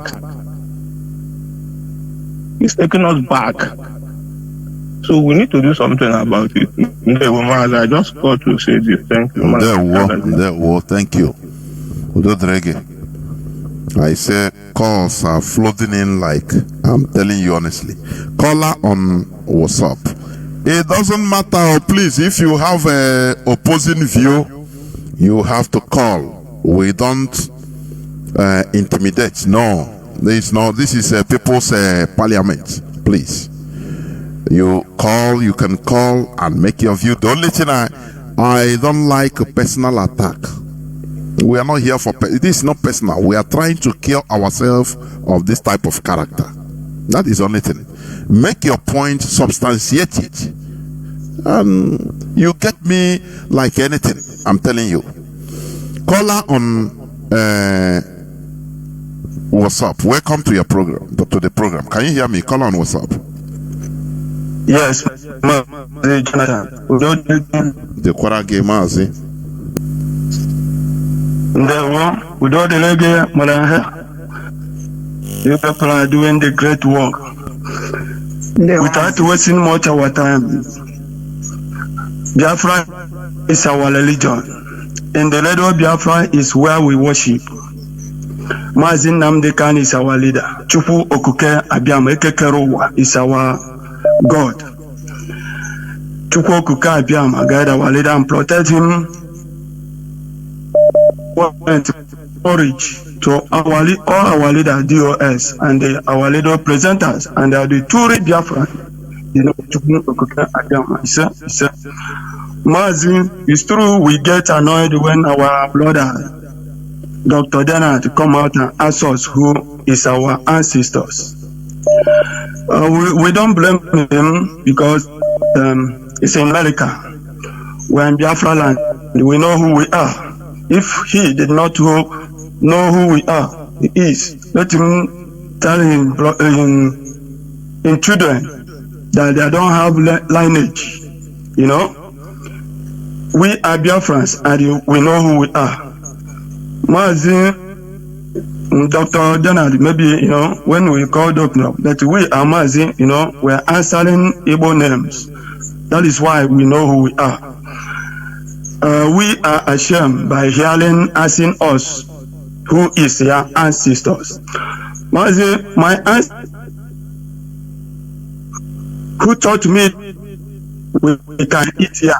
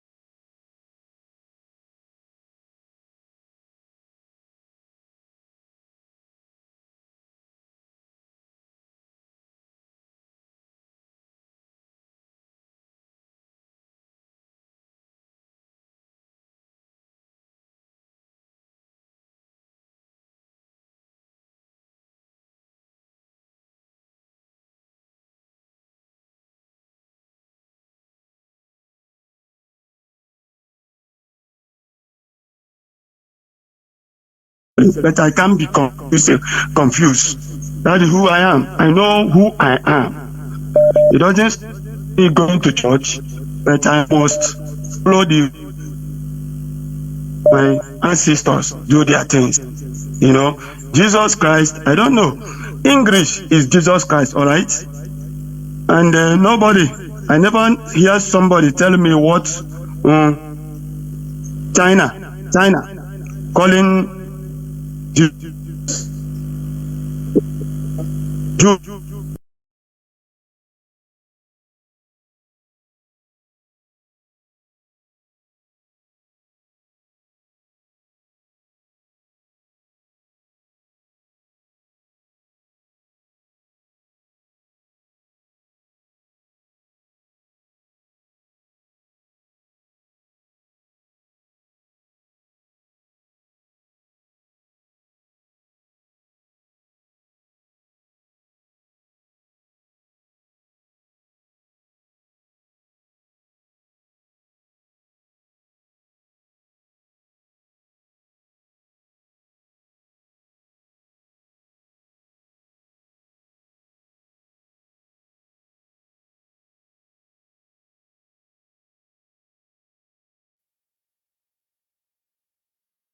Our series upholding our values part 8, and today we are going to talk about social under killing, savages, killing barbarians, killing Gentiles, killing, removing conversion of infidels. They slaughter children. We are that is why people that even we must go back to who we are and claim our land. I always tell my brothers is that the God of my ancestor, the God of my land, the God of peace, the God of honesty, the God of the truth, and the God of trust. That is who we are. You cannot tell me that Jesus do this, Jesus do that, because I'm reading Bible. Bible can never deceive me. I will read Bible to learn something, and I'm reading another book, other books.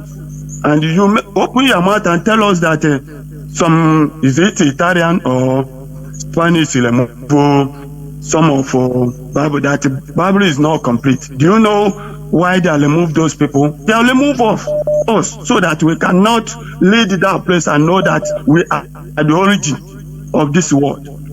Our land is the center of the world. If you don't know it, we know who we are. And our ancestors must bless us and guide us the way they guide them. That is why they live wrong life. Live 120, 130, 150 years. That is because they did the will of Chukwuka Abiyama, the God in heaven. That's who we are. So we must know who we are so that we can live like them. Thank you, Mazi, for a good work. May Elohim bless all the Biafra. Thank you very much.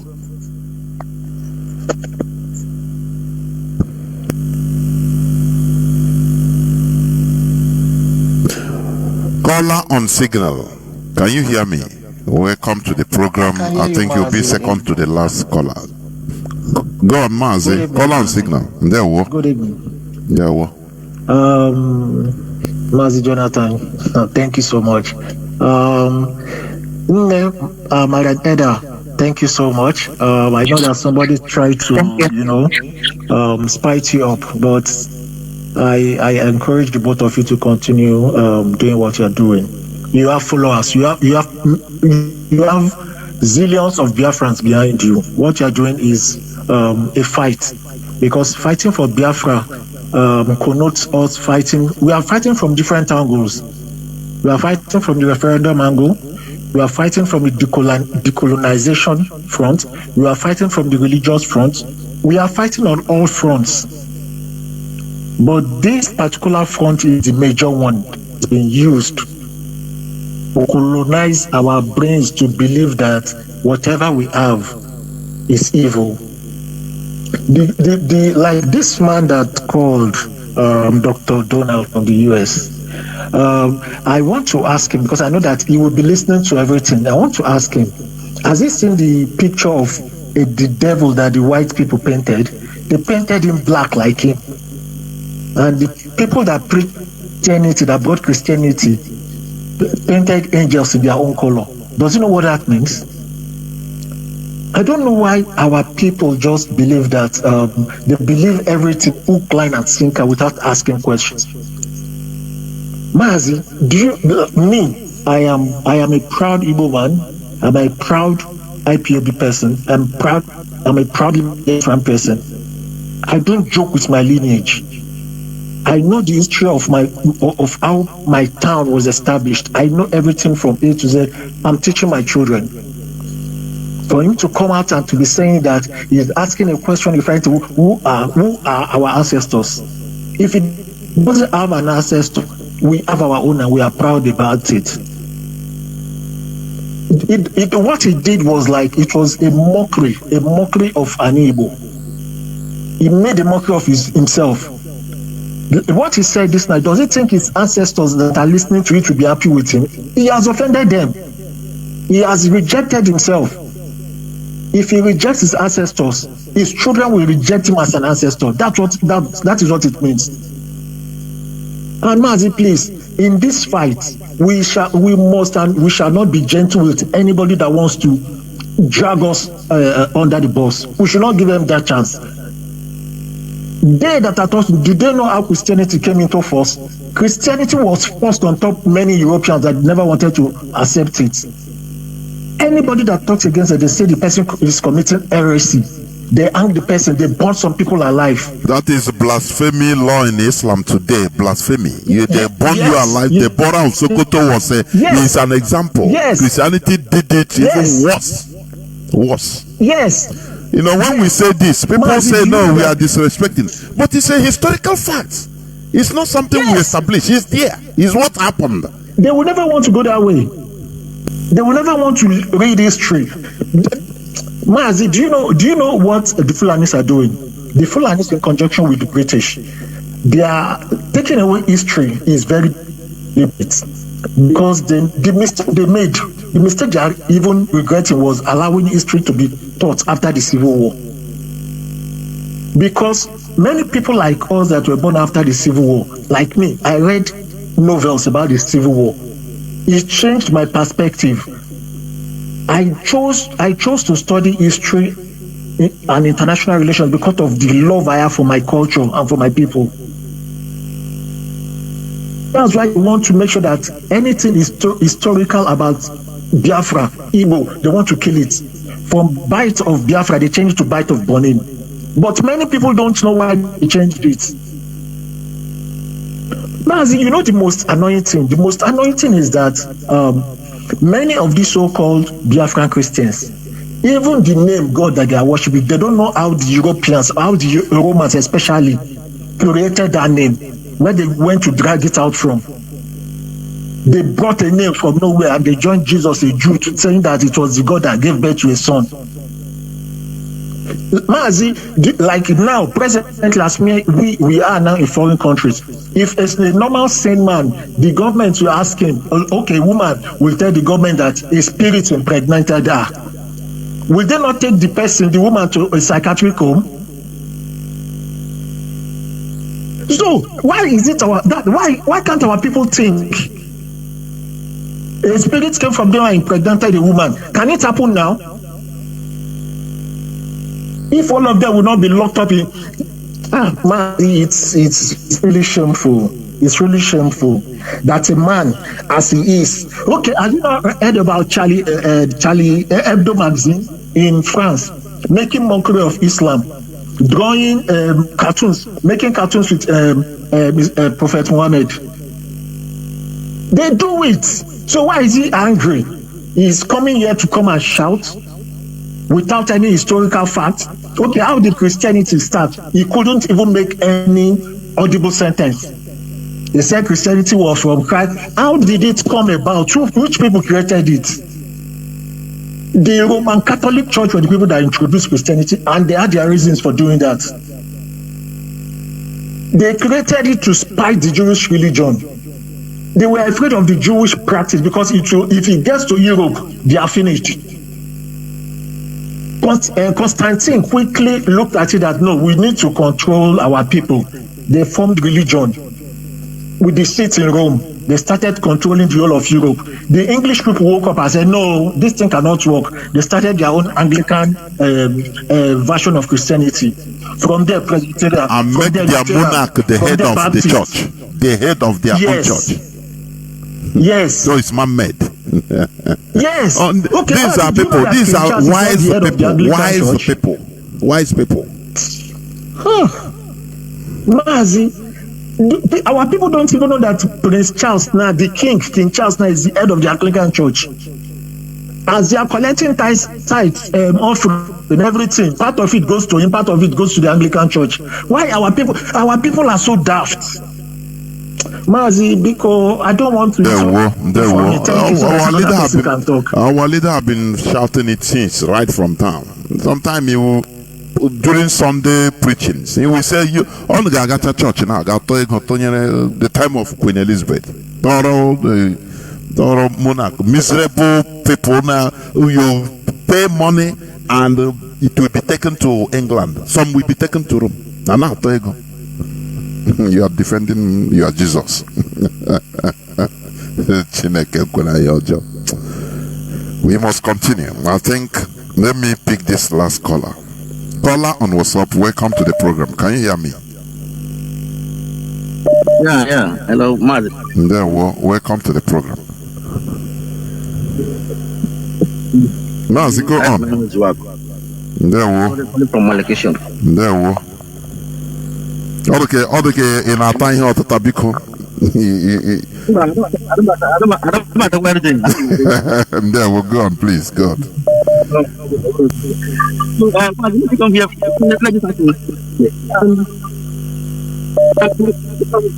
don't want you to regarding people calling like the way you got the people, not religious people. When he said sorry, in a use earphone, you remove it. Okay. Because the phone is sounding somehow. Well, go on. When you got the people as religious people, you become confusing. You know? So we got them as Christian religion. What is that religion? Even other we know their own religion. Everybody have their own religion. So they are Christian religion. People that believe in Christianity, that's very good. So, I want to, there's something Dr. Donald said. He asked you a question. What American was to build on?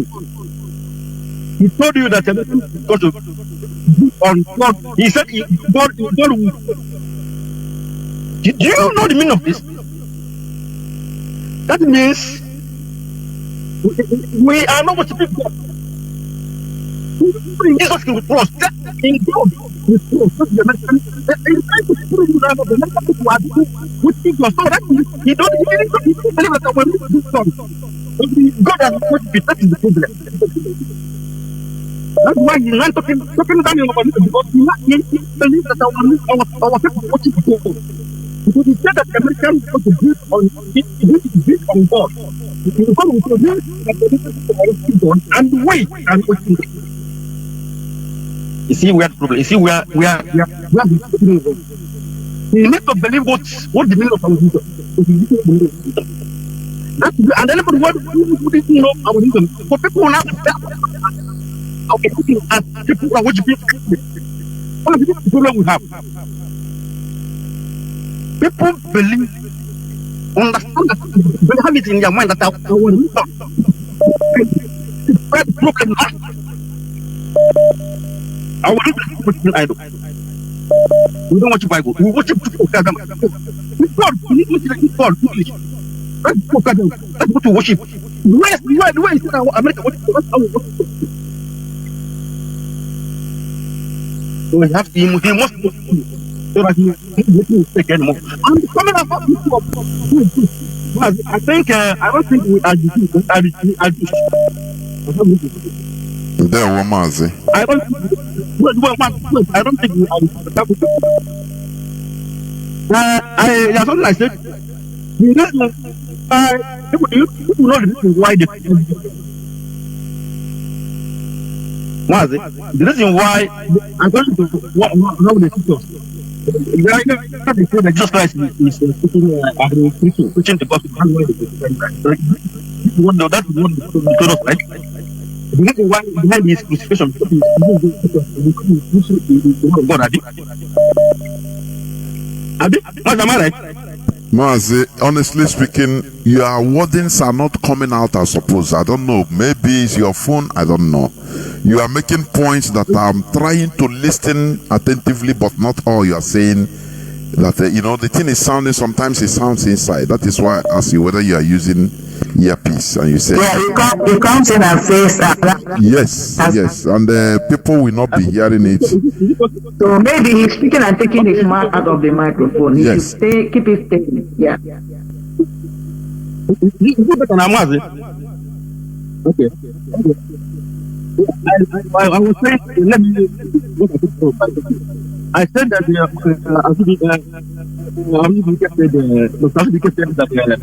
American was built in God. Yes. In God we trust. Not in Jesus we trust, but in God we trust. Yes. Yeah. Go. In God we trust. So that means we are not worshiping we are not worshiping God.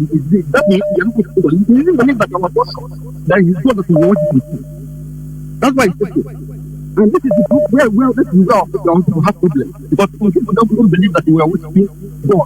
They believe that our tradition is worship of idol. This is the problem. The people must know what our religion is. We are the true people that worship God. Not the Christianity. The Christianity they believe to us. The Christianity is for conquest. When people give you, change your language, and change your tradition, it means they have conquered you. So I was saying that again that I think we are not the Jews. We are not Jews. We are not Jews. In the sense that I think the reason why they crucified Jesus Christ. The people know this. Why they crucified Jesus Christ? Man, should I come? There were Mazi, please. There were. There's something I want to prove here, but I don't know. There's no time. Okay, just round up in the 30 seconds, please. Go on. Okay. I want to say that when we believe that according to the Bible teaching, they said that Jesus Christ was teaching the word of God. That's why he was crucified. But now you ask yourself, Jesus Christ has been preaching that word since. He do so many miracles. From that we don't do from healing, and they didn't use him since until one day. What happened? What happened? That he has an agreement with the Jews, not agreement, and he told them that they are he said them that they are not the children of Abraham. The Jews told him that they are the children of Abraham. He said, no, let the children of Abraham. You people should do Abraham. You do the work of Abraham. And that you are not the children of Abraham. Later at the end of the day, he told them that they are the children of Satan. He said the truth. And what they want to put Israelite, what do we know about Israel is not. It's nothing. What we know about Israel. You see, Jacob and Esau. That is wrong like ways. When they born the two of them, the father like this. Who's supposed to bless them? Who's bless Esau as the first son? But Jacob told the blessing, and when he told the blessing, we saw the blessing through the honor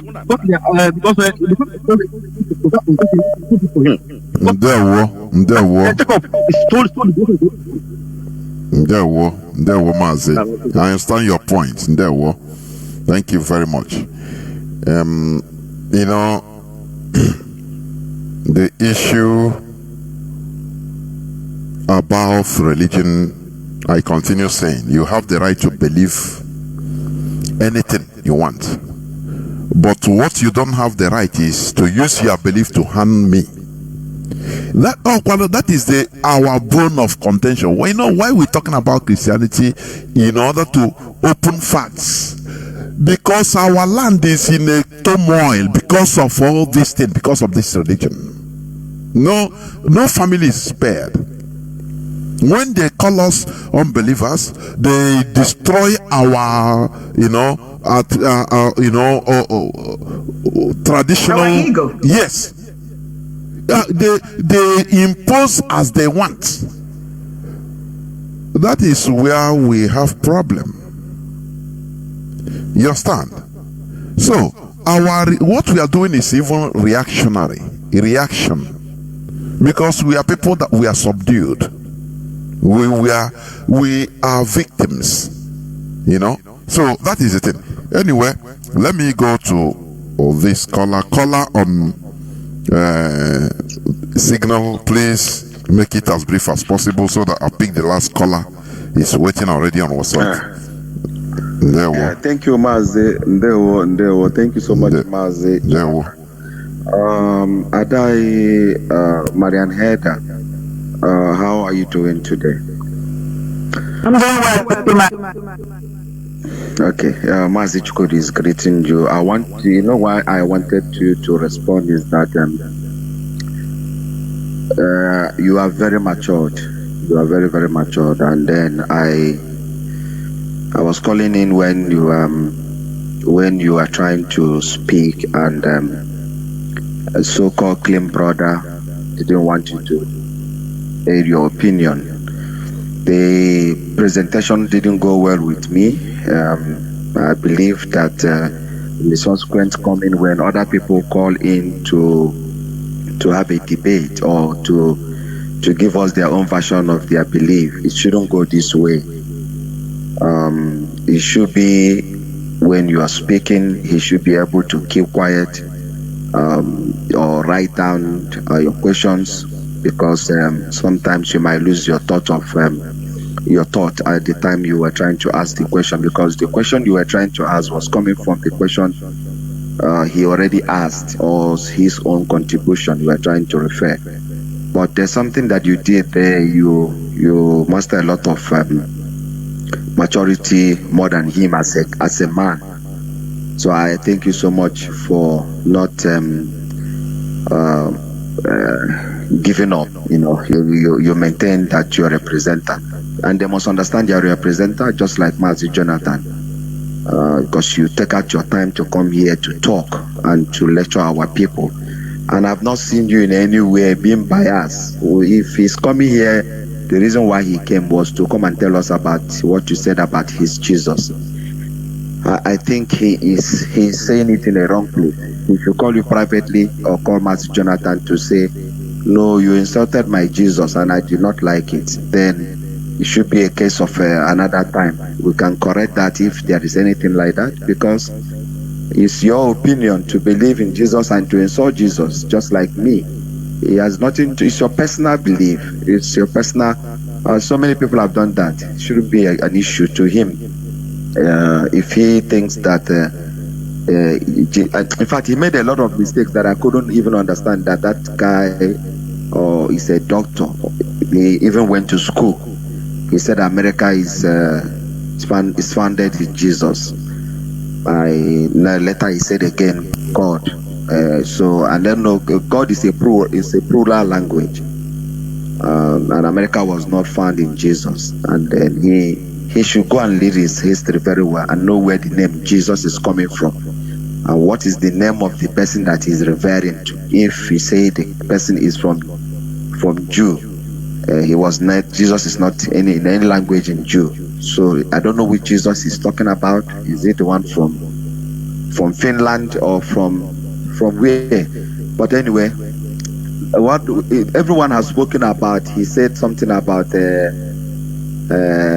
ancestors. Well, I think first, second, third, and generation is ancestors, even up to millions of them that have passed on, and we didn't fall from anywhere from heaven. We were created just the same way God created every other people, and we have found out that we have lived over 5,000 years, and those people that left between 5,000 years and now are our ancestors, and there's nothing that have changed ever when they were here. Everything was going very well. Like I have been saying this, the Christianity, which is the one of Pentecostal that came in early 1950s, the one of the Catholic and the Anglican did a lot of bad job because they were the ones supporting the colonial master. When they were busy killing us, they were still in the church. They were not asking them to stop. But the one that brought everything in proportion was the one of the Pentecostal that came in. And then before then, we used to go to Procroside. But when the Pentecostal came, there's something that changes the hand of the clock at that time. Is that the Omenana, which is something that is hereditary from our ancestors that we come to see, we are much, much, much better. There was no criminal. We were living in peace. Our doors were open. We were living in harmony. If he doesn't know that, I don't actually know where the guy come from. But we were living in harmony, peaceful, before they brought this Jesus of a thing.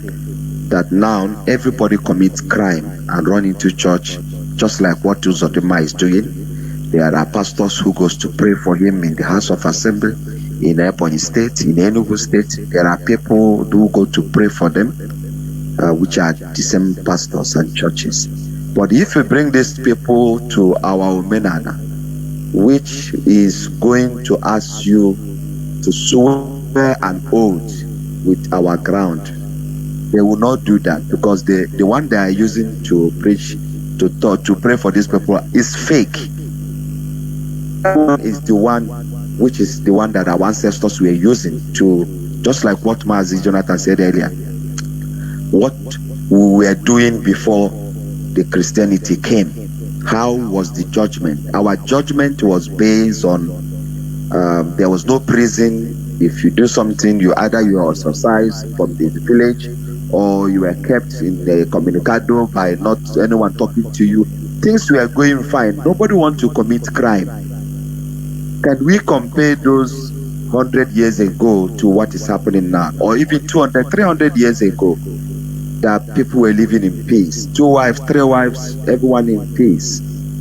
Okay, this guy have managed to pass the bridge and ask the bridge to break because he's sitting comfortably in America. He's talking about defending his Jesus.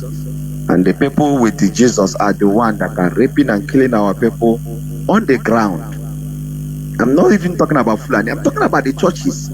The churches. Go and look at what the pastors are doing. The so-called pastors. Look at what they are doing. Committing so much crime in the name of church. The Rabbi Jesus they were talking about, they turned the whole thing upside down. He wasn't doing what they were doing. He was not a Christian. He never go to any church. He was going to synagogue. What is this thing? What is this Jesus is talking about? Now Jesus, he said he's defending the Jesus, that Jesus is his ancestors. Oh, if he doesn't know where. Mazi, thank you so much for your program.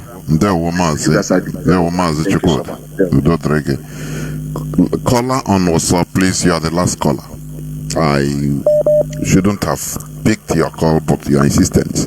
Go on, please. I will not pick another call. Thank you so much. Thank you so much, Mazi Jonathan, for picking my call. Yes, I am Didi Okori. I'm calling from Germany. This is my first time of calling Radio Biafra. But does not mean that this is my first. This is not my first time of listening to Radio Biafra. In fact, I'm personally your student. I have listened to barely every program you have made, alone and even with Mariam Haider. But as a matter of fact, I know how you always handle issues. That is to say, personally, I think we have overflogged this issue of Dr. Donald. You can see that a lot of people already forgot the topic of today, which you even made out your time prepared to deliver this lecture today with Mariam Haider. But because of this little distraction, a lot of people already forgot the topic of today. And that is quite unfair. That is quite unfair from the side of Dr. Donald Azubike. But having said that, Dr. Donald Azubike, I have listened to most of his programs also. He has never been like this before. He's somebody I respect. In fact, if anytime I hear that he's hosting any program with any media warrior, I will always make our time to listen to him. But anyway, my wundibo as uchonya de genjo, uche na abia kwa na abia. Okwa na ewuro aka nri kwa wata he ewerekwa na aka akpokedi ya. You understand? So, can I have a flog with this issue so much? Agama sisi Mariam Haider, onyo wula kwa aka n'obi. Mazi Jonathan, Mahara, utowulo shikwe memo, utowulo mo mehere. Mazi, you don't need to beg me. There is nothing to Mahara, please. Well, this is part of it, honestly. That's right. It's part That's of right. it. I know you. I told you I know you. I've listened to many of your programs. So in that fact, I would always want us to, handle issues as Mazi Nandekalo would always handle it, with intelligence and understanding. Thank you so much, sir. There were Mazi. Thank you very much. Please, this is where I'm going to stop picking calls. Please, I have almost 2,170 missed calls only on WhatsApp. Only, please. I know people will continue, but please, Nwada, we are going to 5 hours, irrespective of some hiccups. Technical hiccups, but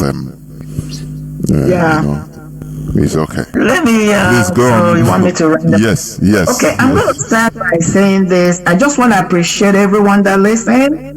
I just want to appreciate everyone that contributed, including Dr. Donald Azubike, because whether he knows it or not, what he did was fired up the base. That's what Americans say when it comes to games. He fired up the base.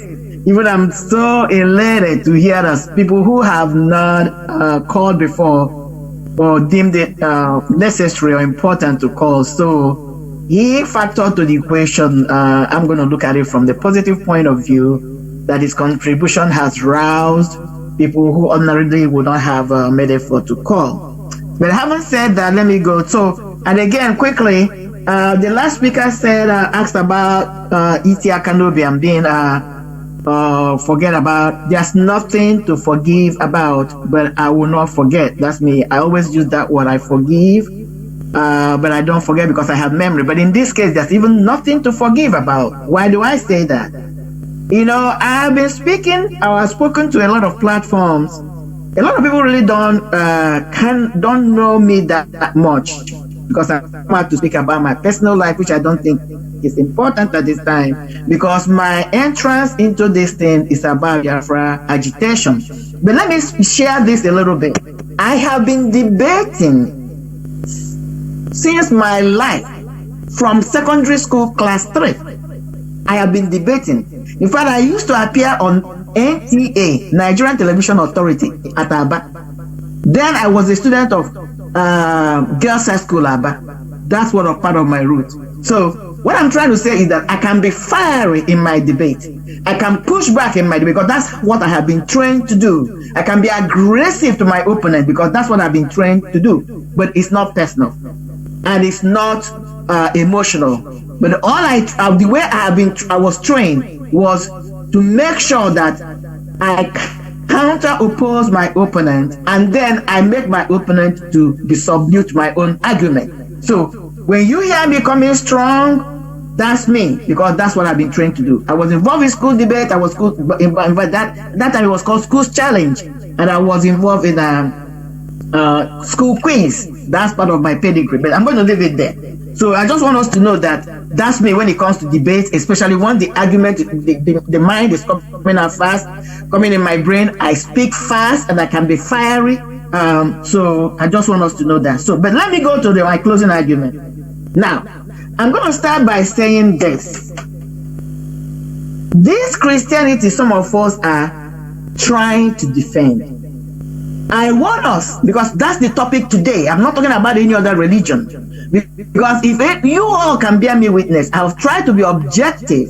I've always advocated that all religion, even today, I reference that all religion, including our traditional religion, I'm not advocating for them because I personally, as Mariam Haider, I was a Christian. I moved away because of my life experiences and circumstances, which took me to spiritualism. That's where I am. And God is a spirit anyway. So I am talking about Christianity now. This Christianity somebody is trying to defend, or some of us are trying to defend.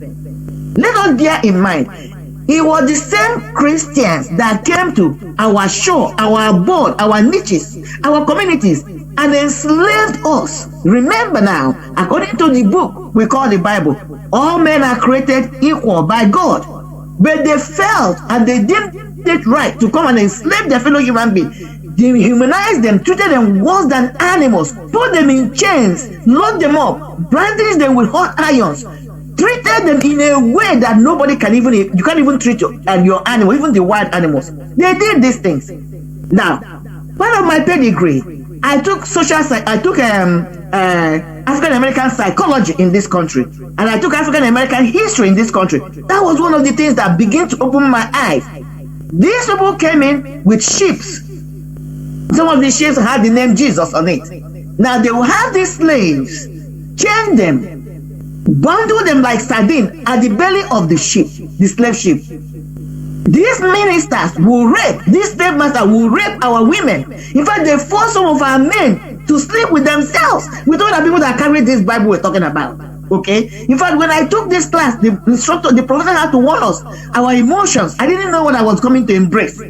People were crying in the class. When you go and study what they did to us, that's not what I'm preaching here. So I'm coming from a place of experiences or knowledges, scholarly articles. Now, after they finish raping our girls, raping our men, the service was on top of the same ship. The same ship. I'm not saying another ship. You have human beings chained below the belly of the ship, and you're going upstairs to call on this Jesus. Where was he? That's my question. Where was he? Why couldn't he intervene? He had all powers according to them. He had the power to kill and to keep alive. Why was he watching another creation, another creature, another human being treated his own creation to below animals, tortured them, brought them here, punished them, traumatized them, changed their names. Our names are the key that open our minds. You begin to wonder what is happening to some of us today. The same Christianity. After they finished that, when the world went into opera, they now mentally come and colonize us with this religion. We are trying to unshackle ourselves. I'm asking those who are trying to defend it. The Fulanis, the Muslims are coming now doing the same thing. They can't raise, even make a statement, say no, stop, these are human beings. No. The consulate of Britain consulate woman is in Nigeria running around, running amok, working with those who want to eliminate and destroy us. Because why? What is important to her is their personal interests, which are natural resources. They watch our ministers, our Christian brothers, sisters are killed, slaughtered, communities sacked. Cathedral Line cannot tell Canterbury, King Charles, what is happening. Let's assume they're not aware. That's her job there, to represent the country and tell them what is going on. The Pope is not hearing our cries. Because when you talk about Jerusalem, it has nothing to do with Christian religion. The Jewish people are not Christian society. So I'm asking questions. Even America, and I'm going to talk about America, they are killing us in a very brutal, inhuman way. Those who claim to be representatives of Jesus Christ cannot even ask questions, cannot even come to our rescue. Rather, they are accomplices to our demises, including our own, our so-called priests, our so-called elites, people like Uzodimba, people like Umahe. A priest was kidnapped, ransom was paid. Jesus did not come to save him. We must ask these questions. Where is the power? I am not saying this thing because I want to cajole anyone, but we must ask questions. Because I have my own story to tell. That's why somebody like me asks that question. That's why I react the way I react. Now let's talk about America. Our brother, Dr. Donald, came and tried to argue that in America, in their distance, they said in God we trust. Rightfully so. I have two arguments there. He never said in Jesus we trust. Before I go there, Jesus Christ, when he was alive, whether he is resurrected or not, never claimed, according to the Bible, that he is God or was God. In fact, when they try to confront him, he said, no, I take instruction from my Father who is in heaven. I am only a representative, I'm paraphrasing. So he never equated himself with God. He never called himself God. The most he said is, I'm the Son of God. He never said it's God. So if America in their creed, they say in God we trust, they are referencing the Godhead. But let me go on another dimension with this. Even if the America says that as their statement, which of the gods are we talking about? Because this God we're talking about have what you call universal laws, universal consciousness. Treat your fellow human being as yourself. Because we are supposed to be equal before this God. Is that what America is living today? The people you call America, they come into a place, subjugated the natives, the American Indians, literally exterminated them and took over. They subjugated their fellow human beings because of the color of their skin for more than 400 years. We're talking about God and Jesus. Where is the consciousness? Where is their conscience? When my people who serve God, who knew God, could never have thought about what these people did. The argument becomes, who knew him? Who knows the real God? Because there are many gods. And there are many lords. Because people are always confused. That argument, the Lord and God, they are not the same thing. There's only one universal God. There may be numerous lords. and Savior. Mazi Nnamdi today, in the next 200 and 300 years, by His grace, I know that in no distant time, Biafra will actualize. Mazi Nnamdi will go into history as the Messiah, the Lord of the Biafrans. So what somebody wants to tell me, that you will go to Asia and begin to tell the Asians they must worship Nnamdi, our Hamadike. That's what they're telling me with Jesus. Because Mazi have come for us. He's our Messiah, He's our Lord. He's not our God, He's our Messiah, our Lord and Savior.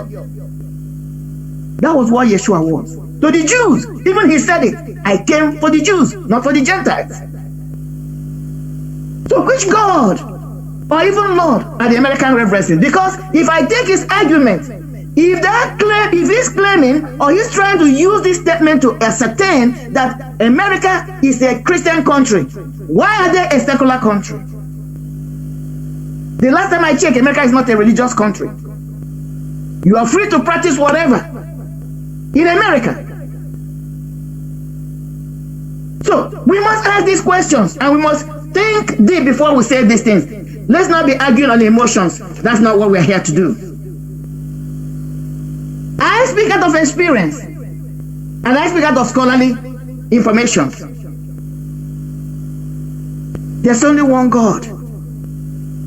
There may be many lords that expresses Himself to the people according to their understanding.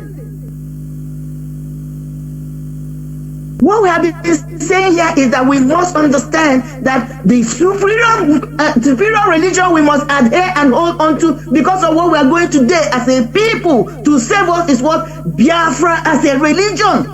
That is not negating every other person's belief. You are free to believe in whatever you want. But let us look at that North Star as Biafra religion. What is a religion anyway? What is a religion? You cannot hold it. It's not tangible. You, me, the other person, when we come together, we talk about religion on its own standing. What is religion? You cannot feel it. You can only feel the emotions. You cannot touch it. It's not tangible. It's people that make up religion. Religion does not make you up. Can we understand that? Mazi, if I go on my argument, I can talk pretty now to all this. Somebody made a statement, I'm going to end here. One of the brothers that spoke. When all these atrocities, from raping, from sleeping in the altar of this Jesus Christ, the so-called men of God will take women, violate them in the altar, inside the church. You are kissing somebody else's wife in the name of deliverance. You are defiling them privately in the name of praying for them. You are sodomizing our young men in the name of praying for them. Recently, the Catholic community posted an announcement. All those who have been molested should come forward. And they are talking about how much they have spent in fighting pedophilia. You come to Pentecostal, people are killed, buried in the altar of Jesus. You ask yourself, where is this Jesus? Why is He allowing people to commit sin on His name and all power rests on Him?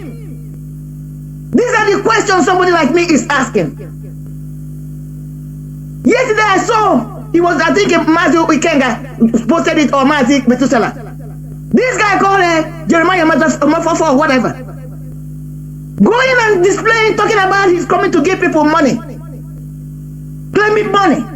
You are coming to give people money. You call it just money, wealth transfer. You are transferring wealth from whose money, whose account? Is it not stealing? The same Bible said, a man who does not cultivate, who does not work, should not eat. Now you're coming out as a representative, I mean to say, an ambassador of Jesus, using His name to commit fraud, broad daylight on social media, calling people to come. You're going to make them rich by transferring wealth of somebody else who has suffered, accumulated the wealth. And Jesus is watching. I wonder. That these are the questions I'm asking, because I have the same question for me. Like I referenced today, I didn't mean to say that. For 20-something years I was sick. I called on this Jesus, did not answer me. But when I spoke to Chukwakika, he moved. It wasn't long. He moved and he directed me. Today I'm coming. I will come to testify of his goodness someday. So when I speak, I'm not speaking out of emotions. I remember in those days when my ancestors were practicing true spiritualism. What was ordained by is doing today will not happen.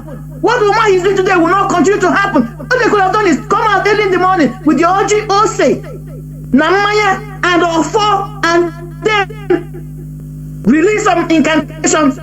Both of them, they will start receiving it, because a lot of our blood have been spilled on our ground. But every day, people are praying. They're not even praying for God to intervene. They are praying to God to continue to bless him. In the church, representatives of Jesus, these are questions. Let's not continue to bury our heads in sand because of emotions and not ask these critical questions. Who is my ancestor? The land you put your feet on, where your father was born, your grandfather, your great-grandfather, they were buried there. They are your ancestors. That is why it looks like the ground, the sound is very powerful, because if you go and analyze them, you will pick up the DNA of your ancestors. If you don't know who your ancestors, go and do that. You will know who your ancestors were.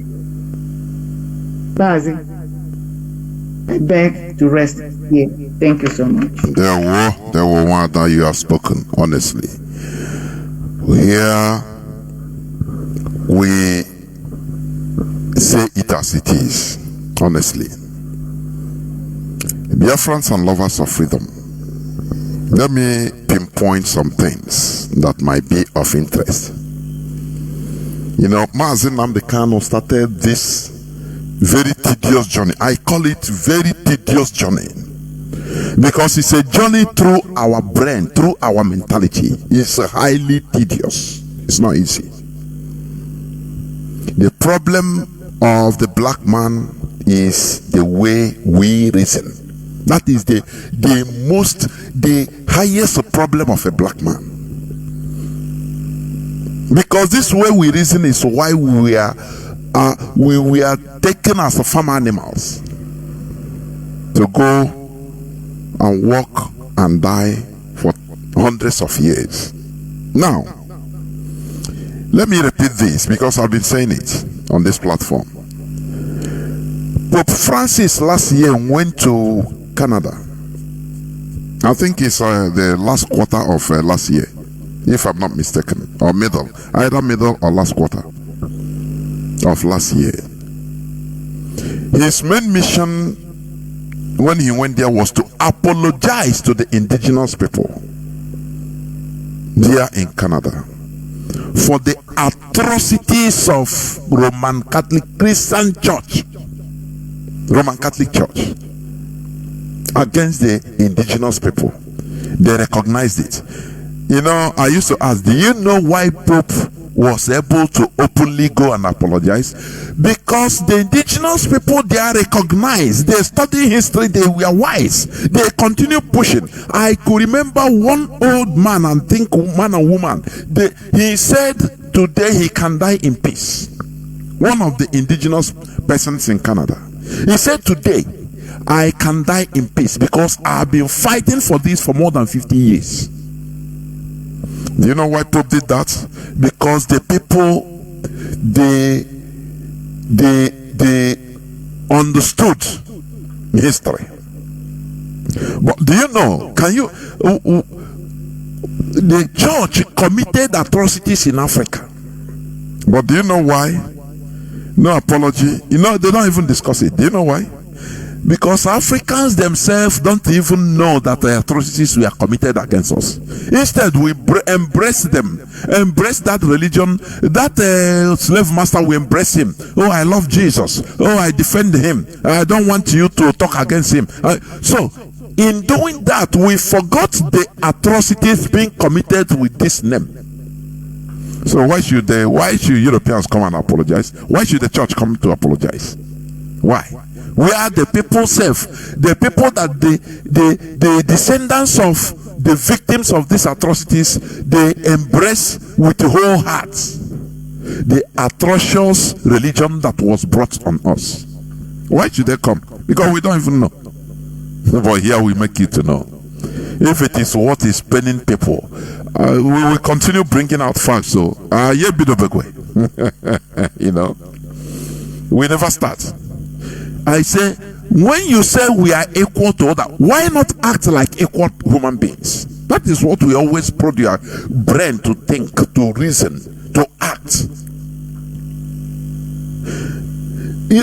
The church, Christianity, when you study the atrocities they committed, even in Europe, even in Africa, where we are today, where our umbilical cord was, you know, we are buried.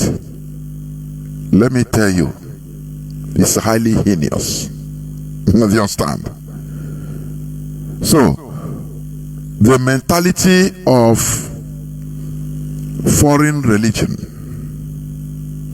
embracing foreign religion hook, line and sinker, it is highly dangerous, detrimental, because it makes you remove your culture. When you talk about America, as one of our brothers say, America is Europe. It's Europeans. They are Europeans that invaded that place and almost exterminated the indigenous people and lived there. The same value they have in Europe, that is what they have here in America. That is it. They are Christians. That's the reality. They modernize, you know, they modeled some things, put in enlightenment and remove this monarchy system, and that's it.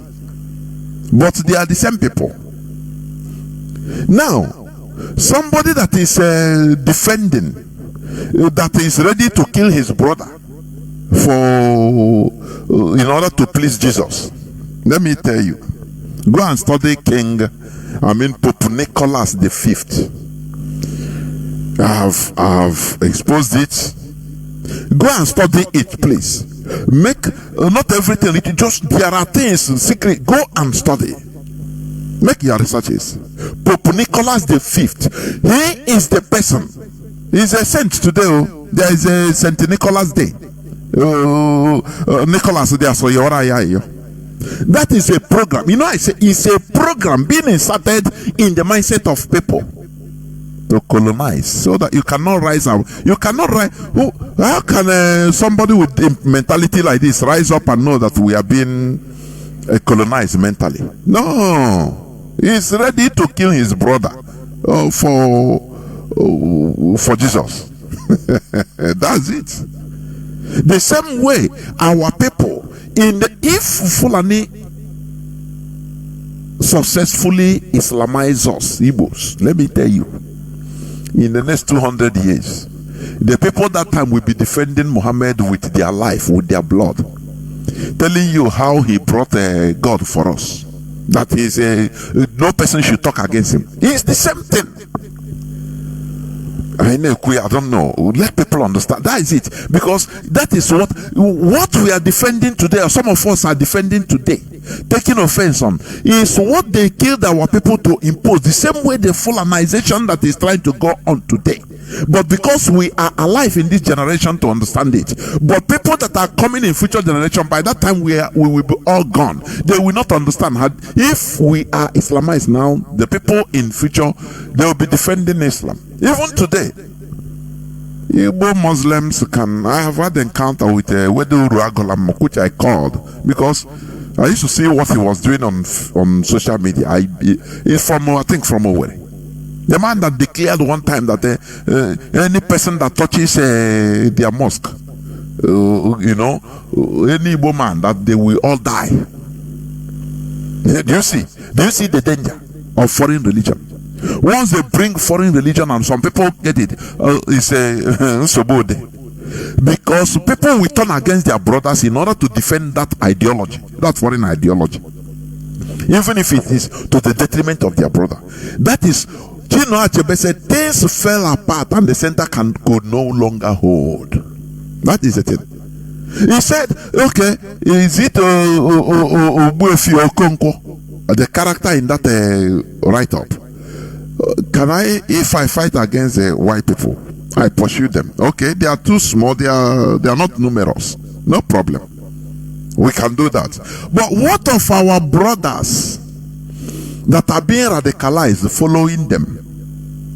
Or how are we going to kill our own brothers too? It is this our brothers that will even fight us and call the military, the British military, to come and kill us. That is where the danger is. The danger lies there.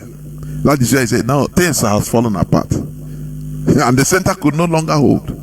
A brother calling himself, his fellow brother, an unbeliever, an infidel. I cannot move with you. You are an infidel. What does it mean? Division upon division upon division because of foreign religion. That is why we are talking about going back, upholding our values. It is not by coercion. It is not by intimidation. Rather, it is by conviction. That is the way Mazi Nnamdi Kanu got all of us. Conviction. Now, what this man, what he's saying, no matter how you feel that he's insultive or anything, but what he's saying now is truth. It's truth. That is the only thing that attracted all of us into this IPOB. Nothing more. Truth. Nothing more.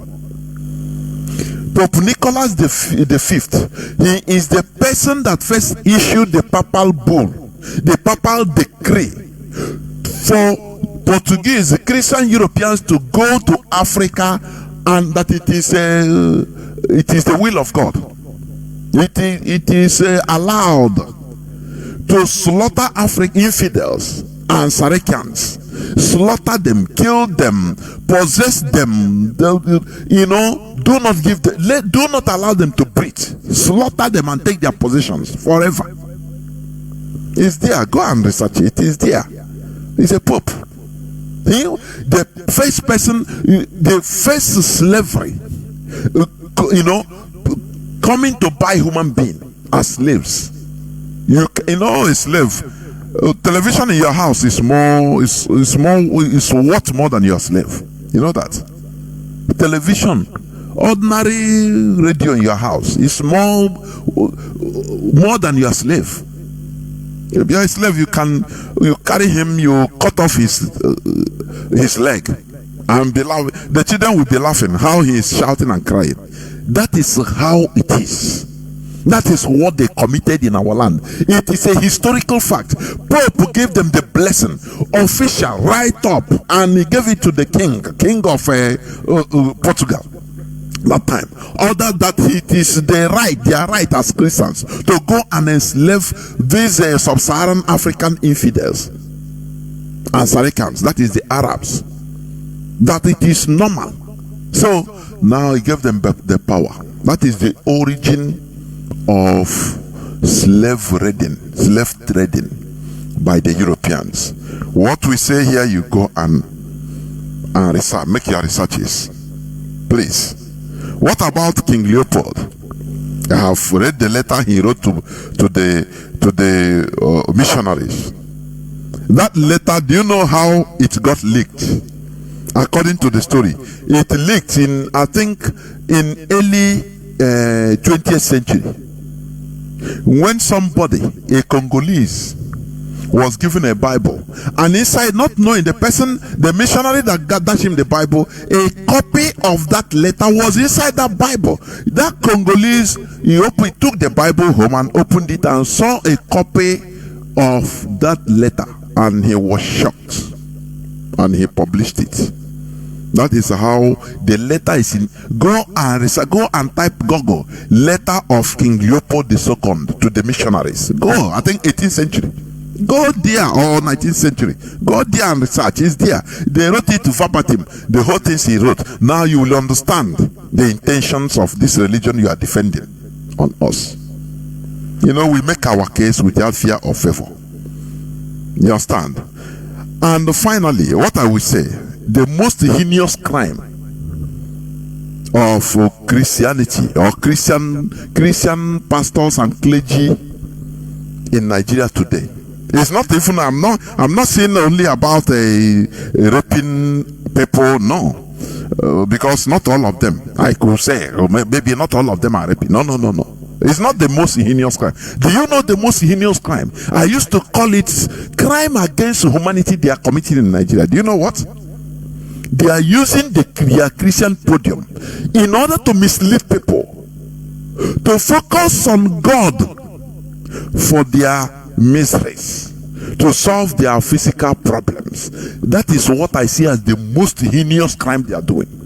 They are removing people's minds from government, from holding governments accountable. They said no. You know, only one person. Buhari is not your problem. Hold God responsible, so God will bless you. It's a crime against humanity. They are making people more docile and docile and docile. When people want to rise up, even any person that want to stay, they say no, God. And you pray for God to give you money so that you will build a house and buy generator and open borehole and their end seats. When other people are being slaughtered security wise because of insecurity, you go to church, you see people giving thanksgiving that thank God is not me, it's those people. Thank God is not me. You see churches that, oh, the God have chosen, because you are a member of this church, that insecurity will not touch you. These are crimes against humanity they are committing in Nigeria. It's not about maybe only taking money or no. If they use their podium to open people's eyes and say, look, the problems you are having is not spiritual. The demons you are seeing is not a stop casting demon. The demons you are seeing are the politicians. Please, before God and man, people will rise up and go and catch the politicians one by one. There will be revolution. But these churches in Nigeria, Christian churches in Nigeria, are the shock absorbers of the politicians. The evil politicians in Nigeria, the Christian churches in Nigeria are their shock absorbers. Once they turn people into foolish mumu. Don't focus on government too. You have to be a good citizen. Don't fight. Don't make problem. Just be everything. God knows everything. Instead, they are catching on it, on that miserable situation. Make sure you sow your seed and God will bless you. God will bring job for you. They give them false hope. False hope is worse crime against humanity. That is what they are committing in Nigeria. But you see these people, they don't talk about it. They don't talk about it. They are defending Jesus. I say, do you see this struggle we are in?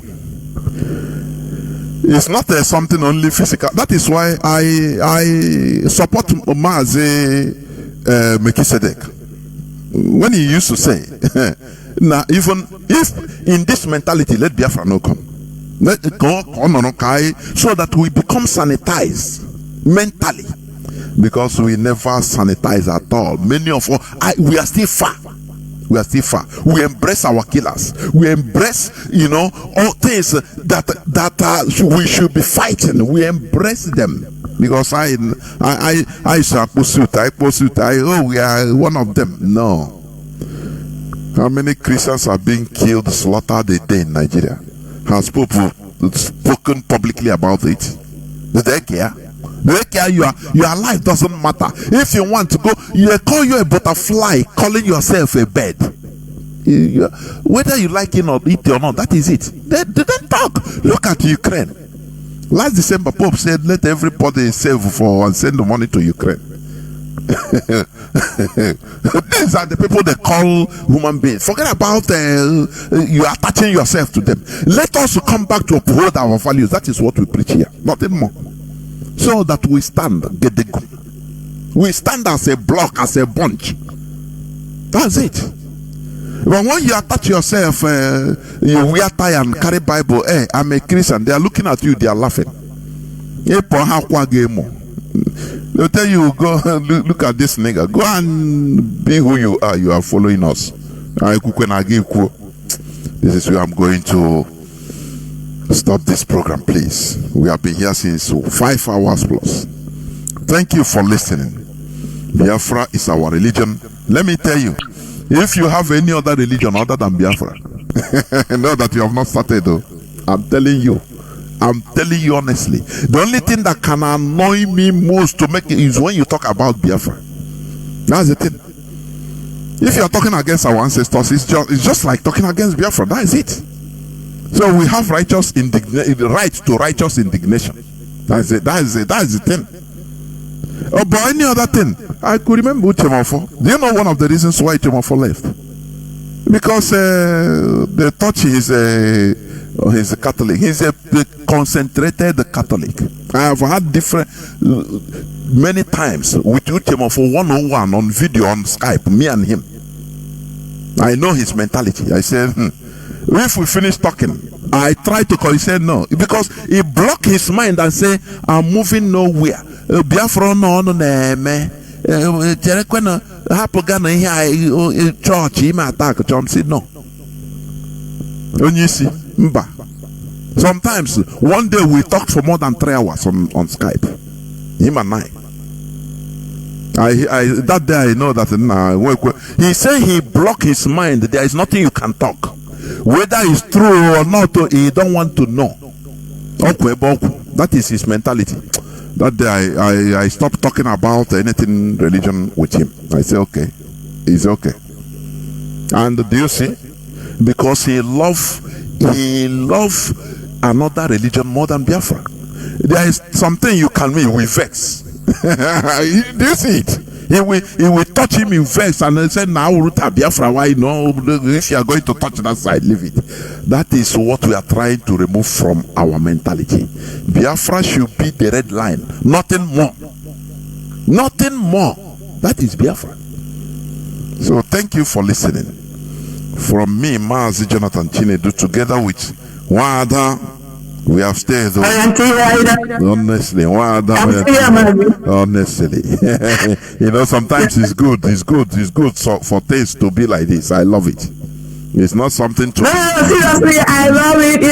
But you have to have the spirit of debate. Yes, that's the thing. I tell people, don't come out to debate. You got to have the spirit, because sometimes it can be brutal. Yes, but it's all, of course. At the end of the day, you're trying to make your point. I cannot allow my opponent to, I'll debate me. That's the name of the game. So sometimes it can be very, very fiery. So, but I enjoyed it because, like I said, it aroused a lot of people. We're going to be talking about it. I understand somebody saying that the main theme of the program today was, I don't think it's lost, because all of them are, and they are part of it.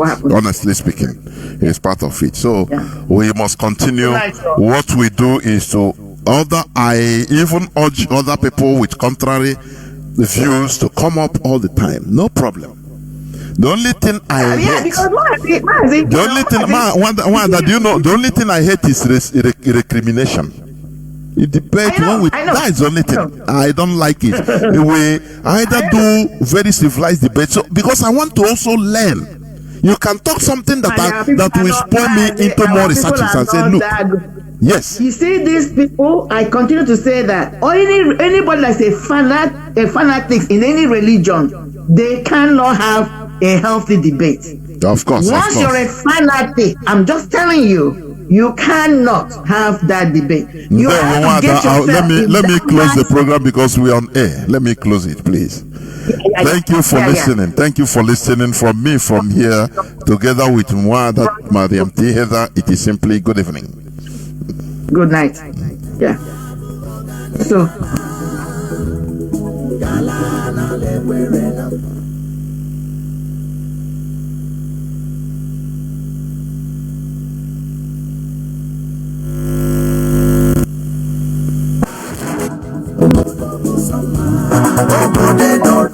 Song.